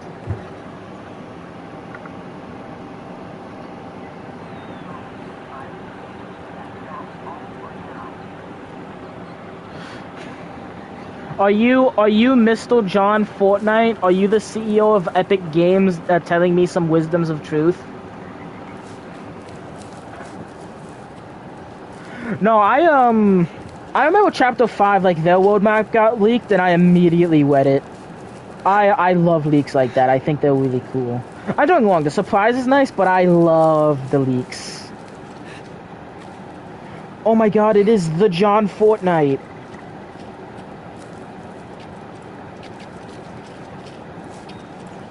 Hey, John Fortnite, can you give me all Unreal back blings so I can gloat to people? I owned one of them. I don't know if I'm gonna play Ranked again, because I have such a toxic relationship with Ranked. Doing Ranked is kind of like doing drugs. It feels so good, but you know it's bad for you. Because I lost sleep over Ranked, because I, like, got obsessed with it. Like, I got fully obsessed with it. I was dreaming about playing fucking Fortnite Ranked. So I don't know if I'm gonna do it for Chapter 7. If I do, I might stream it. Oh, hell no. If I'm doing that, I'm reading books, doing it to relax. If I'm streaming this beautiful shit. Bro, look at this river! Oh! It's those fucking deer again.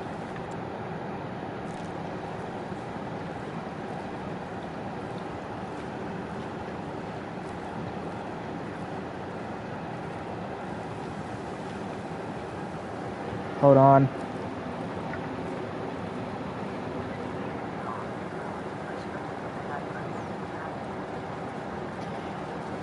Hey, sometimes just be like that.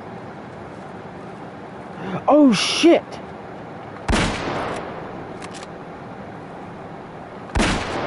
Oh, shit! Oh, shit! I shot it in the neck! Oh, shit, this is the first one of these I've taken down. No, I think I killed one or two of these before. Oh, oh my god, let's go. Oh, it's lodged right in the spine. 300 bucks. I'm at 4K. Holy shit. Yo, that was a trick shot. That was so... Ooh, I can't taxidermy it. I can't taxidermy it.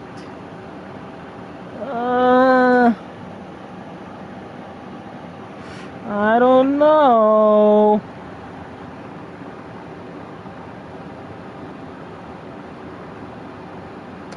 Should I taxidermy it or should I keep it?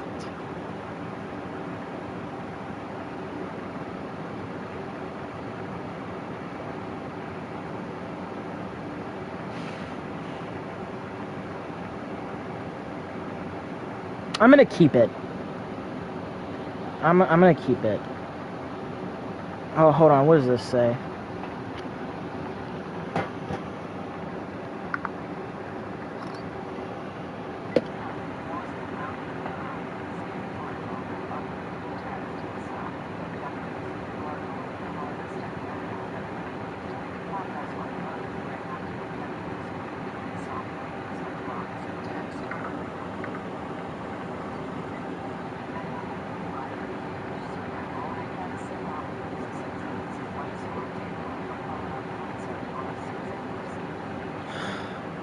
Just 1 second. I need to figure out how to can sell this creature.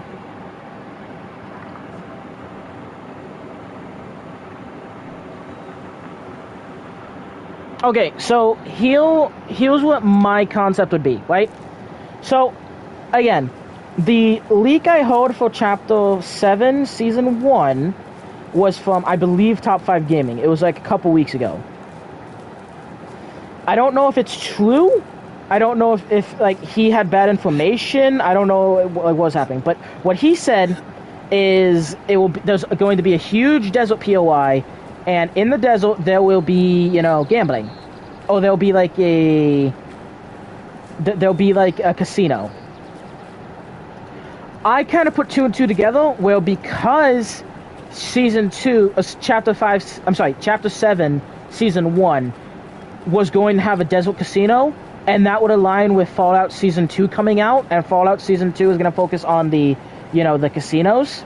I thought like that would correlate, and we would literally just have Fallout New Vegas in Fortnite. Now, to be fair, now that I think about it, that is straight up delusional, but that's still cool. I love Fallout. Like, dog, I'm going to be on that Fallout delusion train. Like, I love Fallout too much. I'm willing to allow myself to become dumber to believe the delusion, even though it's probably not true. Like, first of all, how would they even do that? Like, you're gonna have, unless of course they intend on paving out, because like in Chapter 7, in Chapter 6, we had the whatchamacallit, we had like the big Japanese area with the pink trees. Then they just got bulldozed over, essentially. So like, what if the desert area is dedicated to like New Vegas, but it's not going to be there all year? It's only going to be there to the end of the season, because after that it's going to get, essentially bulldozed and replaced by something else. Hold on.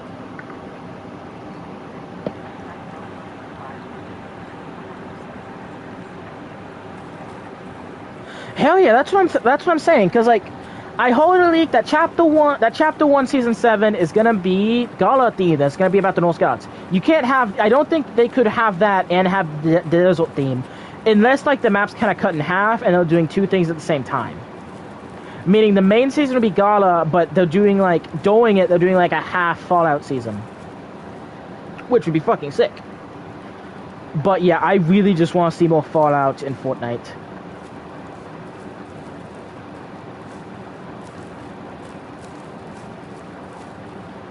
So yeah, that would at least be like where my dots connected, because as a huge Fallout fan, when I was like, wait, Season 2 is coming out next month. You know what else is coming out next month? Fortnite, and there's this leak. So, but I don't know if that leak is true. So, just gonna have to wait and see, I guess.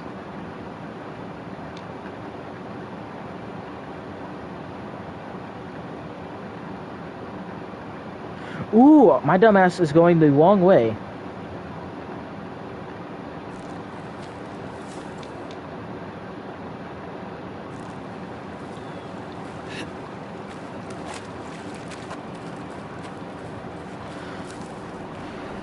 Only really have 1 bullet left.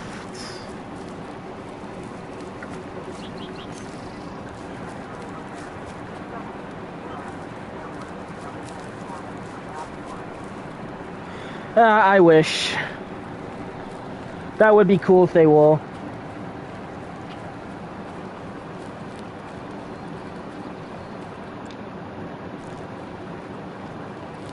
God. They should have a Way of the Hunt they should have a Montana crossover, and they should just make the entire game a Montana simulator, where you walk around it and you kill people. using hunting rifles and hunting shotguns.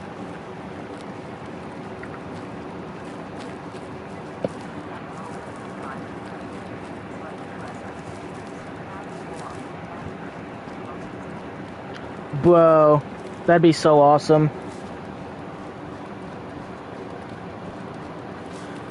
Oh man, I don't think we're getting a dog. Transformers as an IP is so in the gutter. It would be a cold day in hell before we ever get any like Fortnite collabs with it. But I can hope. Fallout, even though like a lot of Fallout's going in a direction I don't like, there's still like a lot of cool stuff going on. So I can kind of like delude myself into believing there was a Fallout collab. Not to mention, even though I love Transformers, I like Fallout more than I like Transformers. With the exception of Optimus Prime. Optimus Prime's my goat. Bro, Montana's so pretty.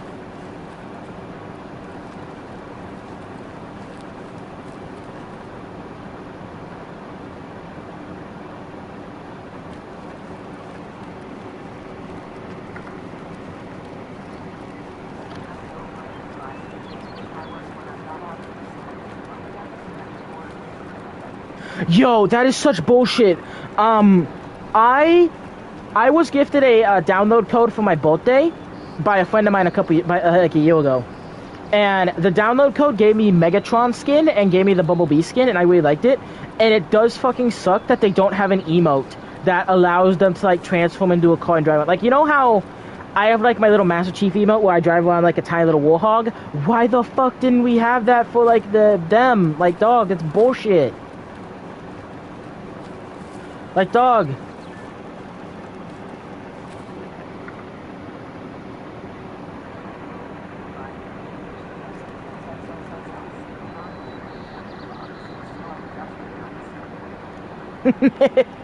Yeah. Well, I imagine you could make it, like, big. Like, you can make the hitbox kind of big, because, like, if I'm in my little Master Chief koi, I can still get hit, even though I'm, like, squatting down. I imagine it'd be like the same thing, but if you get hit, it just knocks you out of the emote. That's at least how I would do it. Make everything nice and balanced and work well.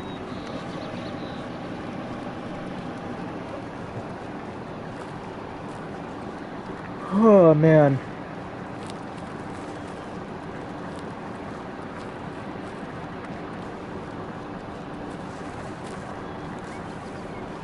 You having a fun night? I know I am. I was actually not going to be streaming. I was actually only going to stream for like a little hour. When I first saw your message, like I was actually like winding down for the night, but then I saw your message and I'm like, fuck it, man, I'm a low dump.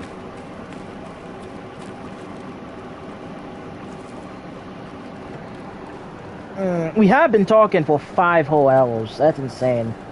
Any other topics you want to talk about? I'm good to, you know, talking about Fortnite. I'm good talking about this, about that. I'm good. I'm kind of good doing anything.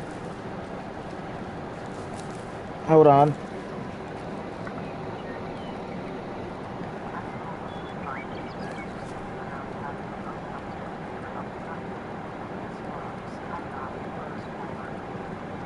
Ooh, yo, wait, that's sick. Wait, yo, that's sick. Alpha male moment?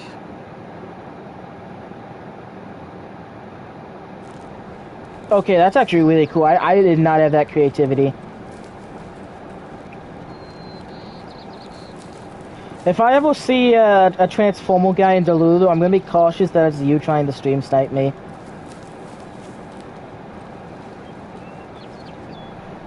Ooh, do not want to fall off the cliff.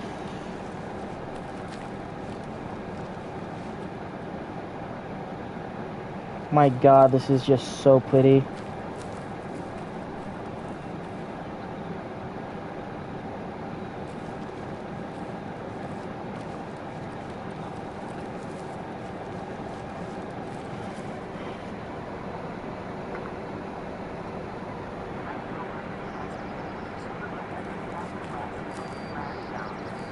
Yeah, that's valid.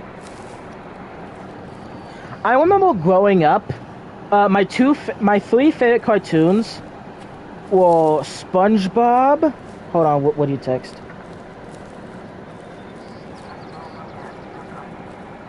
Yeah, I remember growing up, my three favorite cartoons, and these guys are like way above everyone else. My three favorite cartoons was Transformers Prime, Star Wars: The Clone Wars, and SpongeBob. Those are the best. Bro, I heard some bullshit there's gonna be a SpongeBob collab in Fortnite. Dog, that'd be sick.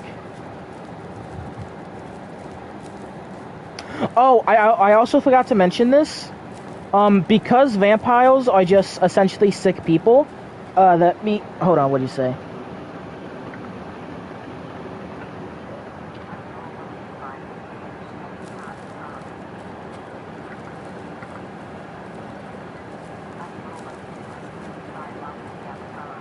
Bro, Transformers Prime was so awesome. It's the best Transformers.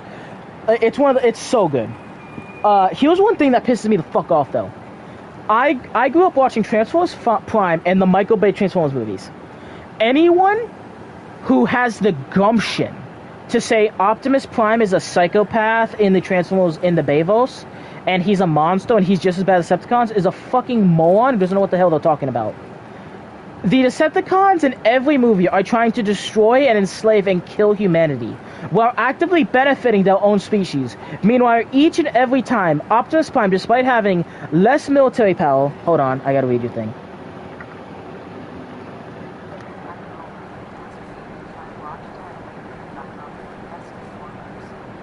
Yeah, so these absolute fucking paint-eating lobotomy individuals... I feel bad calling them lobotomized, because like that's offensive to people who actually went through the lobotomy operation. But these absolute low IQ, bolt munching, just crayon eaters, who have the gumption to say that the Michael Bay Optimus Prime is a psychopath for killing people, for killing the Decepticons. Have you ever been to war? My great grandpa fought in World War II. He killed Nazis. He killed people. He also fought in Vietnam. He killed people there too. Does that make him a psychopath that he was actually fucking fighting actual Hitler? No! Dog. Any one of these fucking dipshits who says, oh, Optimus, it's a bad adaptation of Optimus. Is it the best version of Optimus Prime? Absolutely not. But did he make him, into a psychopath? Hell no! Like, dog, you have to be kind of fucking dumb to believe that. Like, genuinely. Like... But by that logic, my great grandpa is a psychopath for killing actual Nazis. Like, whoa. Like, yeah, he killed them brutally. He didn't take prisoners. How the fuck is he supposed to take prisoners? It's literally Optimus Prime, like 5 people. Like, there's Bumblebee and Ironhide, then like the medical guy. Like, there's like 5 Autobots. Hold on.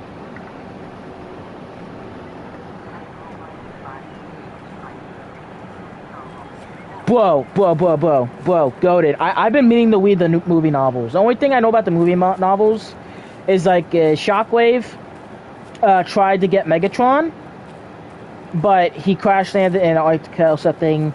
Oh, no, he crash-landed in Siberia and that stuff. Anyway, so, like, there were, like, 5 Autobots and, like, 1 trillion Decepticons. Tell me, please, for the love of God, any of these fucking dipshits, please explain to me how are 5 people supposed to manage all those fuckos? That's not possible. It's not like in World War II, right? The United States capturing the Nazis and like holding them prisoner. That is a objectively, morally correct decision on multiple instances. First of all, the United States had the resources to keep the Nazis prisoner. Secondly, the Nazis who are actually doing like all the super evil fucked up shit, exterminating Jews and whatnot, that was a small portion of the Nazis. They were known as the SS, and they were a fraction of the Nazis. Most Nazis did not know about the extermination camps. So, the United States had the resources to, capture these people and, not kill them. And they did. We had German POWs. Because the difference between the average American soldier and the average German soldier is one's German and one's American. There's no difference. Like, the average German soldier in World War II is not evil. It was only the upper echelons of the German government that knew about the Holocaust and, knew about the, and were actively doing this horrific bullshit. Right? Meanwhile, every Decepticon seems to be front and center when Megatron and fucking Sentinel Prime are talking about, enslaving all of humanity. That's not the same as most Nazis not actually knowing about the shit that's going on. So yeah, these guys know, they're happy to do it, and and Optimus Prime punches the fucking head off.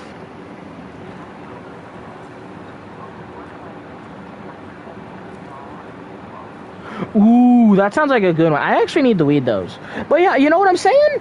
Well, like, genuinely, take the most evil upper echelons of like the Nazis. That's what the average Decepticon is. So like the worst, the most evil Nazis, the ones who are actually like torturing and like killing Jews, and you know, gays and all that stuff. That is what the average Decepticon is. And you have people who genuinely say Optimus is a psychopath for fucking whipping their skull, for like just obliterating them. No, he's not. He's protecting us. What the fuck? Like, dog, he's protecting us from evil. Like, dog, if Captain America went up to actually like Adolf Hitler and like whipped his spine out of his body, no one would be calling Captain America a psychopath. Optimus Prime doing the same shit to Shockwave. You know what I mean? It's like the same like category of evil, at least in my opinion. You know what I mean? God, I have one bullet, and what time is it?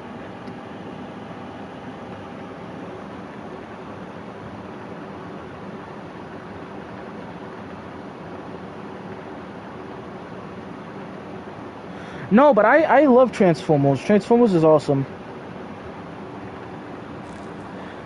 There's this one dude on my Discord server who I just met the other... hold on.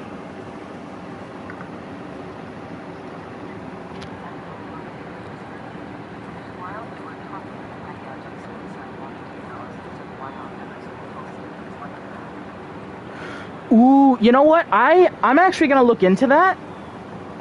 I think I read an analysis of that, and it mostly came down that he is kind of traumatized and he's very like warlike.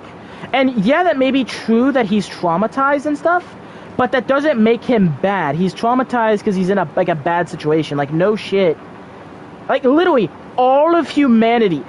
Optimus Prime in the Bayverse is like the Atlas protecting all of humanity from absolute evil. Sometimes you're gonna have to turn off your blame and do some like fucked up shit. Does that make what he's doing 100% good? No.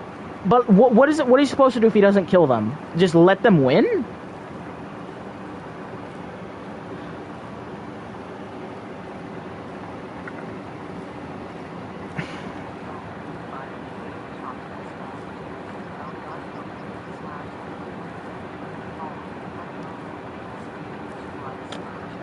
Nope. That is the exact same analysis I watched. Well, in Dark of the Moon, Revenge of the Fallen, due to the fact that he had mostly... Oh, hold on. That is the exact same analysis we watched. If I'm aware, the guy who did that is Pointless Hub, the YouTuber. He has like a little white character, and he's really funny. Yeah, it's Pointless Hub. Yeah, or maybe I'm just getting the wires crossed there. Yeah, but that force scene really did change him. And even though I don't think it changed him like that, it probably did change him. I would say it changed him for the worse, but it did not turn him evil. He was still morally good. Oh, they're smelling me. That's why they're running away. I'm stinky. You know, there's this one guy in my friend's Discord server I'm in, and he's a big fan of Transformers. Hold on.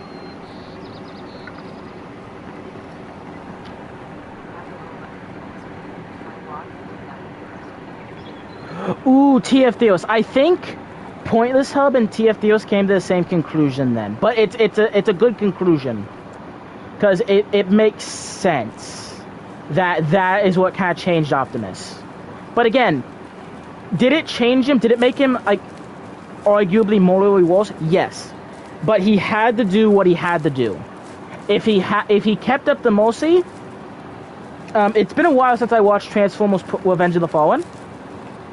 The pyramid thing would have drained Earth's energy, if I'm rightly, and like would have like restored Cybertron. No, what? I remember it was some sort of plan. I know the first one, they wanted to like use the cube to essentially turn all machines into robots, killing, and that would destroy Earth. Second one, they wanted to like drain off life force to like use it as energy or something, or, like drain off Stoy as something. And in the third one, they wanted to just enslave humanity to rebuild Cybertron. So like all those movies, Optimus is doing he's fighting an actual war with such a small group. So like of course his mental state would, you know, get worse over time.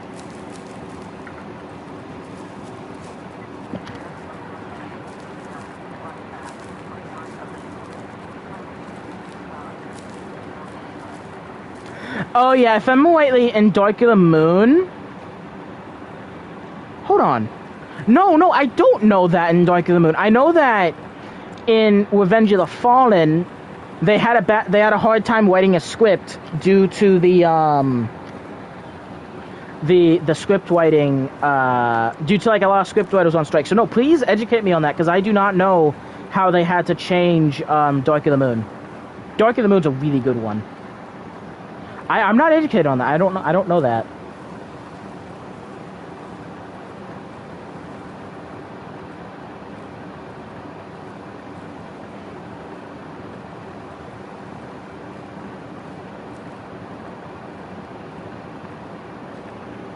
Hold on.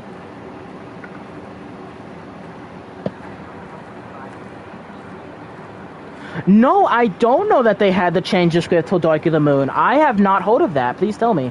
That sounds really interesting.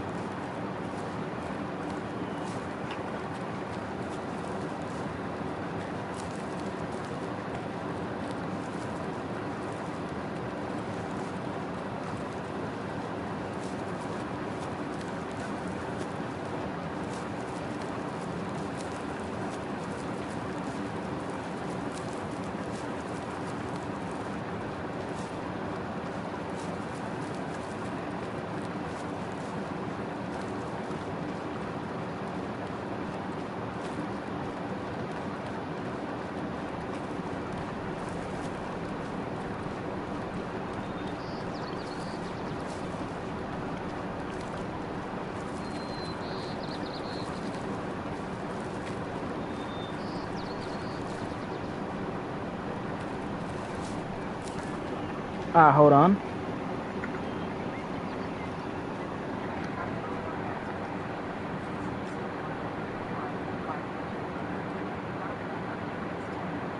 Oh, okay, so was Optimus going to allow Sentinel Prime to live or, like, get away?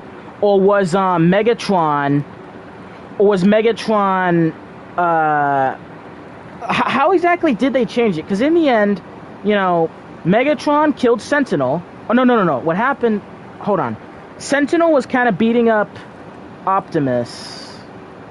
And then, Megatron showed up and fired his gun at Sentinel, kind of beat him up. If I'm rightly, he killed Sentinel, I think? It's been a while since I saw that. Sentinel was at the very end begging for his life, so I think he beat up Sentinel, but he didn't kill Sentinel. And then Optimus killed him, and then killed Sentinel? Yeah, he killed Sentinel with a gun. Sentinel was like on his head. Yeah. Megatron ran up, beat up Sentinel, shot him, and then Sentinel was on the ground begging for his life. Optimus said, "Let's find out." Killed, what's his face? Killed Megatron, and then used Megatron's gun to execute Sentinel. How was that supposed to end? Was he actually just about to let Megatron get away, or was Sentinel going to be redeemed? Because Sentinel was a bad dude. But, oh, hold on.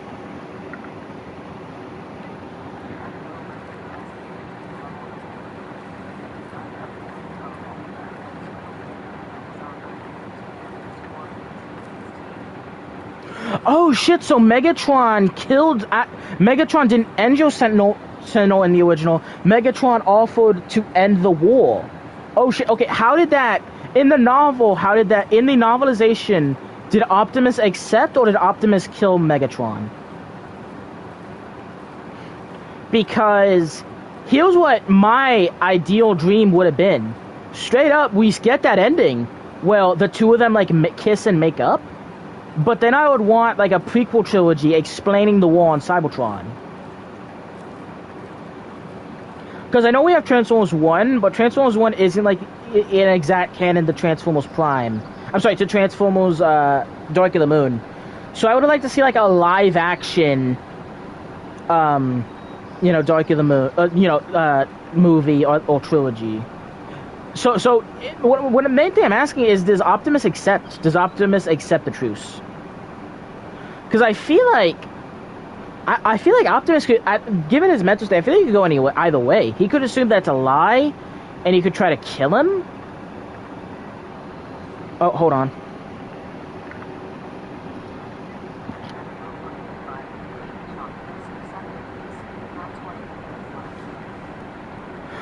Oh, so Optimus accept... Yo, that would have been a really, really good... Oh, man. Okay, even though... what we got had way more aura and what we got was way cooler, I think that would have been a better ending. Like, I'm not gonna lie, I think that just would have been a better ending.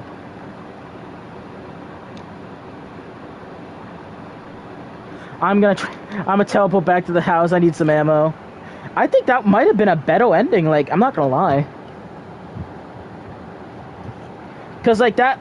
The only like flaw in Optimus is that he became more brutal and more violent, but he became more brutal and violent to protect the humans. This would have been like undoing that. Dang, that would have been really good for his character. Dog. Transformers 4 and 5 lost all the aura.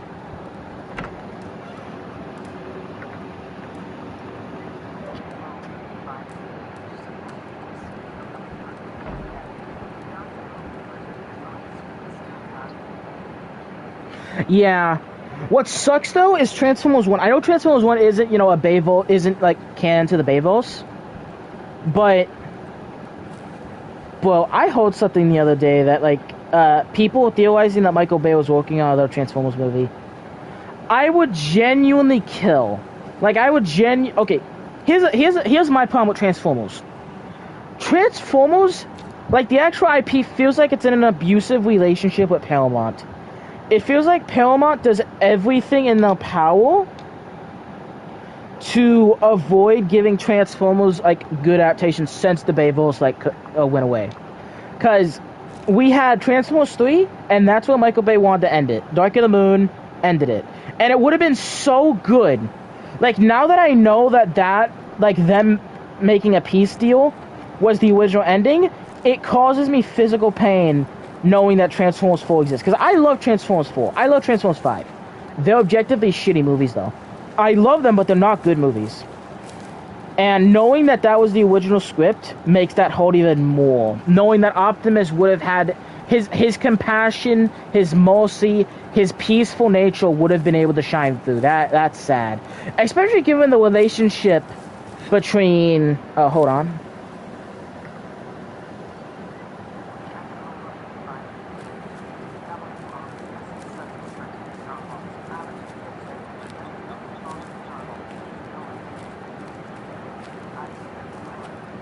I'll have to read into that, because I think Bayverse isn't perfect, but I think it's way overhated.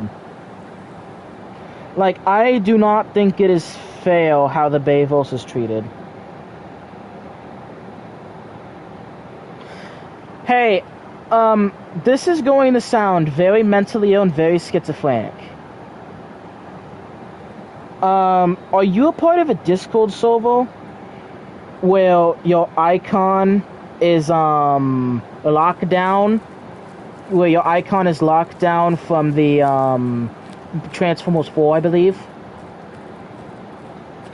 Because I'm in a server, and literally just the other day, this guy started showing up with the lockdown thing, and I said hi to him. Is that you? Or is my brain just cooked due to lack of sleep? I'm assuming not.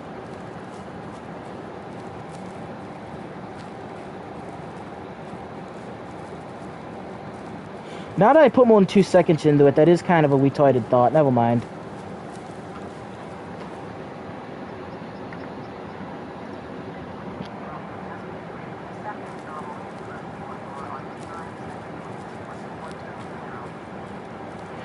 Yeah, the twins being toned down would have made more sense. The twins were really annoying.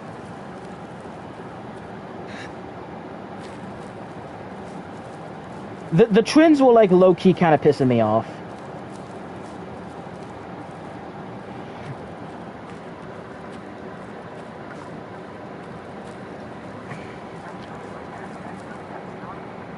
Okay, sorry. Yeah, I am...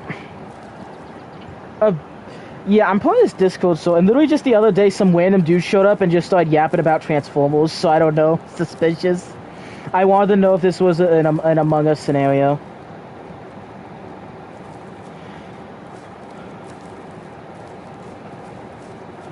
Oh, yeah, so... Hold on.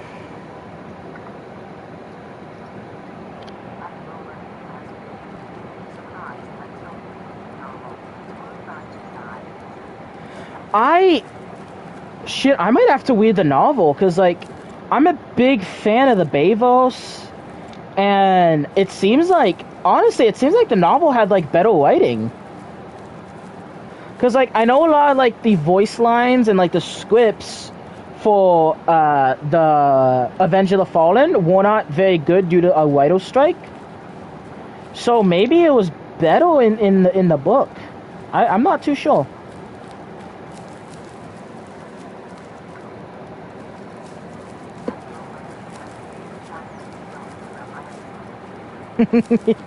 Yeah.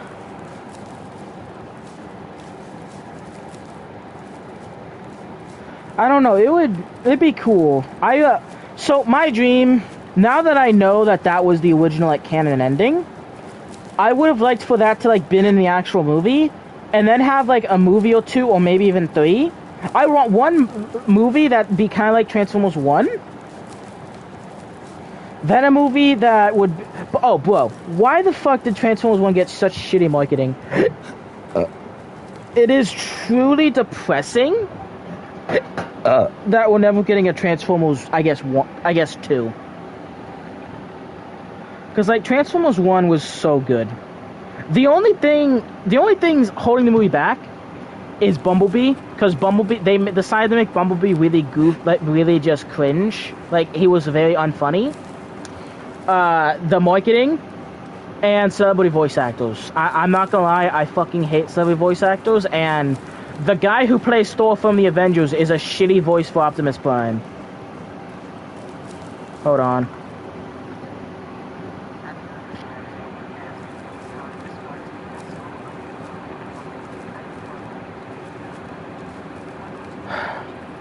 Dog, I was genuinely depressed when I realized that that movie was not,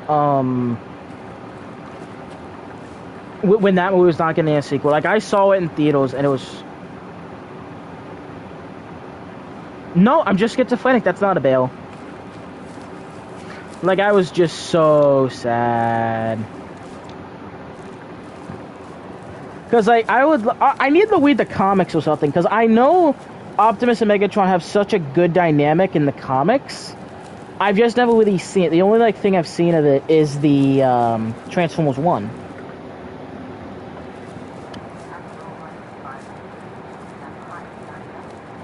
Bro, TF Hype Guy's a fucking alpha male. TF Hype Guy... TF Hype Guy did more marketing for that movie than the marketing. Why are marketing companies so fucking trash at their job? Hey, let's just slice a bunch of jokes. Let's just slice a bunch of jokes out of... Let's just take a bunch of out-of-context jokes, slice them together in this movie. Dog, show the cool stuff. Show the Quintesson. Show Megatron. Show Sentinel Prime. Like... Hold on.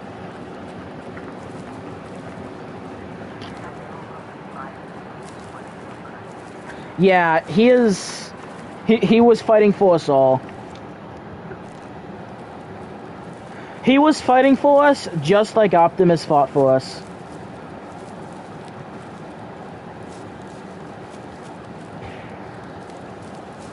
No, but it sucks that the Transformers IP, after Transformers 5... First of all, Transformers 4 and Transformers 5 are objectively shit movies. Like, they're not good Transformers movies. I still love them, and I would have killed for a Transformers 6.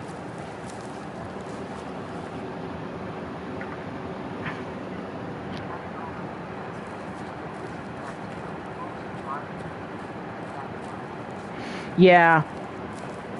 I still would have killed for Transformers 6. Even though Transformers was definitely Transformers 5 and 4 not the best, I still would have liked it.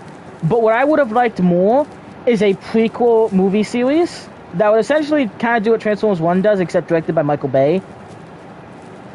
That would explain, like, the history of Optimus and would explain the history of Megatron and all that stuff. That's what I would have wanted.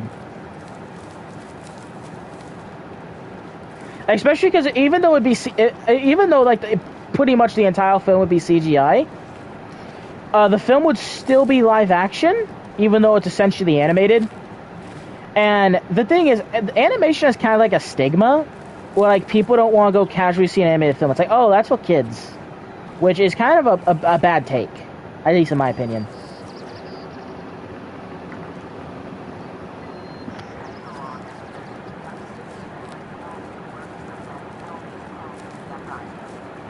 TSA fucking excuse me? Damn, I'll need to look into that. I might actually see if I can donate any money to that thing. Because that is something I'd be very excited for. Because, here's the thing, right? Transformers Rise of the Beast and the Bumblebee Solo movie were not... They were good, I enjoyed them. They're not as good as the Bayvos. They're just not as good in my opinion. Even though I still love them.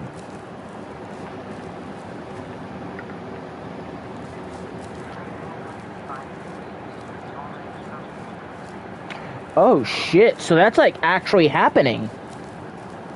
Okay, I'm gonna look into that because I would love to see Unicron on the big screen. So here's the thing, right? So you have the Bayvos films that kind of fell off. Then you have the whatchamacallit. I'm sorry, then you have the Bumblebee Solo movie, and then you have the Transformers Rise of the Beasts. I'm gonna be so honest, Transformers Rise of the Beast, I did not really enjoy it. I think it's good. I don't think it's bad. I just don't think it's that good. Like, it's worse than the Bumblebee Solo movie. And none of them are as good as the Michael Bay movies. So I really hope that the fan movie, the fan project goes well. And I really hope that the CEO of... who owns Transformers? If I'm aware that it's Warner Brothers, I really hope the CEO of Warner Brothers gets visited by 3 ghosts this Christmas and decides to greenlight Transformers 6. Or decides to greenlight the next, like, Transformers 1.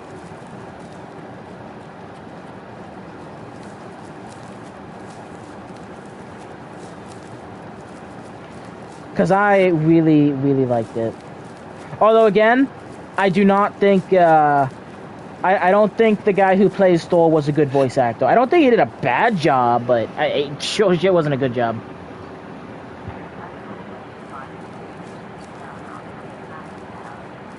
Bro, genuinely, Paramount is genuinely like an abusive father. Like, Paramount is an abusive dad. Do you know what would be so sick in this game? If, in, like, the winter time... You know this game had, like, a Halloween event? Like, I did not expect... This game had a Halloween event. Well, at this cabin... At all, like, the cabins, there were, like, pumpkins. Bro, when I played this game... It was the day after Halloween. When I played this game and I saw pumpkins, I damn near cried. I was like, oh my god. Because, like, Halloween's the best holiday by a mile. But no, I love Transformers. Transformers is an insanely good IP that is getting repeatedly shit on.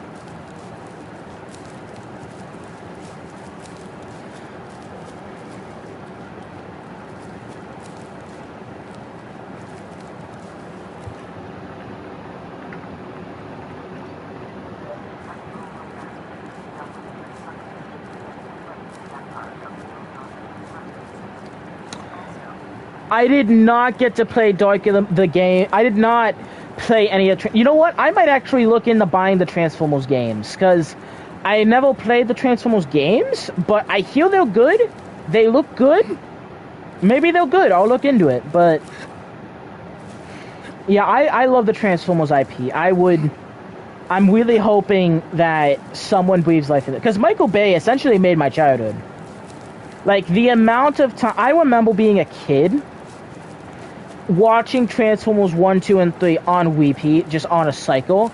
And I remember I would stand on my mom's bed, and I would, like, shadow box with Optimus Prime. And my favorite, like, scene in the shadow box was the forest scene.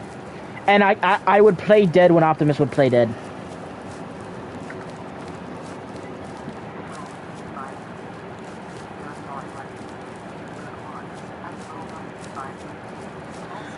Gotta pitch the good ones, bro. Me and you, we have to, like, become ghosts, and we need a third guy. And we need to visit the CEO of Paramount and convince him to stop being evil.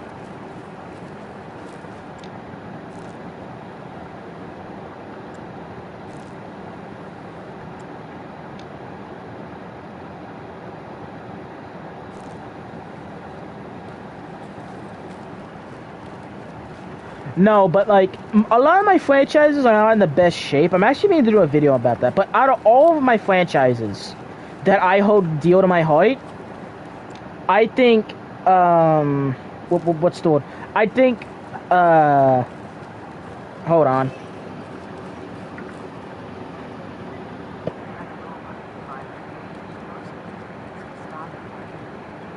Yeah, I gotta stop that greed and all that. So here, a lot of my franchises are not doing too well. Like, all the franchises I hold near to my heart, none of them are doing poorly, but some of them are doing good. I think the one that's doing the best, in my opinion, is Fallout. Fallout, I think, is doing great. 40K is also doing great, but not perfect. You're not a big 40K fan, but some people are doing fucking stupid dipshit woke garbage in 40K. But luckily it's not that infected, but it's still there. So 40K is doing really good, but not on top. The Halo TV show fucking sucks. It is abysmal garbage that needs to be bumped. The Halo games are also in the shitter.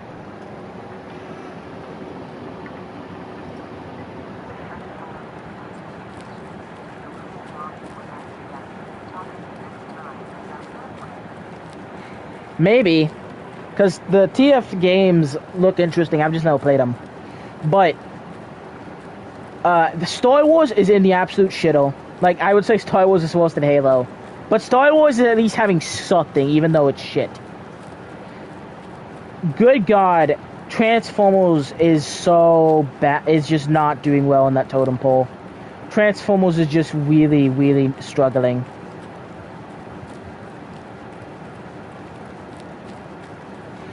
I think they need a little killer TV show like Prime.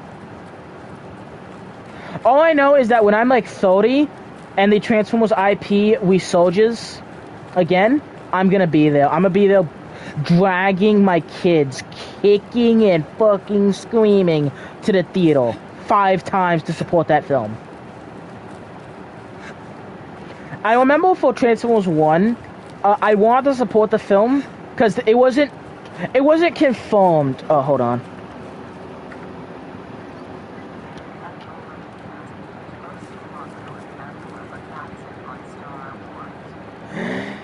Yeah, well, when I say Star Wars at least doing something, I'm mostly referring to, like, the Bad Batch.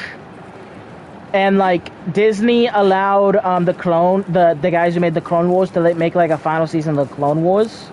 That's what I'm talking about with that. But most of the other stuff kind of sucks. But yeah, at least we have the Bad Batch, which I liked. So yeah, I think, yeah, that's my thing with it.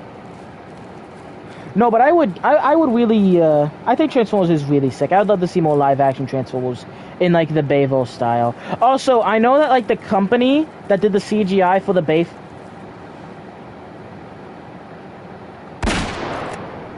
I shot it in the neck! I could have sworn I shot it in the neck!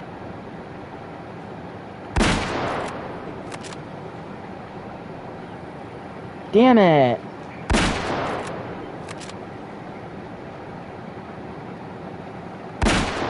I could have swore I shot that thing in the neck.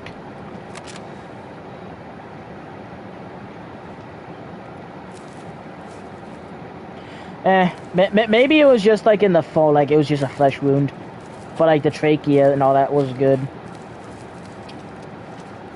Yeah, I'm a big fan of Transformers. I think Transformers is a really cool IP.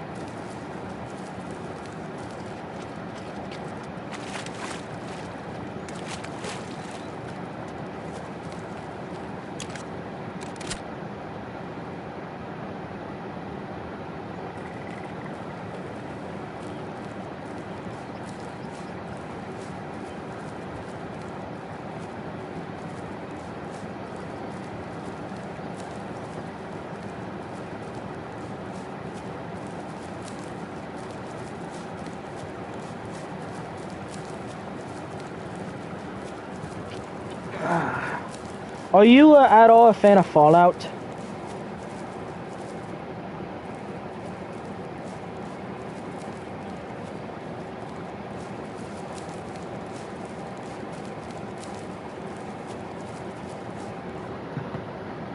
Oh, hold on.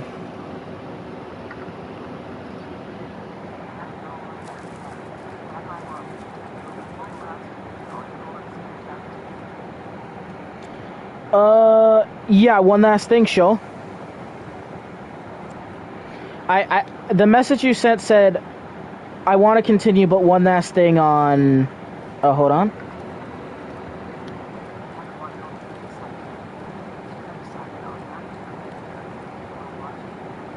Oh, you're excited to watch Back to the Future? I saw Back to the Future when I was a kid, but I haven't seen it in a while. I remember it being pretty cool, though.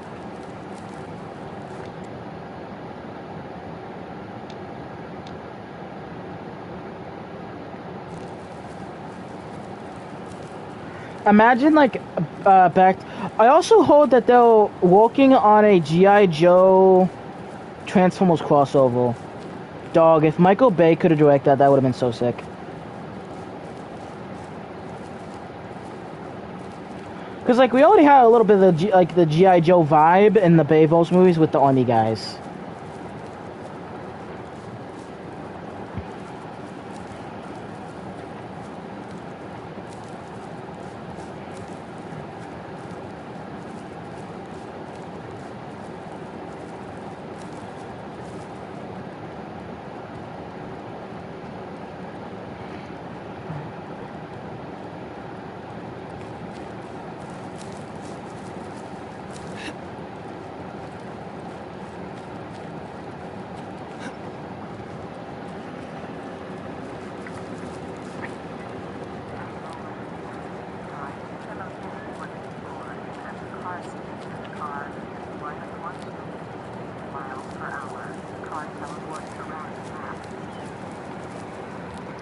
Beto, I have a better idea. The DeLorean, but there's a special button that allows you to transform into a Transformer and use it like a Gundam. Or when you hop out of it, it transforms into a Transformer and it's like your bodyguard. It's like your protector. It will protect you from all evil.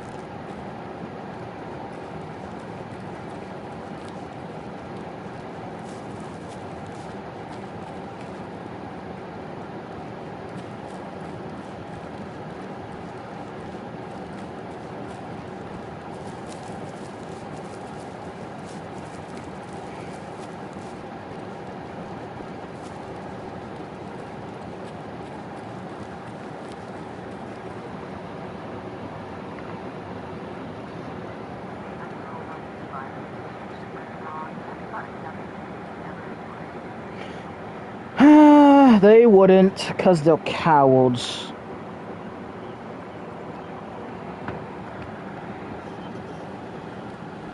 Bunch of big babies.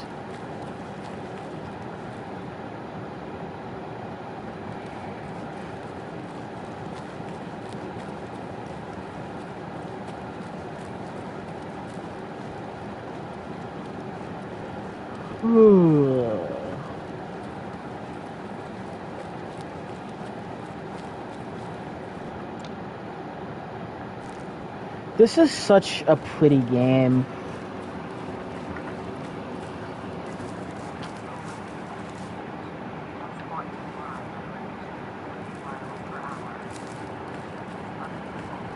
What if hypothetically, and hear me out when I say this, if you piss off your transformer friend, he'll pick you up and launch you 88 miles an hour. He'll pick you up and launch you 88 miles an hour against the pavement. Like if you accidentally shoot him, he'll just pick you up and just slam you against the concrete. Now we're getting like actual like psychopath Optimus Prime. Hold on. Oh shit! Oh shit! Oh shit! Oh shit! Oh shit! Oh shit! Oh shit!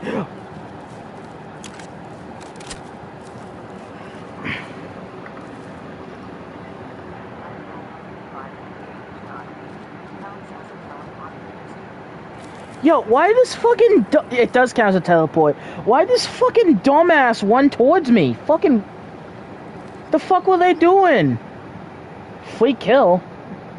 Yo, just game the game literally just airdropped me $230.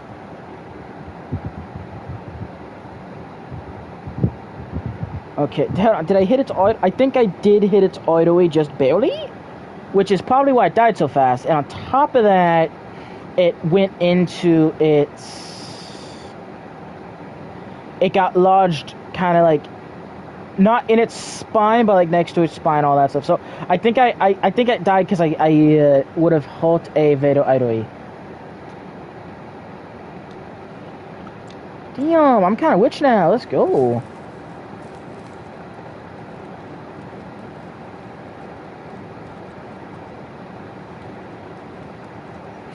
Dog, remember when like the first 2 hours of this game, well, I literally didn't get a single fucking kill. I had to lock in.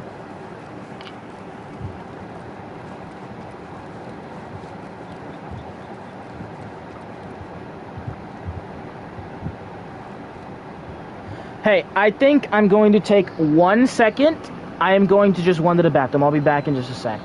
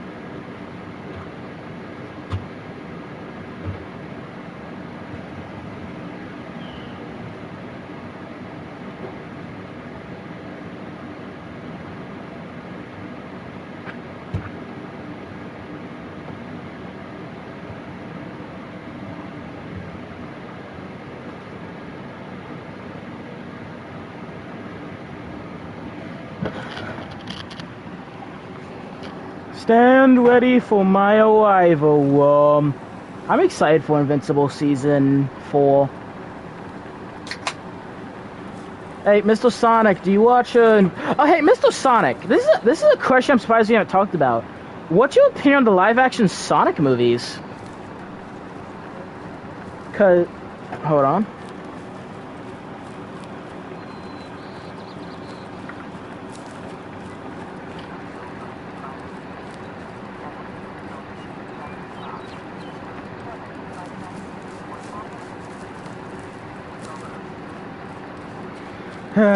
Yeah.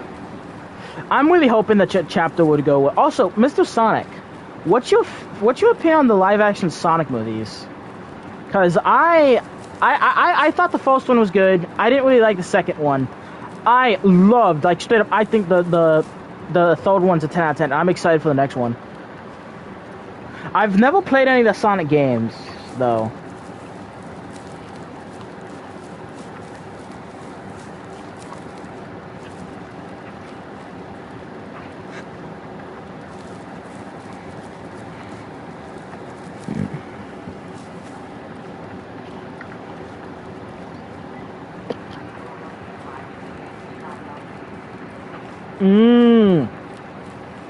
I am very, very, very, very, very hyped for the next movie. I think it's going to be very interesting. I think it's going to be very good.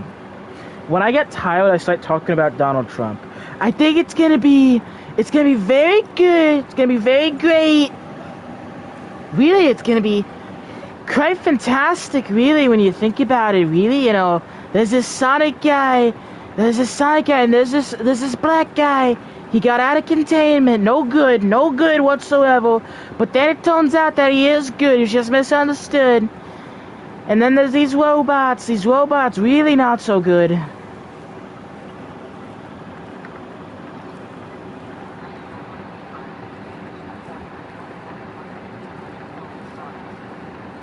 Bro, I cannot wait for the next Sonic movie. I think the first one, pretty good. Second one, not so good. The one that came out with Shadow, actually peak. I love that movie.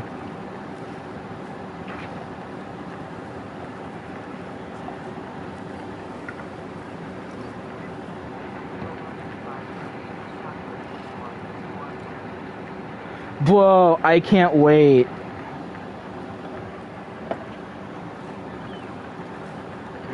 Man. I would have Optimus Prime slam an entire, like, orphanage of children in the concrete to make that movie come out quicker.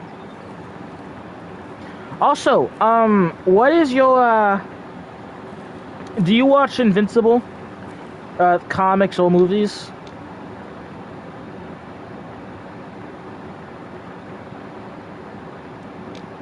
Because I really like the comics.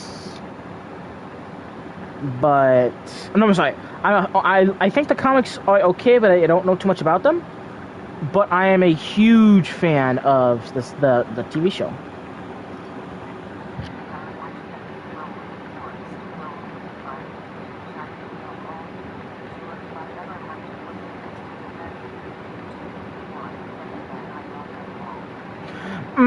No, that's valid. I am not the biggest fan of 2. I didn't like the, like, subplot with the wedding. I thought that was really boring. But I still thought Knuckles was cool, and I still thought Eggman were cool. And Tails, of course, you know, Sonic. I thought that there were a lot of the movie. I feel like a good chunk of the movie could be cut out, and it would improve the story.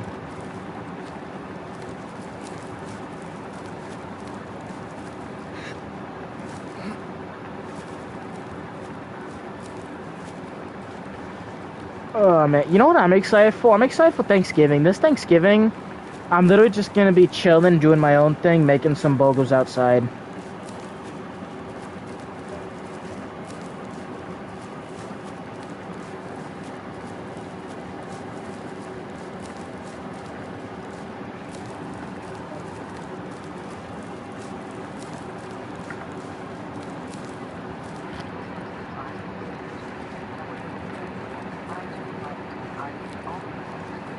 Yeah.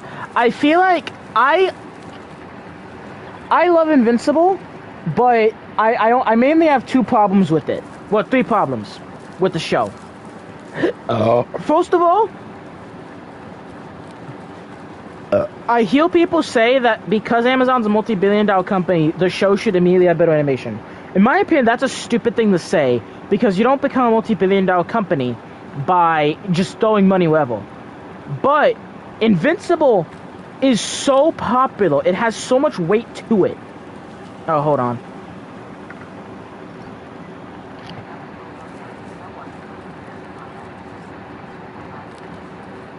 Oh yeah, I can't wait. But nobody is no, I think I would actually go as far as say I don't think there's any other like animated show, any show period, that had as much motion as Invincible. First and foremost, on my YouTube channel, I sometimes struggle to get 300 views. Every single Invincible video I did had over 1,000 views.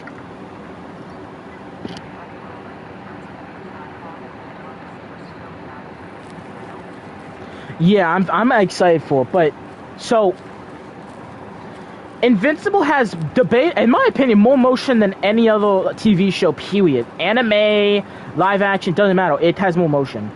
So the fact they can't develop more, they can't put more money into the animation is a huge disappointment. Yes, I know the animators are being very rushed, so they have to rush and get things done. But they could double, triple, quadruple the team, and they'd still be making infinite money off of this shit. And they just want to keep the team small. I don't like that. What I do like, though, is that the original creator is involved in the show process, so that way they're not butchering it, and so he can use it as his final draft. Like, Shrinking Away was some random fucking dude in the comic. She was actually, like, a really, like, good character.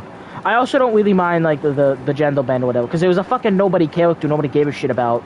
But they actually made it like a cool character, so I like Shrinking Away. So I really like what they did. I really like what they're doing from the story aspect, but I do not like the animation. Like, the animation is dog shit. The only like really good animation was in the Conquest of the Neutral Fight, which I will say I do not dislike the animators. I love the animators. The animators and the showrunners put the budget and put the time where it had to go. Because the Invincible War, in my opinion, was kind of mid.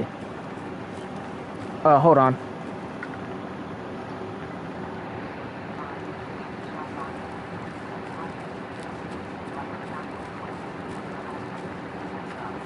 Yeah, now I want to clarify something. I do not hate the animators. I think the animators did it's such a small team. And they had less than a year to do it, if I remember correctly. So it's such a tiny team that's working so hard. I think the team is incredible. But it's such a small team. Like, Rome wasn't built in a day. Rome also wasn't built by like 10 dudes. You need more.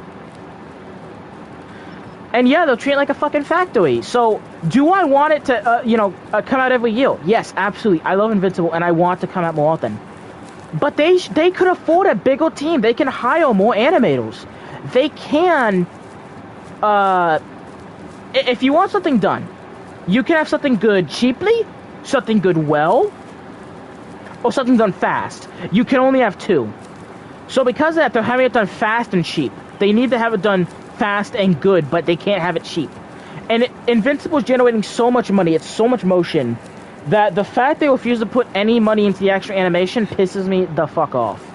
So yeah, I don't like that. And also, Invincible Season 2 needed to have an extra episode dedicated to the Invincible War. The Invincible War should have been 2 episodes. We didn't... The Tech Jacket fight was off screen. That is a fucking tragedy. Also, why the fuck did they turn Tech Jacket into Trink Jacket? Why is Tech Jacket so skinny? Like, what the fuck? Like, I heard some people talk about that they gender bent Tech Jacket, or they turned Tech Jacket into a female. First of all, if they did do that, that's a dumbass decision. Because Tech Jacket isn't a side character like Shrinking Away. Tech Jacket's like a main, like, center stage character. So if they turn Tech Jacket into a woman, that's a stupid decision. But first of all, do they not realize women can weigh over 60 pounds? Have they never gone outside and seen a healthy human being? Are they basing like a woman's body type off of a Holocaust survival? Like, dog, Tech Jacket needs to eat a hamburger. Tech Jacket's biggest enemy in the Invincible Season 3 wasn't Mustache Mike, or wasn't like Viltrumite Mike. It was fucking anorexia. Like, dog, why'd they make him so skinny? And why'd they like... I don't like the suit design.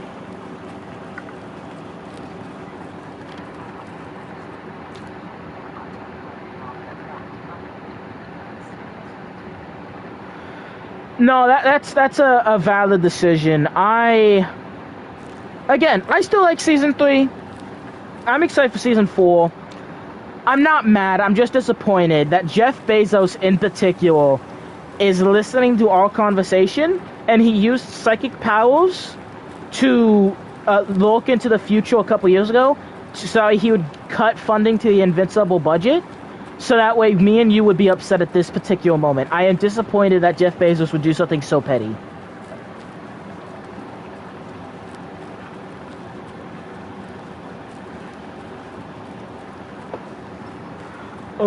Were you at all a fan of One Punch Man back in the day?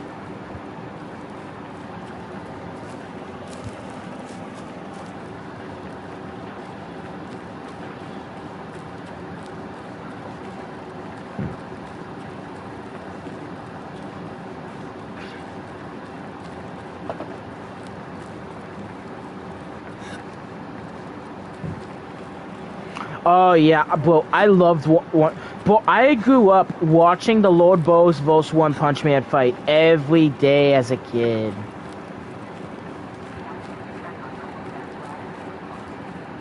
Ooh, okay, so I watched the One Punch Man Season 1 anime so much as a kid. Then I watched Season 2. And yeah, Season 2 was a downgrade, but I still loved it. So I actually read a dubbed version of the manga on YouTube that was talking about like the Monster Association, like how Garo became this cosmic entity, like, you know, he became Cosmic Garo, all that stuff. That was so cool as a kid. And now at Season 3 here, it's just such a fucking disaster.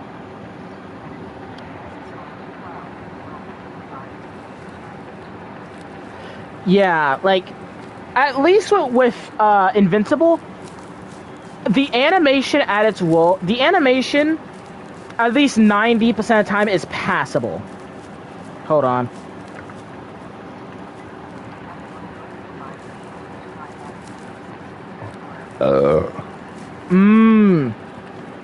Yeah.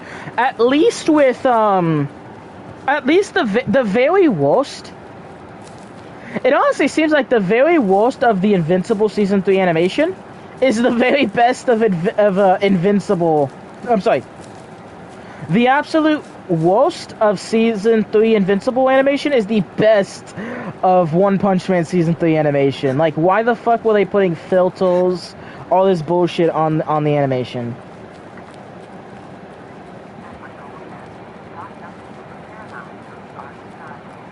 Yeah, I know. It is... Bro, I remember being a kid looking at the manga art for the Monster Association arc. Holy shit. The amount of detail, the amount of beauty, the amount of... I would genuinely argue that One Punch Man manga is one of the greatest pieces of art ever created by man. Like, it is... There are some things that are so good, they are just the best ever. Like, for example, Legends of Zelda Breath of the Wild. That is one of the best works of art ever made. Red Dead 2, one of the best works of art ever made. John Carpenter's The Thing, one of the best works of art ever made. One Punch Man Season 1 One Punch Man Season 1 is one of the best works of art ever made. The manga of that is so beyond beautiful. Like, it is true art. That is what God put us on earth to do. It is so beautiful.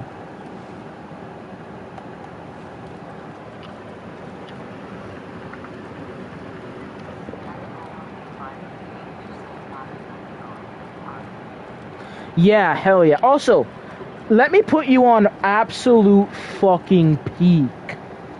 Let me put you on an anime that has animation as good, if not better, than One Punch Man Season 1. And a story that is so fucking good. To Be Hero X. To Be Hero X is one of the best masterpieces I've ever seen. It is beautiful. The story, the way it's interconnected, everything, the twists, the tones. I love To Be Hero X. I think it is debatably one of the best animes ever made.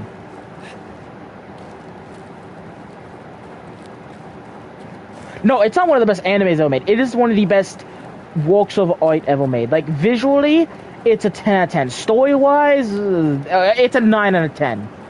It is beautiful. I love it so much. Are you a fan of To Be Hero X?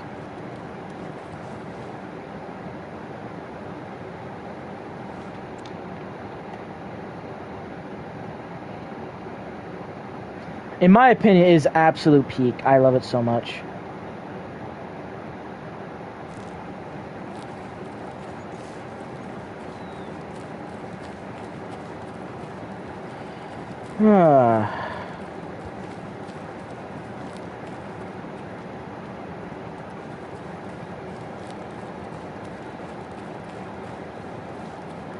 Are you at all a fan of 40K? Like Warhammer 40K? If you're a fan of what's the word? If you're a fan of Transformers, you might actually kind of like 40K. Hold on.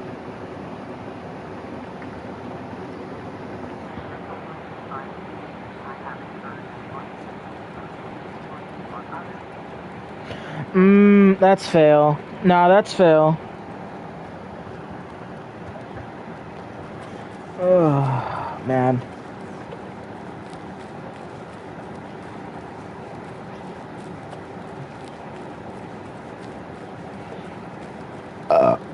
Man. I'm excited for more Fortnite Delulu tomorrow. I'm probably gonna stream tomorrow. Well, maybe not, because my throat really hurts. So, like, if my throat hurts too much, I might not watch it, but I don't know.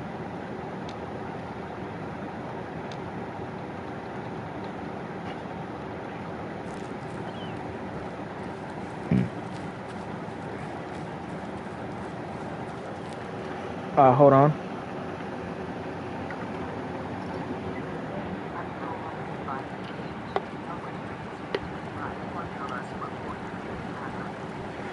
Dog, I love 40K so much. My favorite YouTuber is Live from the Black Library. Not just like 40K YouTube, just like favorite YouTuber in general. I try to be like him when I make videos. I want to be like a shitty I want to be like a bargain bin version of him.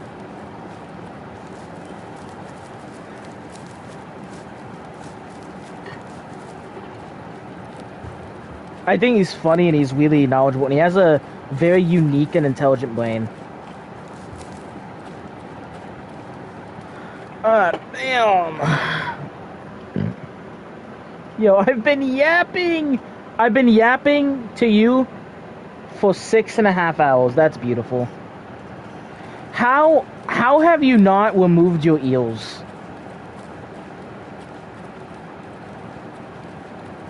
I feel like most people just fucking just like put railroad spikes in their eels by now. Can't blame them. Oh man. What do you play games on? You got a console or PC? Or are you a Clash Royale enjoyer? I've been streaming on my PlayStation 5. I am excited for the next console. I'm excited to see the Steam Deck. If the Steam Deck is $500, I might get one.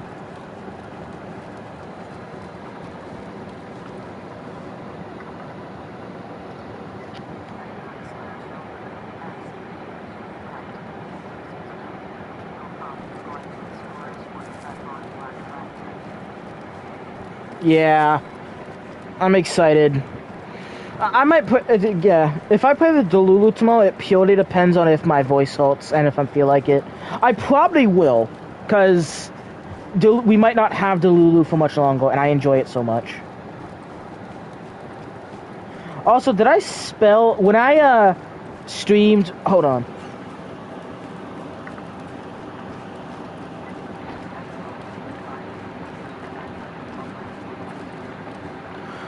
Switch 1 or Switch 2?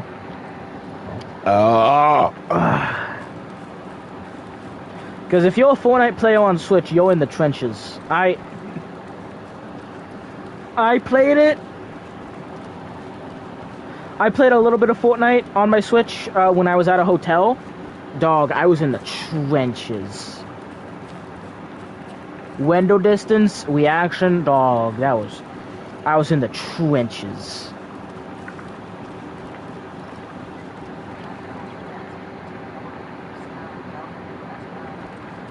Hey, you know, sometimes it just be like that.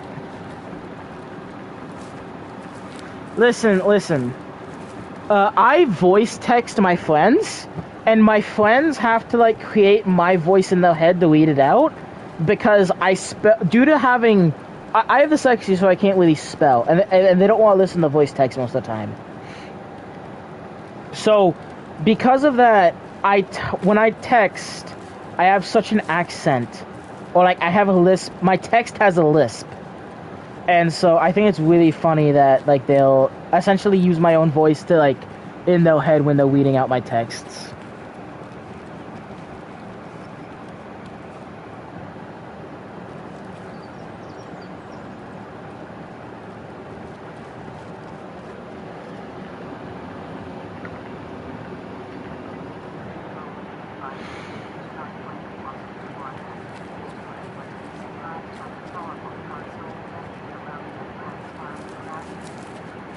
Yeah, that is kind of bullshit.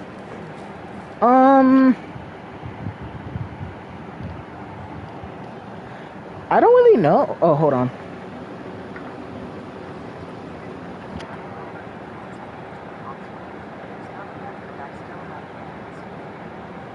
If I had to guess, it's a skill issue, where, like, you just, like, have a pretty high skill level, and B,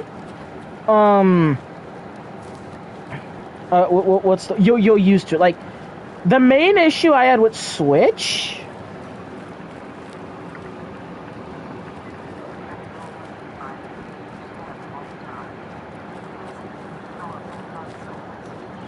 Maybe it's just optimization, because I feel like games are getting... I feel like a lot of the, So here's the thing, like, with the modern gen of consoles. I feel like most of the games could still definitely run on the PS4 if they simply optimized it and maybe toned down the graphics a little bit. But the PS5 is so much better on the PS4. I feel like for the most part, this simply allows developers to A, bloat their games, so that way they don't need to, you know, cut anything.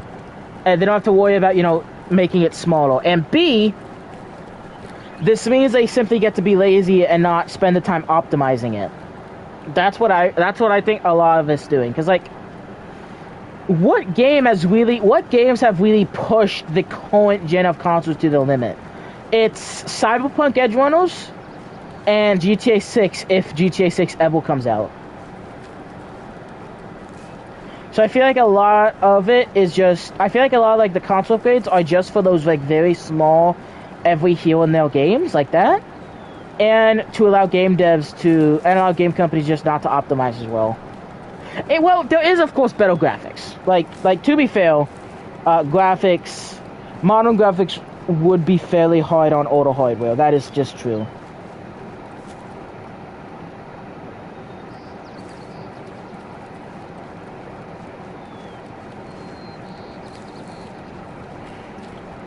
I'm excited for the Steam machine.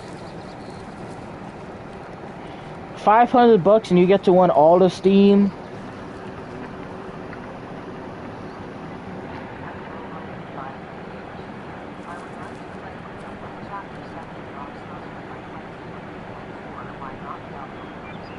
Shit, man, I'd be good playing normal duos. You sound like a cool guy. Do you want to, like, friend on Discord or something?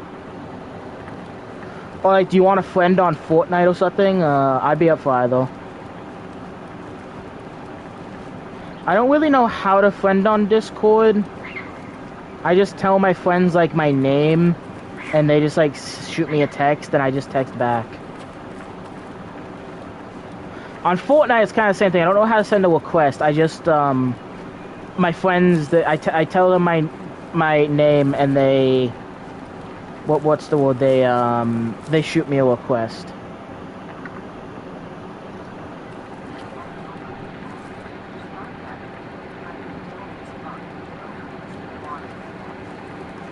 The fuck do you mean by that? No. What the fuck what do you mean by that? What do you mean? What do you mean? What do you mean? What does bro mean? Shit. How? First of all, I don't know what the fuck you mean by that. Secondly, hold on.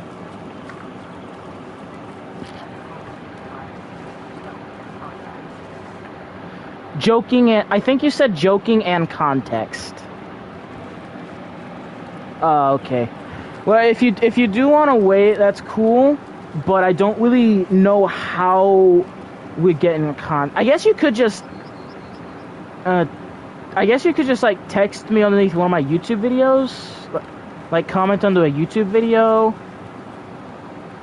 and I could tell you my Discord or Fortnite name there. I'm not too sure. Huh.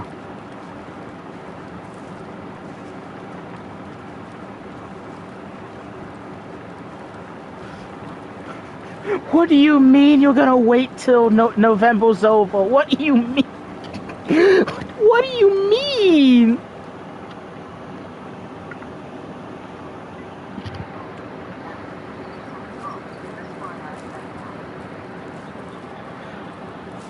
All your message said is look, that's why I said it, then an upside down smiling face.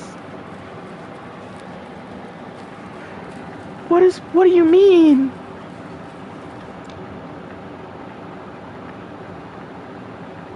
Nah, but that's fine. I don't know. Shit, I guess to get in contact for Chapter 7, I don't know if I'll stream Chapter 7. I guess just comment underneath, like, a regular one of my YouTube videos. Oh, wait, and yeah, comment under a regular one of my YouTube videos, and if I see, like, the Sonic thing, I'll pay attention, and I can, like, give you my Discord or whatever. Because I don't really have anyone to play Fortnite with.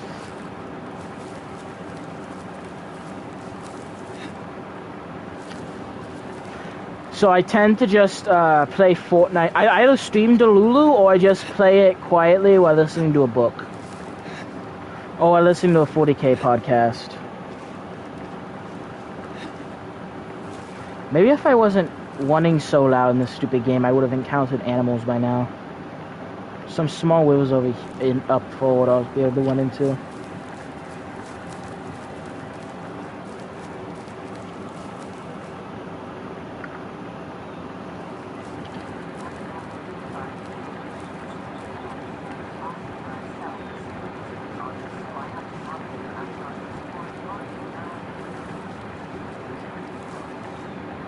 Oh, okay. Well, I respect it. I'm not gonna, I guess, violate. I'm not gonna, like, push that, but the fuck do you think I would send on Discord besides, like, transfer? No, it's fine. I guess to get into contact when Chapter 7 comes out, I have my YouTube channel. I'm pretty good about reading my comments. So literally, I guess just, like, the day before, comment underneath my most recent video. Oh, I guess actually scroll back a little bit. Comment on like an old video or something.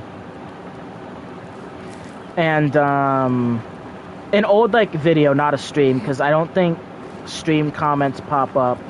Or maybe they do, I'm not too sure. But comment on an old video and I'll give you my Discord information then, and then I'll fucking delete it so no one else can have it. I don't want all the savages who watch my videos having my Discord.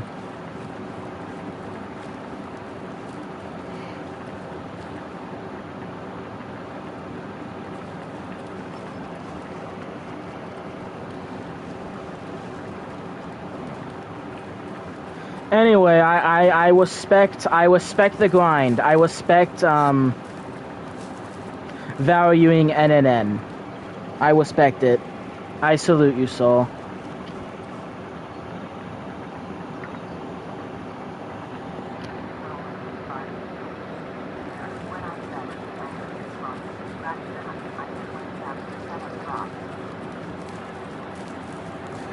Oh yeah, whenever Chapter 7 drops, yeah, I guess just comment under a YouTube video whenever you want to, like, whenever you want to get my Discord.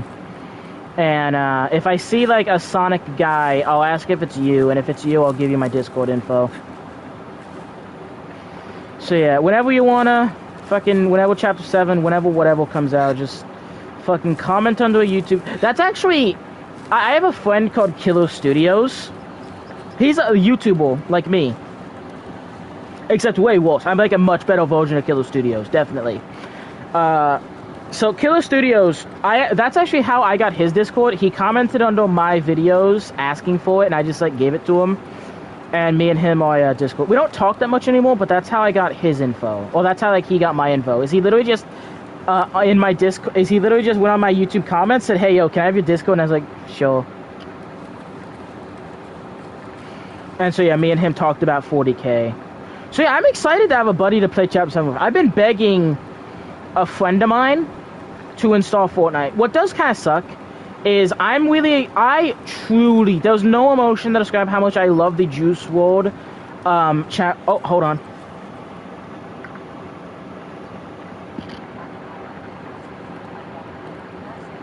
Dog, I can't wait either. So, I really loved the Juice WRLD live event last year. That's insane that it was a whole year ago. And me and my buddy watched it. And what's kind of sad this year is my buddy, he no longer really wants to play Fortnite anymore. And, well, he had some account troubles, but he also just doesn't want to play it. So I might be watching the live event solo, which sucks because last year me and him had so much fun. I'm still probably gonna watch that solo if you want to wait till after November to fucking talk on Discord or whatever. But yeah, I'm excited to have a Fortnite buddy. All my friends want to do is they want to play Roblox. They want to play. Hold on.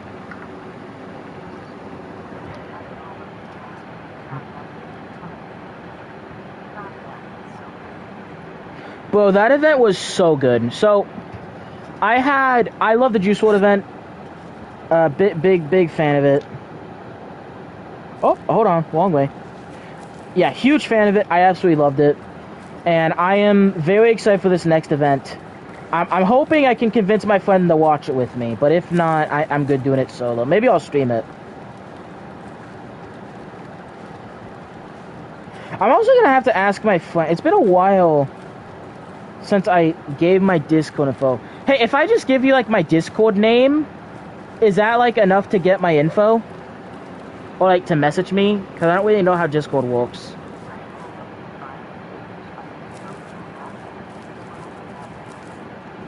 Oh, shit. Yo, that'd be Alpha. So, it's been an eon since I like, friended anyone on Discord. I kind of forgot how it works. Do I just, like, show you my name? And, like, that's how it does. Like, do I just, like, tell you my Discord name? And then you can, like, shoot me a video or something and I can just, like, shoot back?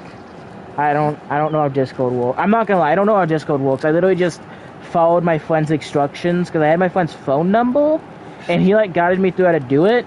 And I haven't done it since. And it's been, like, 6 months.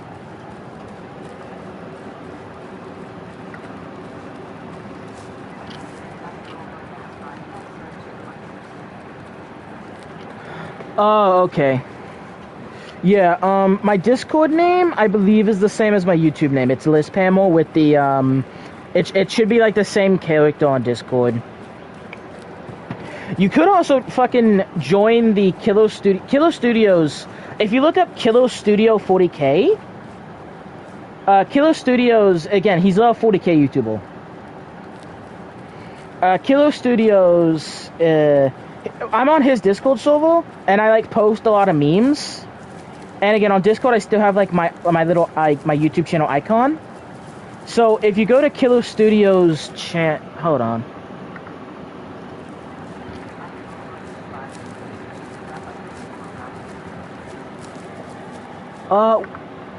What is an underscore? Hold on, what exactly is an underscore?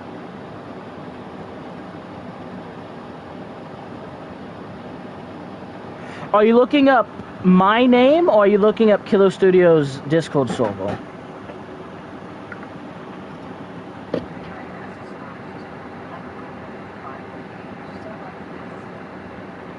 So like this. I don't know what you mean by like what. I didn't see anything. Oh, Lisp Hamill underscore.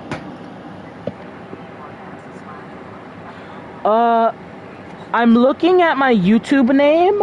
I'm sorry, I'm looking at my name on Discord, and it doesn't have like the space. It doesn't have like the little like space with the line. It's just like a full name. Like it's just Lisp Hamill, but like full name. Like it's capital L. Is this a good idea to weed out on stream? I don't give a shit. It's capital L, normal I, S, P, H, A, M, M, E, I. I am dyslexic as shit, so I might have messed it up, but I'm pretty sure it's just like my normal YouTube name with no extra stuff.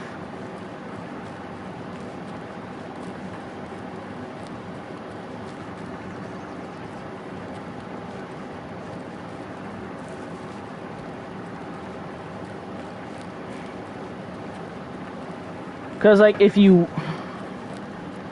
hold on.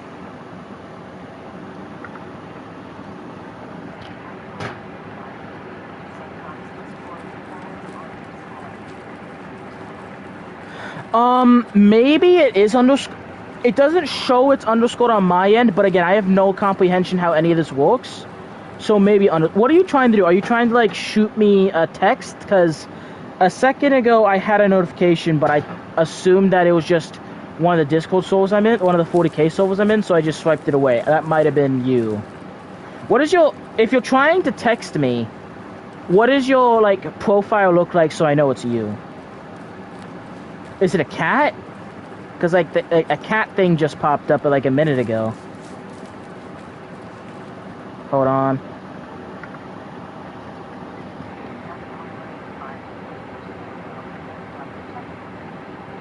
Oh, okay. Well, shit, I'm good at anything. I am good just waiting until fucking November's over if you want, but I am good just doing the thing now.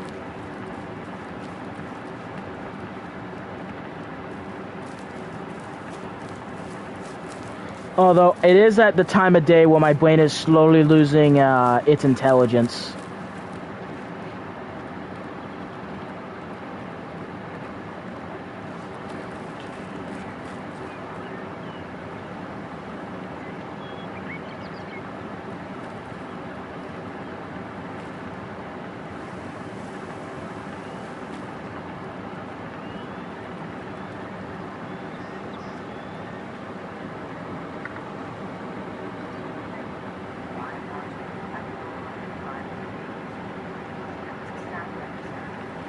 Did you say wait till next Saturday? Hold on.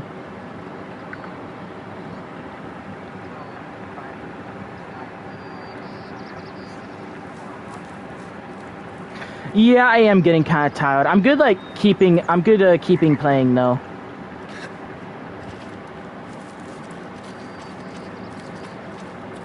Oh yeah, if you want an easy way to find me, just join the Kilo Studios YouTube channel. If you look up Kilo Studios 40K, I think he has a Discord link in his bio. He's like this angry Scottish guy with a blue icon. I post a lot of memes in his Discord server in the meme channel. You could find me there. I'm usually posting some random bullshit I found off of Instagram.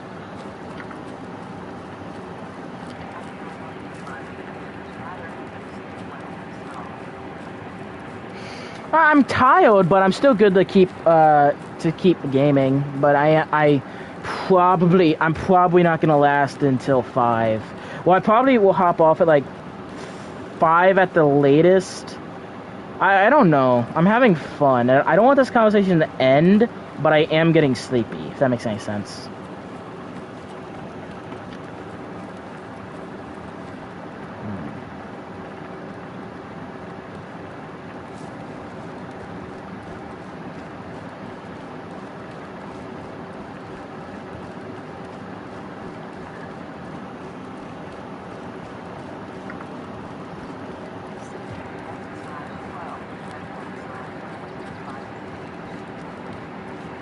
Yee, indeed.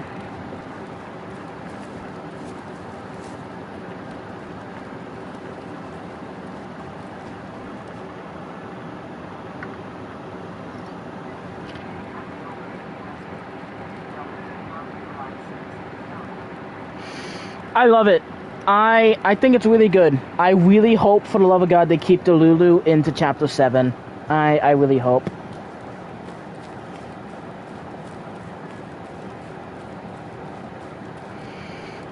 I like the guns. I like everything. I think it's really solid. I don't like it as much as Fortnite Males Delulu, but it's still really good. Hold on.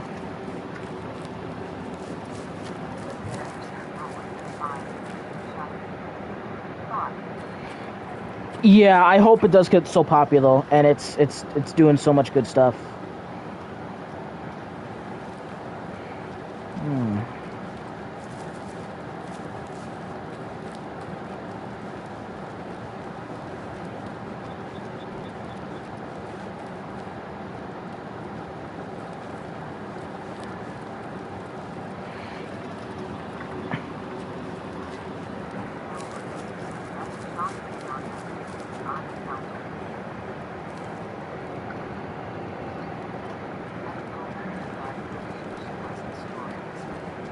Yeah, that is. I didn't. That is pretty cool. That is really cool. I really like Delulu. You meet so many interesting people, and you meet so many cunts, but that's okay.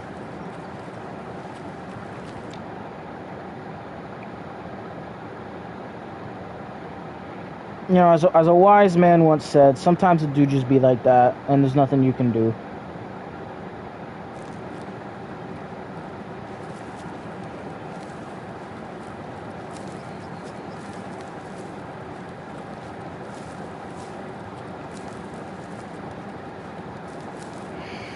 I think maybe my love of Montana began with Far Cry 5, because that game is so pretty, and it takes place in Montana.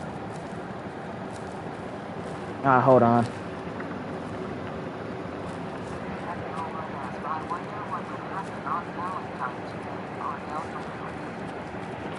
Dog, I hope they do something cool. Maybe, what if they replace, like, what if they make it to every chest spawns a love bomb? Like, you know that, like, item that you throw down, and it, oh, what's the fucking word? You throw it down, and it creates, like, a big, like, circle where no one can hold each other? What if they just make it to literally every chest spawns one?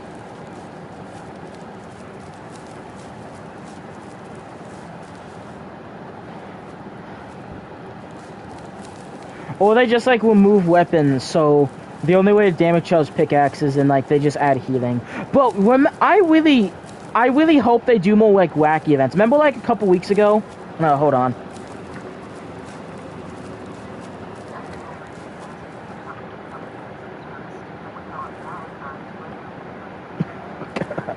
Dog, I think the only...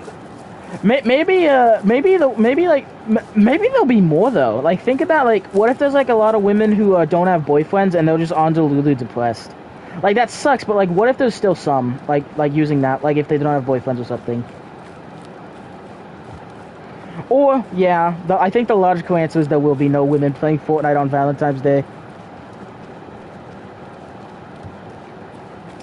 So why do you like Valentine's Day so much? Like, it is a cool holiday, but what about it do you like so much?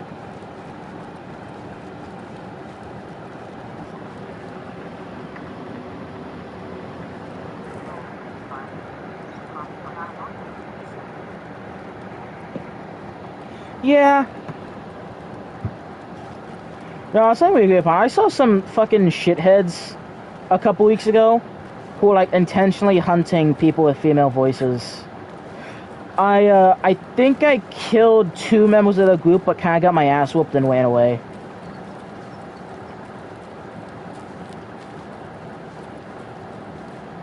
I don't really get the point in killing in Delulu. Like, I'm just here to chill out and meet people. I don't get people who like take it too seriously and try to kill people. Like, I'm just there to chill out.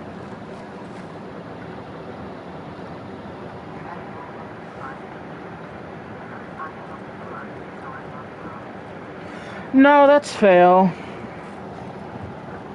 That's an elephant opinion. I like Valentine's Day too. I think it's a good holiday. I think the number one holiday is Halloween. Nothing touches Halloween. Halloween is by far the best holiday. Oh, god damn it, I missed the thing of it. Then after that, the next best holiday is Christmas, then birthday. Then I think New Year's, Thanksgiving, and then I would definitely say Valentine's Day. And then after that, I think Easter. But I think Easter and Valentine's Day are kind of like swappable. And then after that, I think 4th of July. Because I really like all the holidays. I kind of just like excuses to celebrate and be happy.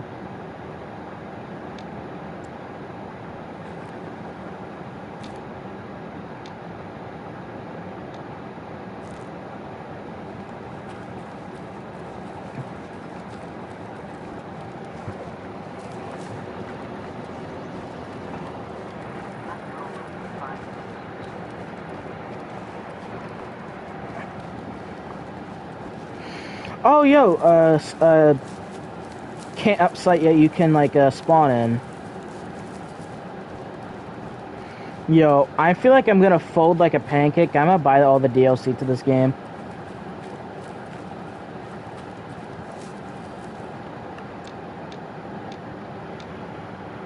I've explored so much while we've been yapping and talking and chit-chatting.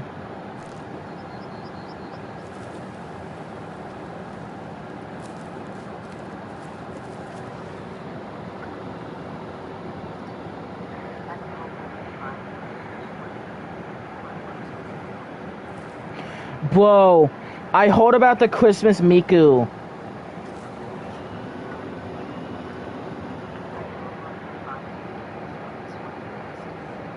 Whoa, I am so hyped for this Winterfest. It's not going to be as good as Fortnite Mails, because Fortnite Mails is the best. But I am very excited for whatever they're going to do with the Christmas Fortnite. I'm very excited. I thought it was really good last year. I thought it was really cool last year, and I want to see more. I'm very excited.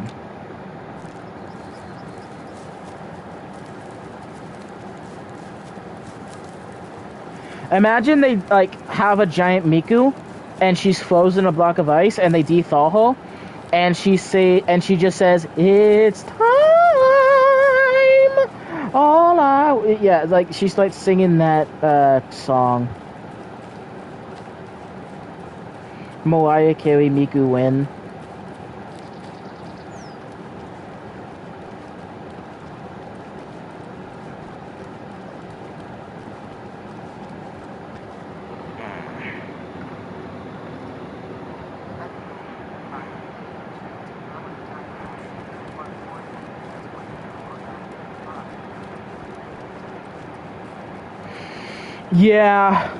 Yeah, I remember. That was a good night. That was a cool night.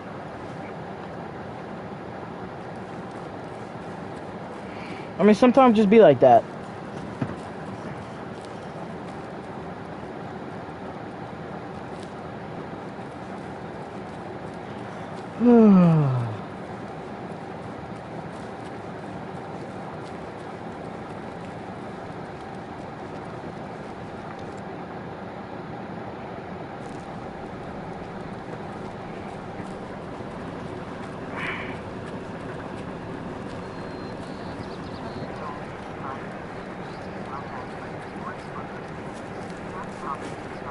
Oh shit, yeah. Wait. I forgot. I forgot about the specific moment. Bro.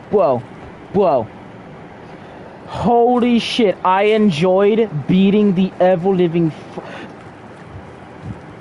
What's your favorite scary movie? Bro, I actually have that moment clipped on my YouTube channel. It's privated, but whenever we get the Discord thing, I'll send it to you. It is, dog, I beat the shit out of Ghostface so bad. I remember that a few days after it happened, me and my friends were on Discord, and we were like watching analog horror movies.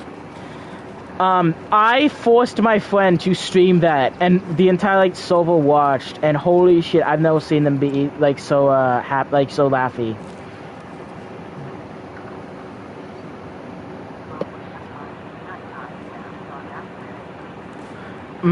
Yeah. That was some good memory. There were a lot of clippable things in on Delulu. But I feel like that's like the nature of it. Like, it's supposed to be clippable. A lot of cool things. I don't know if you were there, but I saw one dude who kept calling himself Optimus Prime, and he had like a voice changer to it. He did like the Bayvos Prime voice. That was so sick. Bro, Peter Cullen is such a good voice actor.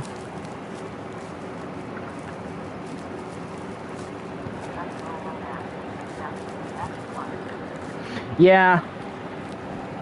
Peter Cullen is my goat.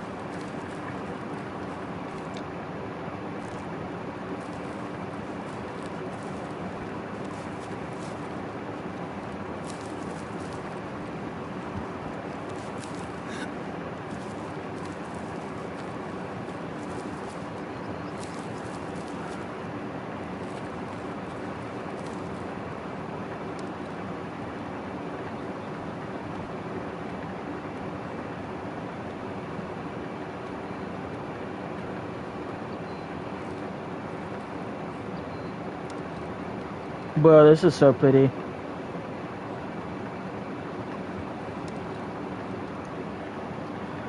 No,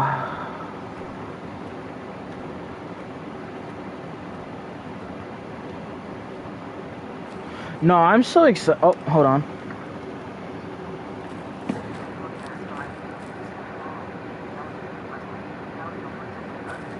Yeah.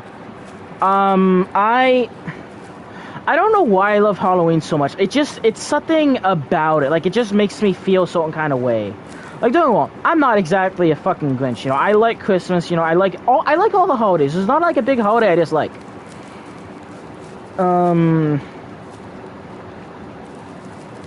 But yeah, but I like all the holidays. But Halloween is just, in my opinion, and Halloween is better than every other holiday put together. Because the spookiness, the feeling, the candy corn, just the joy, the feel, I love everything. The orange trees, I love it. It's beautiful. Okay, Montana? Okay, here's the thing, right?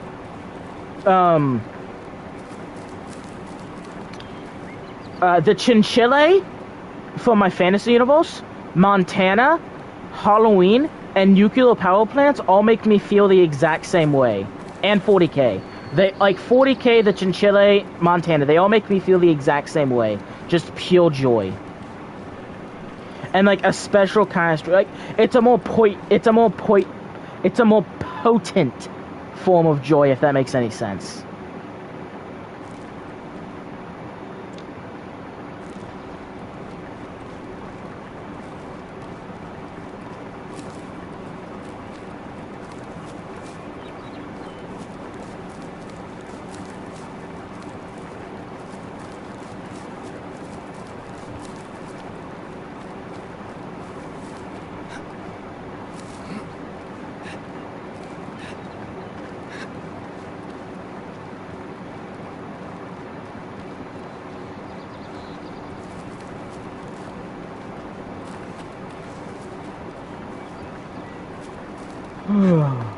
I remember, yeah, Ghostface Knife I think was just insane. Insanely cool, I mean.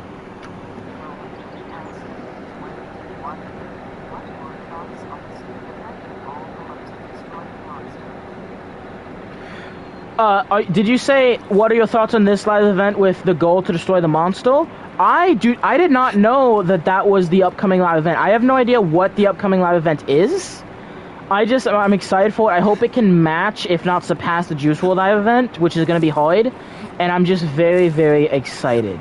If it's like that, where it's like we all get to fight the monster, holy crap, that makes it better. Because I thought it was just going to be like a little video thing.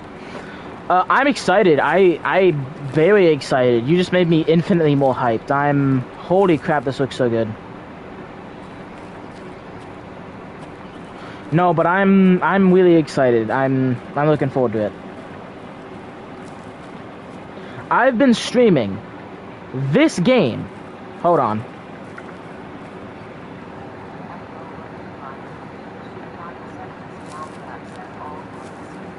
All gloves. Oh, okay, I get it. Yeah, I'm still really excited. Oh shit, I have 6 views. Yo, that's sick. Yo, this Sonic guy likes my opinions on Transformers Good so much, he has 5 alt accounts all watching me at the same time. No, but I'm really looking forward to it. I can't wait. I know that like the Fortnite story obviously isn't something I find too important. I just think it looked cool. But I do know in like the story, there's been like this super evil guy in like hell or whatever, and he's been like corrupting people. I think it'd be cool if like if Godzilla and King Kong like jump him, because like he's supposed to be like a kaiju thing, like a kaiju tentacle monster. So like we have our own kaiju of this season. Like that'd be cool. That'd be cool.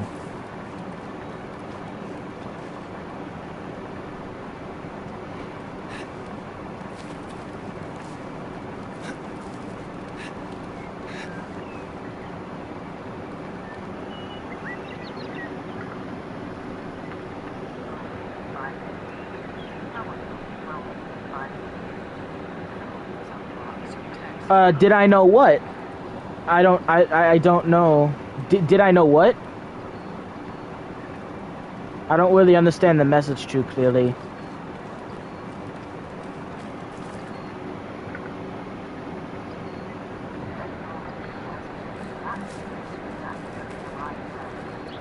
Whoa. Do you know what disappoints me about... that sounds so cool, but do you know what's so disappointing about Fortnite? The fact that the Uma Musume haven't appeared in Fortnite yet.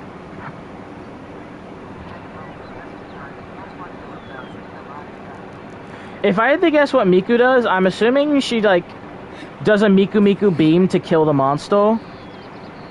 But do you know what does piss me off? The fact that the Umas from Uma Musume Pretty Derby have not yet appeared in, Fortnite. That'd be so sick. Gold ship, gold ship, gold ship, gold ship, ship. Well, gold ship and Honolulu be so goated.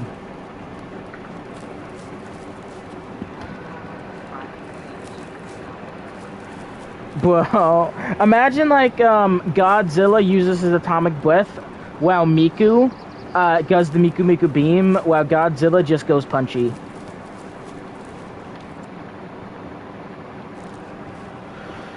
Oh man.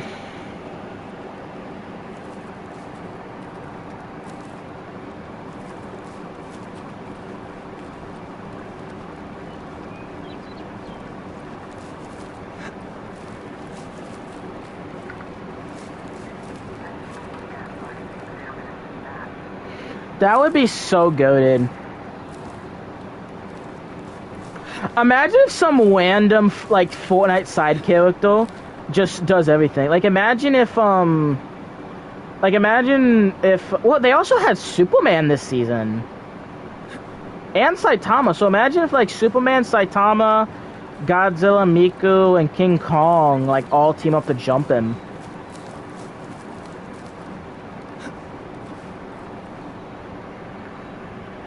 That'd be pretty cool.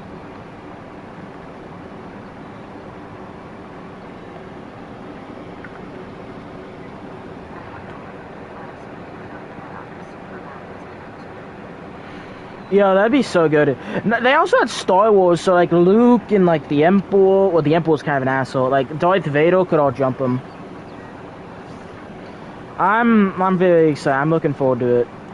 I feel it's gonna be a whole ass movie.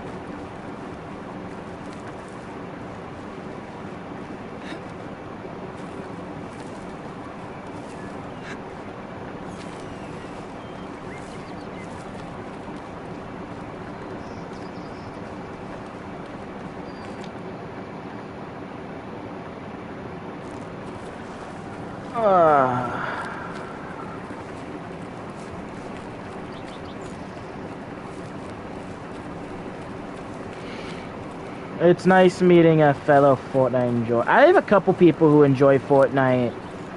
Well, I have like one or two people who enjoy Fortnite, but I don't know.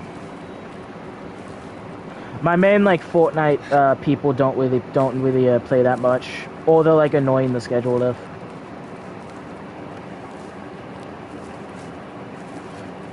Do you play Wanked at all?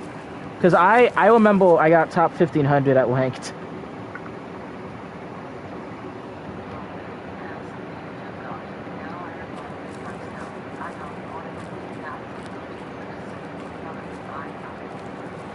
Bro, heal me the fuck out when I say this. Imagine if Spice the Cat from Fortnite just Chun-Li kicks the monster back to hell.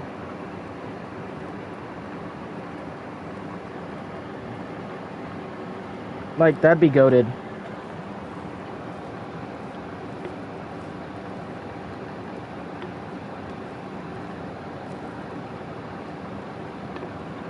Well, am I like the only one who like 0.0 milliseconds after the Spice skin got released immediately had it? I remember days before the Spice skin got added, I had V-Bucks in my account just waiting because I knew it was going to be there. Like 0.03 seconds after it got added to Fortnite, it was in my shop. It was in my locker, and I was wearing it.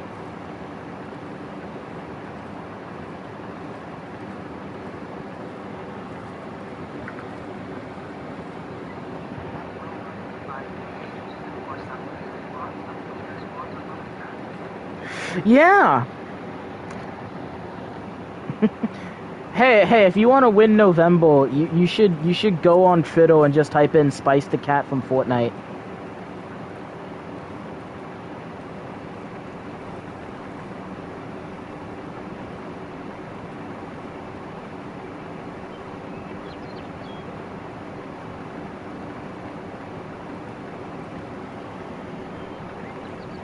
No. They'll teach you how to make a fresh pumpkin pie. Trust me, bro. You should go do that.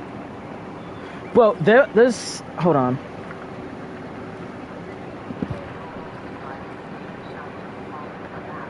No. It teaches you how to make like a pumpkin spice latte at home. Trust me. Bro, there was 6 people watching.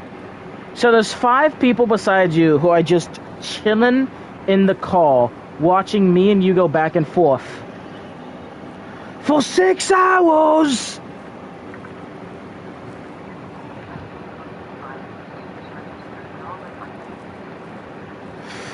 Well, there's like 4 people, whatever, who've just been vibing in the car, watching us like just shoot the shit. That's nice. I'm hoping you guys have a fun night too.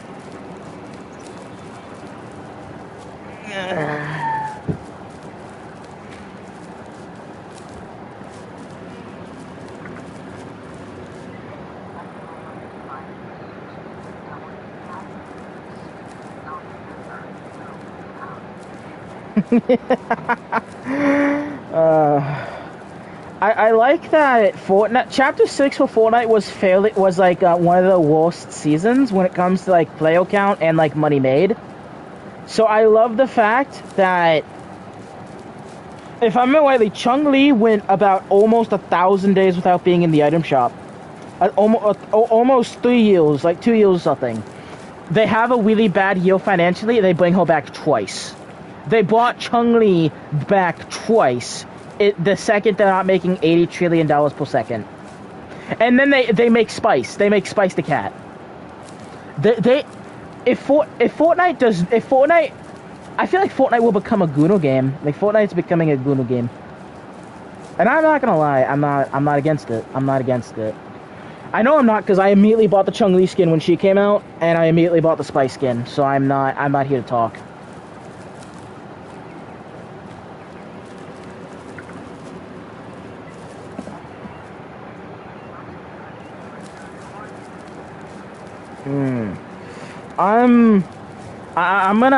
I'm going to create a successful book franchise of my fantasy universe that I'm going to turn to like a D&D type game that I'm then going to turn into a video game and like an anime, and I'm going to have a Fortnite / Squid Woman collab.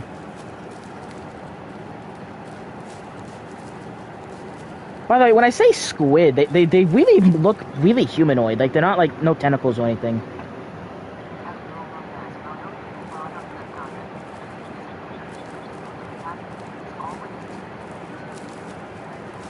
Hey, I'm just saying that sometimes it just be like that. You know what I mean?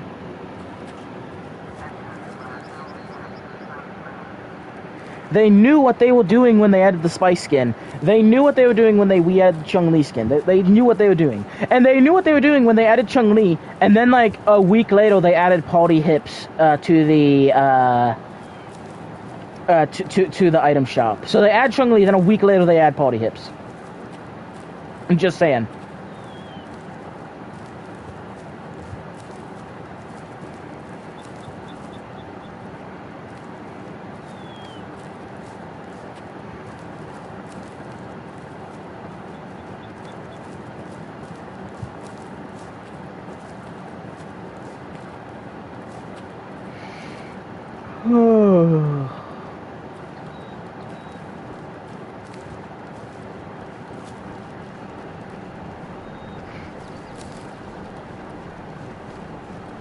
By the way, I keep calling them squid people.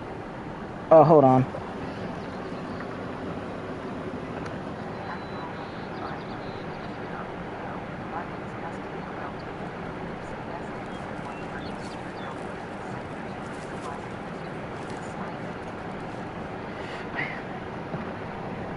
Well, yeah, they have weird censorship, and they're like following their guidelines really well.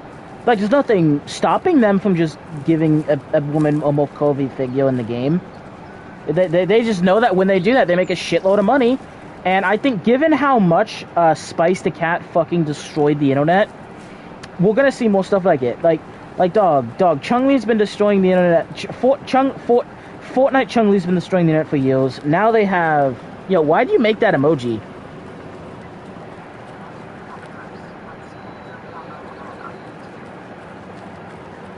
Hey, yeah, easy there, white chocolate. Bo's about to fail November. But we started talking about Fortnite for 1 minute. Bo's about to fail November.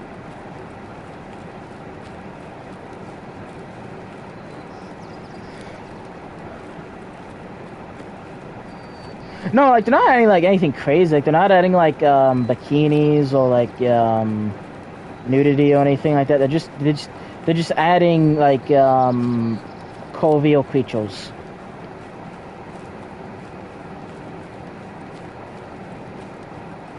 Oh, hold on. What did you say?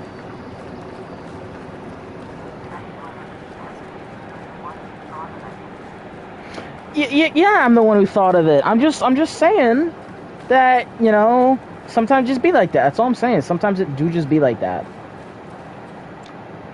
Like, sometimes I'll just be telling people, you know, an idea, and they'll be like, man, yo, and I'm just telling them, sometimes just be like that. Like, you know, my friend, you know, he wanted to know, hey, you know, why did you have to... Oh, hold on, what did you text?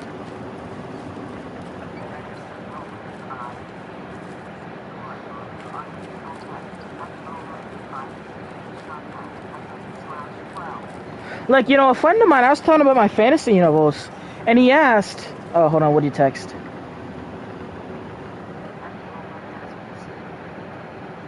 No one's coming to save you, buddy. Like, a friend of mine, I was chatting him up.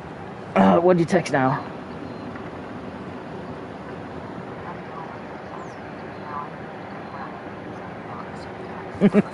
Like, a friend of mine was chatting me up about my fantasy novels. And, you know, he asked me, why, hold on, what do you say?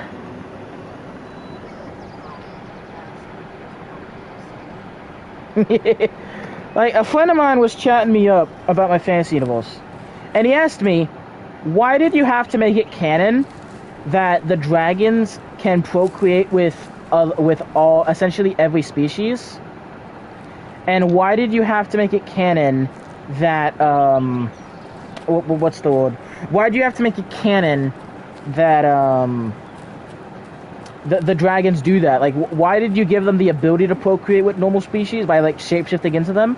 And why did you make them do that? You're like, no, God, you didn't have to do that. And I'm like, hey, sometimes just be like that. Sounds like you're jealous. Because, like, sometimes it just be like that. And people don't get that.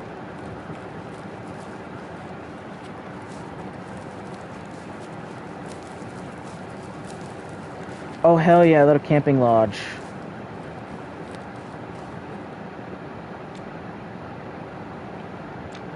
Yo, this place is sick.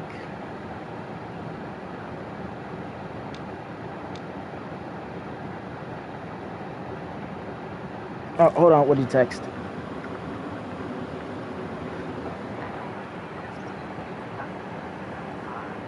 Yeah, I mean, like, sometimes just be like that. That's something people have to accept, is it just has to be like that. Like, why is Montana the prettiest place in the world? Because it just be like that. Why is Halloween the best holiday? Because sometimes just be like that.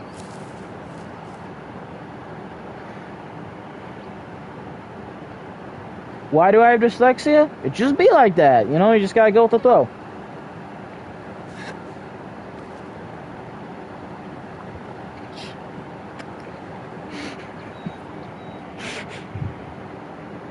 Hey, I'm gonna say something I know I'm gonna regret. You see what's on screen at the moment? If you're having... Oh, hold on.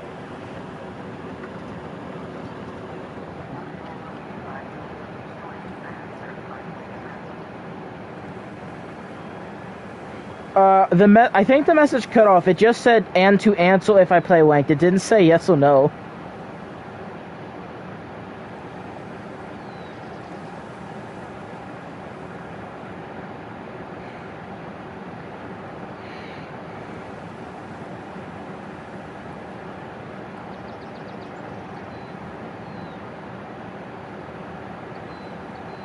Mr. Sonic. If I played hold on.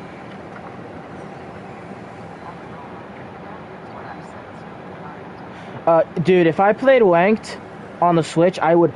Bro, playing ranked on my PS5 had me ready to blow my blades out. If I did that on the Switch, I'd jump off a cliff. No, that's a valid opinion. Genuinely, ranked is like a toxic relationship. Oh, by the way, you see this hatchet I've been staring at for like 5 minutes? If you have a hard time surviving November, you can give yourself an advanced circumcision with one of these, then you'll be fine.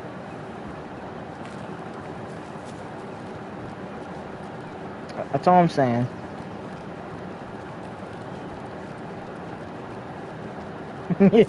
Circumcision, electric boogaloo. Yo, if you do that, then you'll be one of the goalies on Fortnite. On Fortnite Delulu.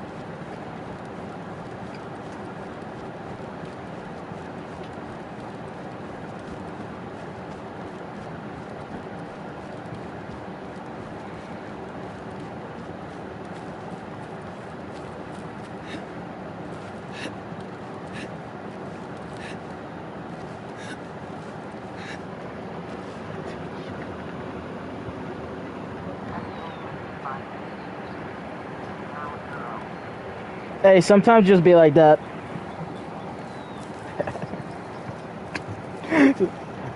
Oh shit, there's creatures over there.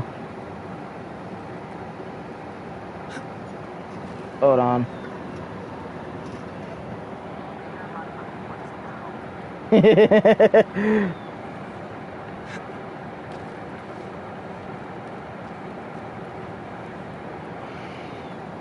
Oh.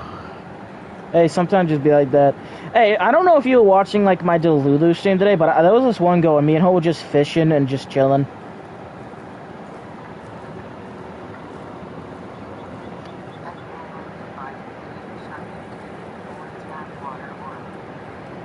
Damn it! That's actually the whole reason why I streamed today. I knew that you'd be watching, and this was all my master plan. Damn it.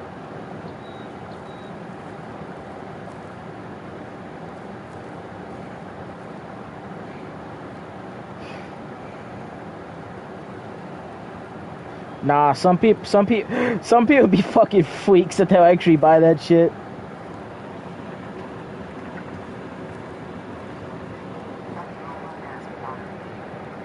Damn it. Nah, I gotta lock in and kill this fucking deal. Damn it, it's behind the mountain.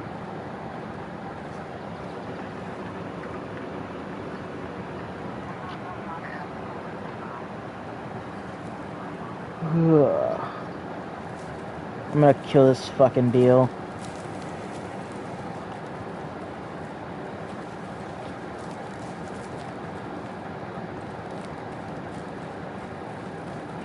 Am I the only one who thinks they could beat like a deal in a fight, like a fist fight? Like, I feel like I could knock a deal on its ass and like knock it out. Kangaroos, I feel like this may be egotistical because they can kick so hard. I feel like I could beat a kangaroo in a fight. Like I could beat a kangaroo. Like I feel like I could tackle it and straight up just choke it out. Like unrelated, but I feel like I could definitely get my like arm around. I could put. I don't know too much of jujitsu, but I did like a little bit of jujitsu. I feel like I could put a kangaroo in a submission hold and just take the life out of him, like take his life. You know what I mean? Because I did boxing too, but I feel like if I box a kangaroo, I don't think I'm winning that. Like one kick, I'm cooked. But I feel like I could choke. I feel like I could choke a kangaroo out like without too much difficulty. Okay, with extreme difficulty, but I feel like I could just do it.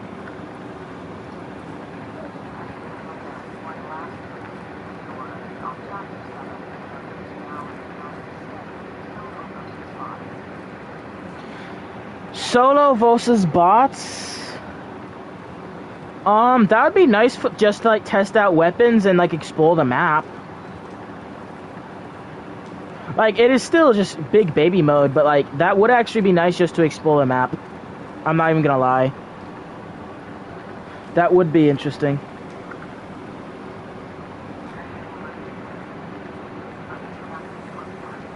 Yeah, like I'm not saying it's bad. Like I know some people are gonna be like, "Oh no, it's ruining the game." I don't really give a fuck.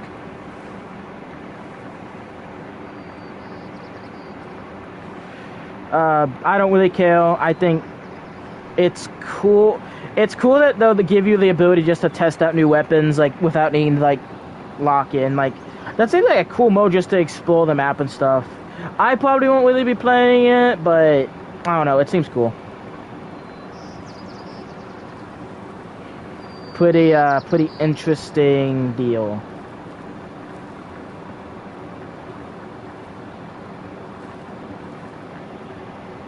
Yo, 7 people. Let's go. I wonder 2. Yo, 7 people. I think that's my new record.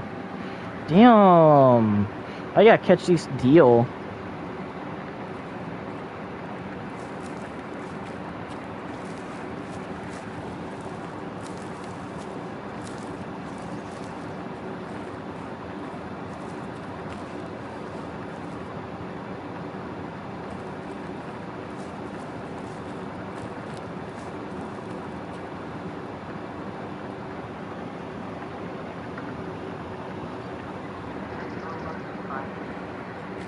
Yeah, thanks. I think the max I've ever hit was 6 views or 6 viewers, so it's pretty cool.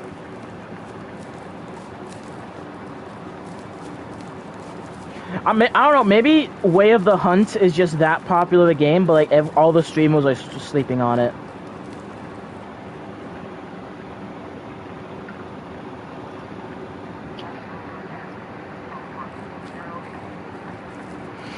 Yeah, I hope you have a cool day too. I'm probably gonna call it really soon here because I am.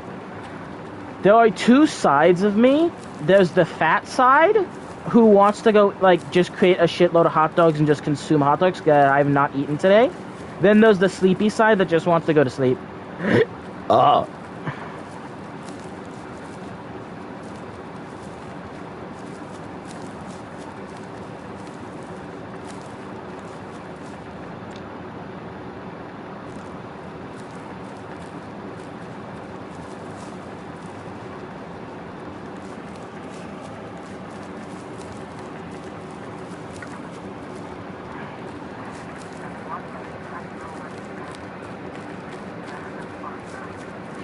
Honestly, as like pure relaxation, yeah, like this game is really. I watch some 40K streamers where I play this game. I like the game. I think it's really good. I don't think it's better than Fortnite, but it's a good game. Like I like hunting game. Well, I've never actually played a hunting game besides this, but I really enjoy this. I think it's a good game. Ooh. Some fucking deal around here. Hello, girlies.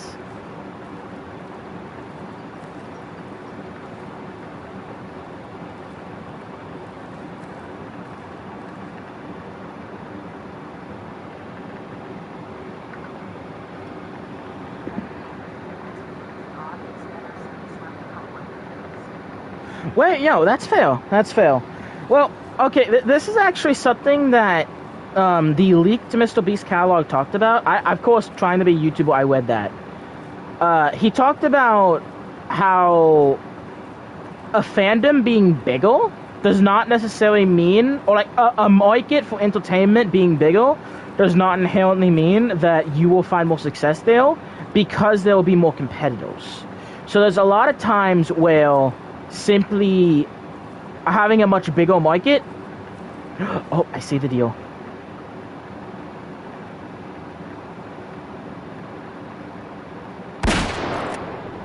Dropped it! One fucking shot.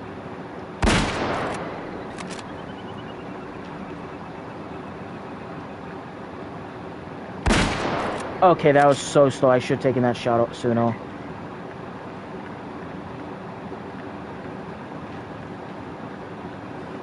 Yo, I still got a kill. Ho, ho, ho, ho. Oh yeah, so he talked about how a market being larger, and Fortnite is an infinitely larger market than this. A market being larger does not inherently mean you'll find more success there, because it have more competition. If I'm trying to sell bananas, there's a trillion fucking people trying to sell bananas. But if I'm trying to sell, but there's also a huge market for bananas. But if I am trying to sell some wind, 8 viewers! Oh shit, let's go. Yo, I'm gonna keep fucking streaming. I'm having fun. Oh, let's go. Oh, right into the neck bone. Right into the neck bone. Oh, yeah, so... Bro, dropped him immediately. How much cash is he? Yo, 200? Shit, I'll take it. I'm gonna get a screenshot first, though. Ooh, this guy also had good genetics. Okay. Oh, yeah, so... but if I'm trying to sell, let's say, kiwis, and there's, like, no market for... There's a small market for kiwis, but because of that, there's no kiwi sellers. Or, like, there's only a single kiwi seller as opposed to the million banana sellers. I might have more success selling kiwis. Because there's just way less competition. There's not, like, a well-known brand, like a well-known, you know, like Ninja. There's no Ninja there. Or, I guess, Banana Ninja.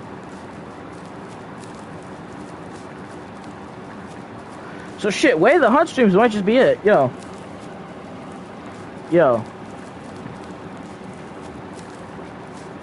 Way of the Hunt might be fucking goated. Oh no. Because I was so loud that I loaded them. Damn it. Yeah, how much cash do I have? Oh, almost 5K. Yo. I'm rich. If there needs to be a Mr. Beast challenge where he takes like 10 people and he has them all play Way of the Hunt. And whoever gets the most money gets the money in real life. If that makes any sense. So like right now, if everyone else had 3,000 and I had this much, I'd get like 5,000 in cash. Like that'd be sick.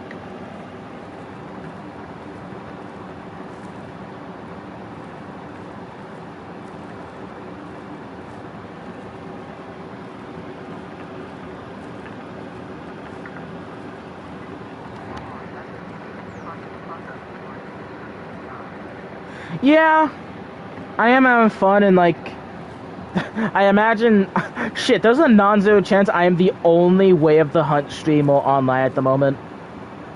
So imagine there's just one dude who's watching this right now, and he does not give a flying fuck about our conversation. He's just sitting there just like, yes! Oh, look how he shot that fucking deal. He shot the deal in the neck. Oh my god, I fucking love Way of the Hunt streamers. Like, imagine there's just like one psychotic individual who's just tweaking the fuck out that there's a Way of the Hunt streamer at this moment. But he like does not give a fuck what we'll talk. Like he's just there like, shut the fuck up! I want you to kill more deal.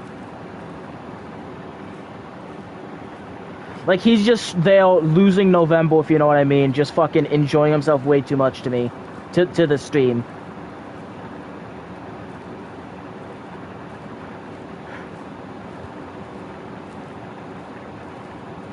Why the fuck are these guys talking about Transformers? They need to be talking about hunting tactics. Imagine, like, there's multiple, like, what? There's multiple people, there's 7 people watching. That's more than I've ever had before.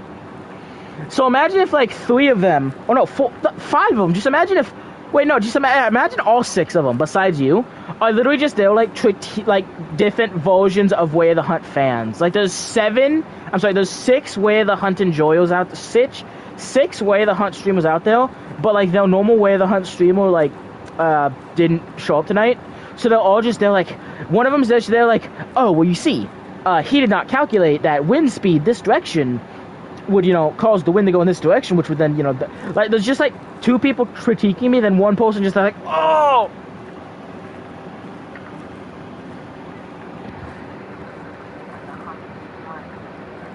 Yo, that's so valid. I might buy the DLC for this game, because the DLC looks cool, and the DLC's on sale. It's like $12 instead of 20, and you get, like, a new map or something. I remember that I had a few bucks, so I did buy, like, a DLC. I bought like a couple DLC guns. That only like a couple bucks because the guns were on sale.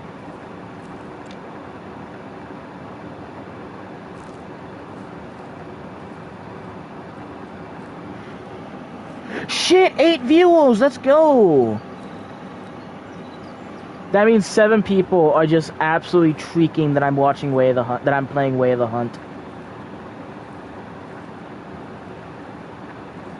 It is a good game. Like, it is, like, there's so many cool, like, again, if you kill like too many like good genetics deal, the genetics of the deal will go down, and so you're making less money all the time. So you want to kill deal with bad genetics so you can get more money later. But I don't really give a shit. I'm just gonna shoot whatever I see.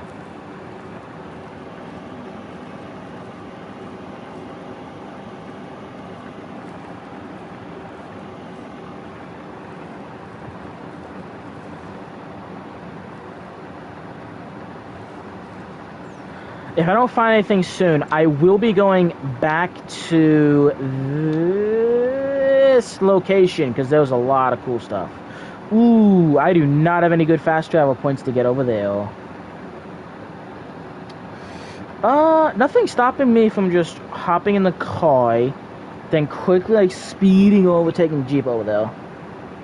Because if I had to guess, there's probably, like, a spawn, not a spawn, there's probably a location here to get over here, but I was too stupid to get. Or maybe right here.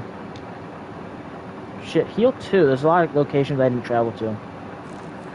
Although I did also almost die there, Olio.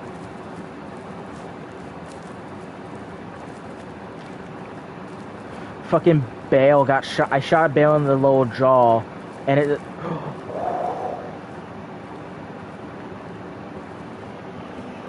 I'm literally hunting it. I'm hunting it so good.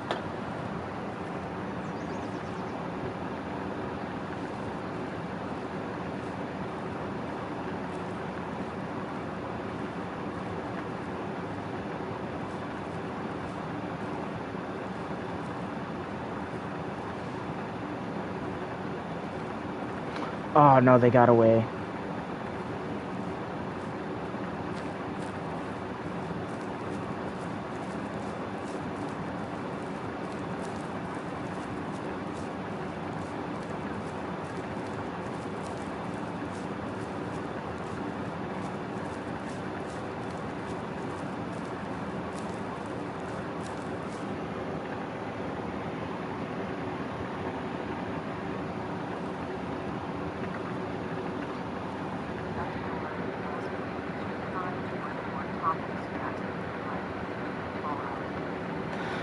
Whoa, dog. I love Fallout. Like, I love Fallout so much. The reason I like Fallout is a couple years ago, back when my uncle was still alive. My uncle, genuinely best chef in the world. Like, actually, like, he is the most stereotypical Southern chef, but he is fucking goated. The day before Thanksgiving, I just lifted a shitload of weights. And because of that, I was like kind of upset. So like the day before, I just lifted a shitload of weight. So the day of Thanksgiving, I was kind of just like fucking crippled. I was just sitting. Oh, hold on. I was just sitting in my bed all day long, just snuggled up. And I was watching YouTube, and Fallout 4 Nate popped up. Oh, hold on.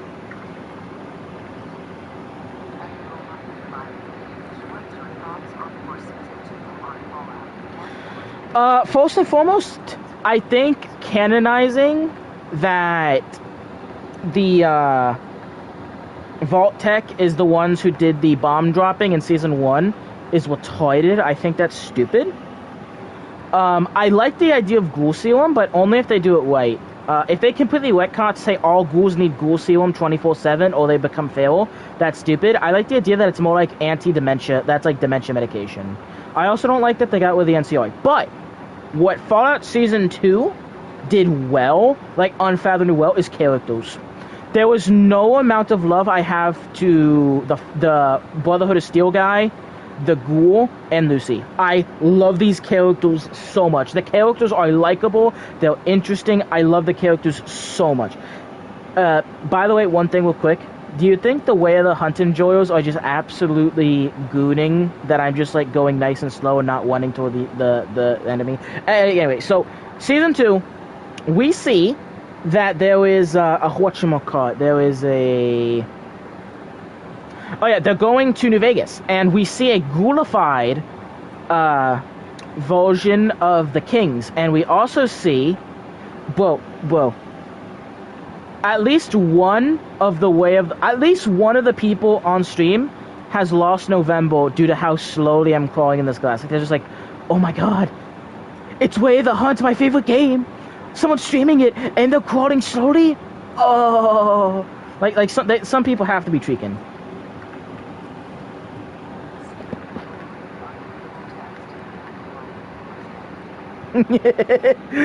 Oh god.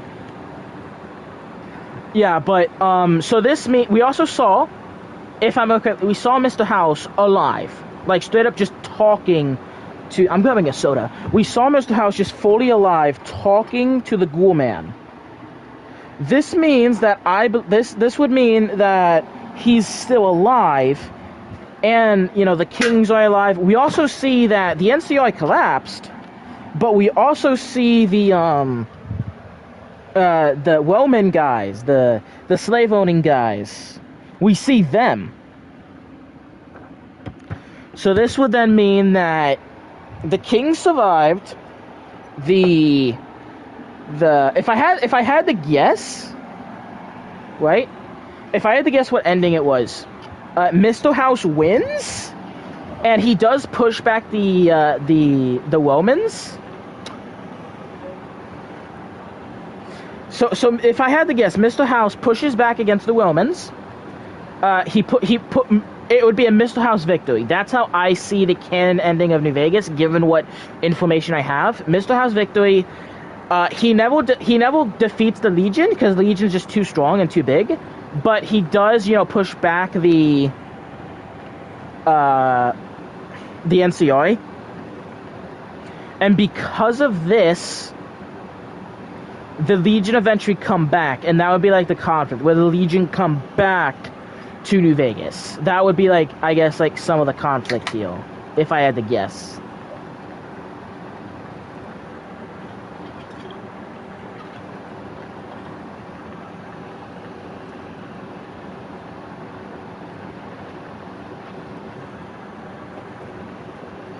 So, Mr. House probably has the Platinum chip, meaning New Vegas as a whole is strong. Like any area they control, like the Hoover Dam is strong. All those areas are like controlled and strong.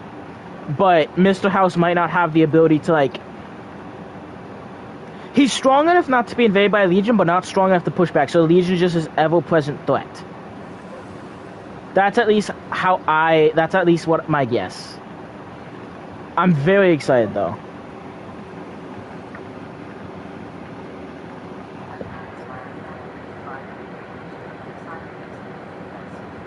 Dog, I love New Vegas. I'm so excited. Again, I think it's retarded that they made it canon that Vault-Tec, destroyed the essentially nuked the world. I always believed it was Vault-Tec, but I don't like that they gave it an official reason. It's one of those things where, you know how I was talking about my 4 Horsemen of the Apocalypse earlier, on how I would never tell my fans, or like, I would never, anyone I tell a story to, I would never tell you what the Horsemen are, it's just that they are there. It's straight up that same thing. Well, I can tell you about the Horsemen of the Apocalypse, but the wonder and the curiosity is infinitely better than anything I could come up with. The speculation, all that stuff.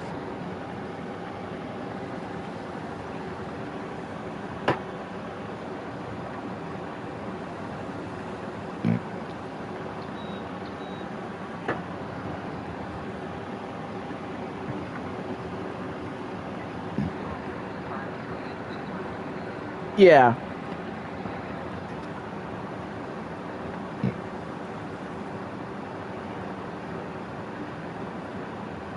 Oh, by the way, the 4 Horsemen of the Apocalypse are actually just wacky dudes in costumes. It was just a prank.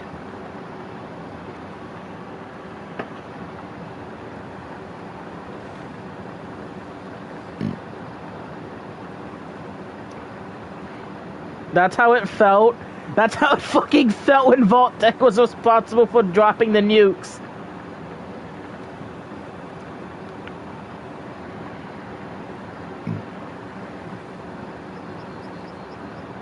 I'm gonna fucking kill these things.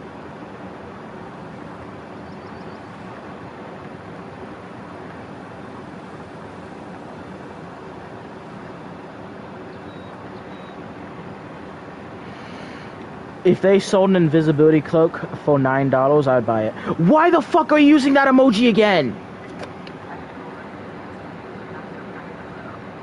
Why are you using that fucking emoji again? Your emoji is so scary, you scared off the deal.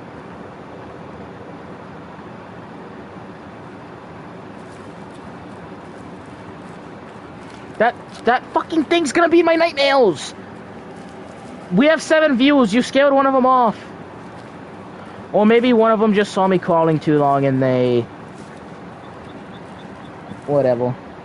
Oh.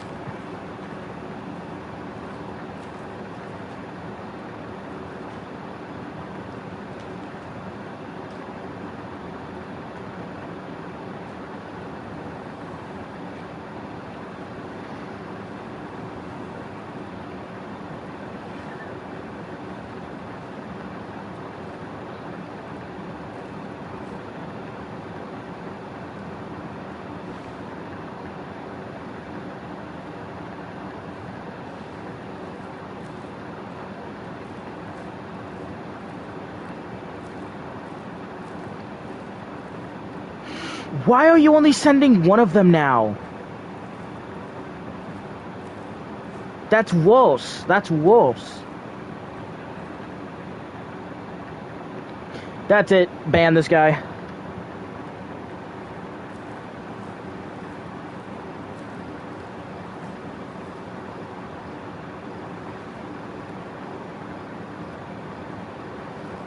No, but I'm so hyped for Fallout.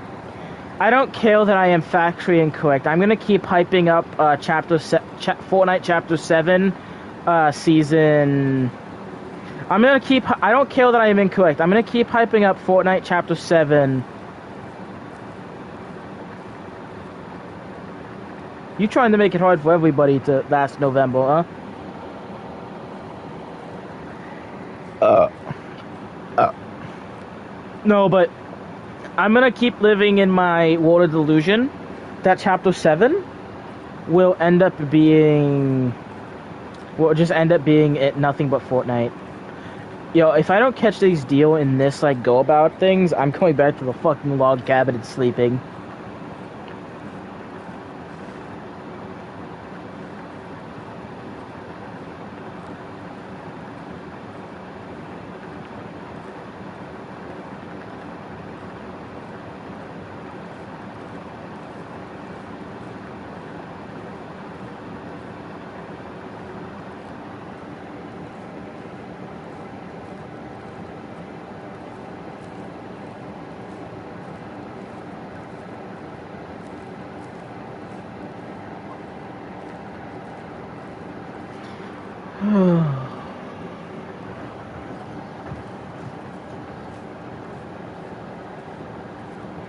What I'm really hoping is I want to see what I want to see what Montana looks like in the Fallout universe.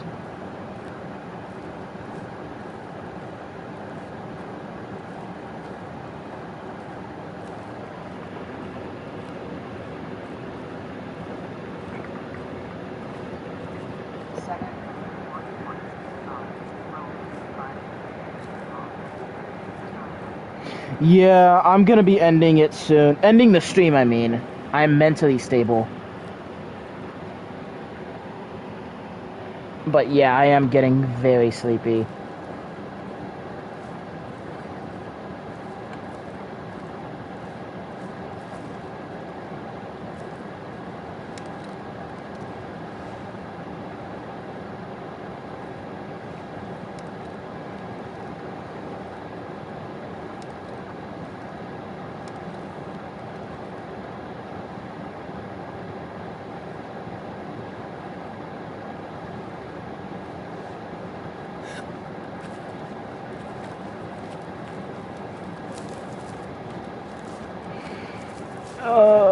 Please. Wait, playing this game is kind of like November. Because, like, you go through all these struggles trying to, get the shot off and trying to do the thing. And then when you finally do it, it's fantastic.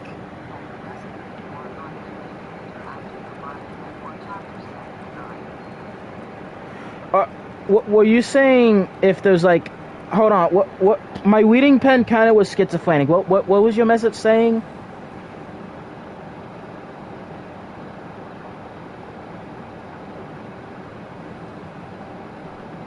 I'm screen shy. This is so peak. Hold on, my pen read what you said, but my pen was being stupid. What'd you say?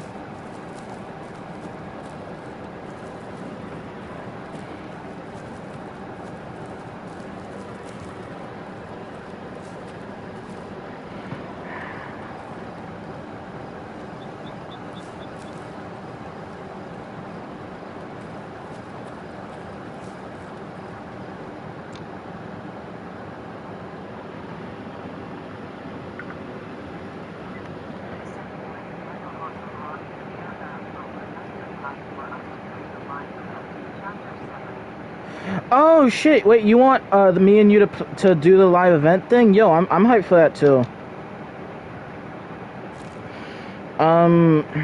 You want to just do the fucking Discord bullshit now, so we don't have to worry about it later. We don't have to fucking do anything until the live event, but just have it now so we don't have to do it later. Oh, I'm good waiting. It doesn't matter.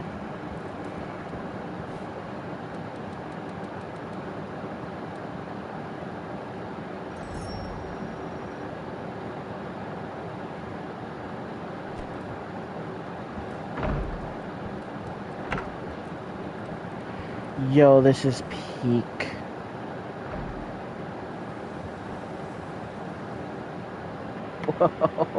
Wait. I've been streaming for 7 hours, but there was an hour-long stream of... We've been talking for 8 hours. Holy shit, we've been talking for 8 hours. This has to be the longest conversation I've ever had.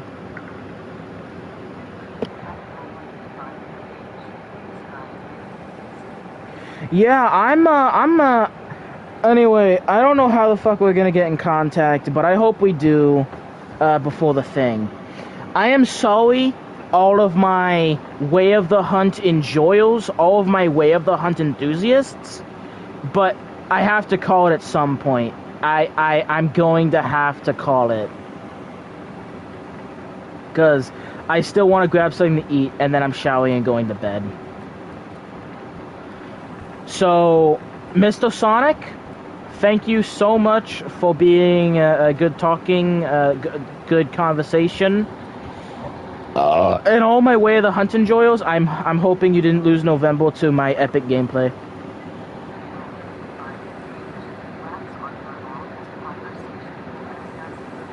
Yeah, there's one that might be longer than this. That might have been 7 or 9 hours. I'm not sure. So if it's 7 hours of this is the best, but it might have been 9 because I was not keeping track, or it might be the exact same.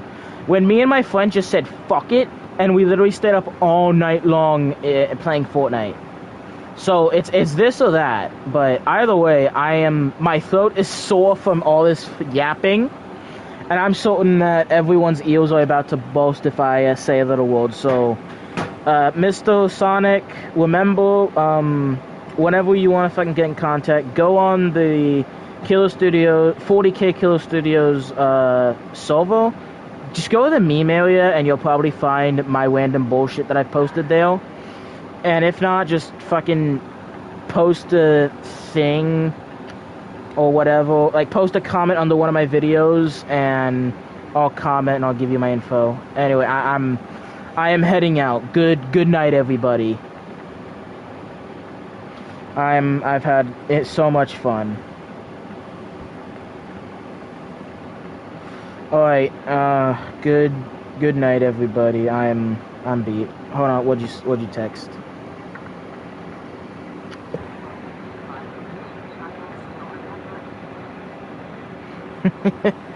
Yeah. Well, you have a good night, man. I'm a head out. Peace out. Hey, I'm looking forward to having a fucking 40K, buddy. I was a bit worried that all of Chapter 7 would just be me and my books. All right, catch you later.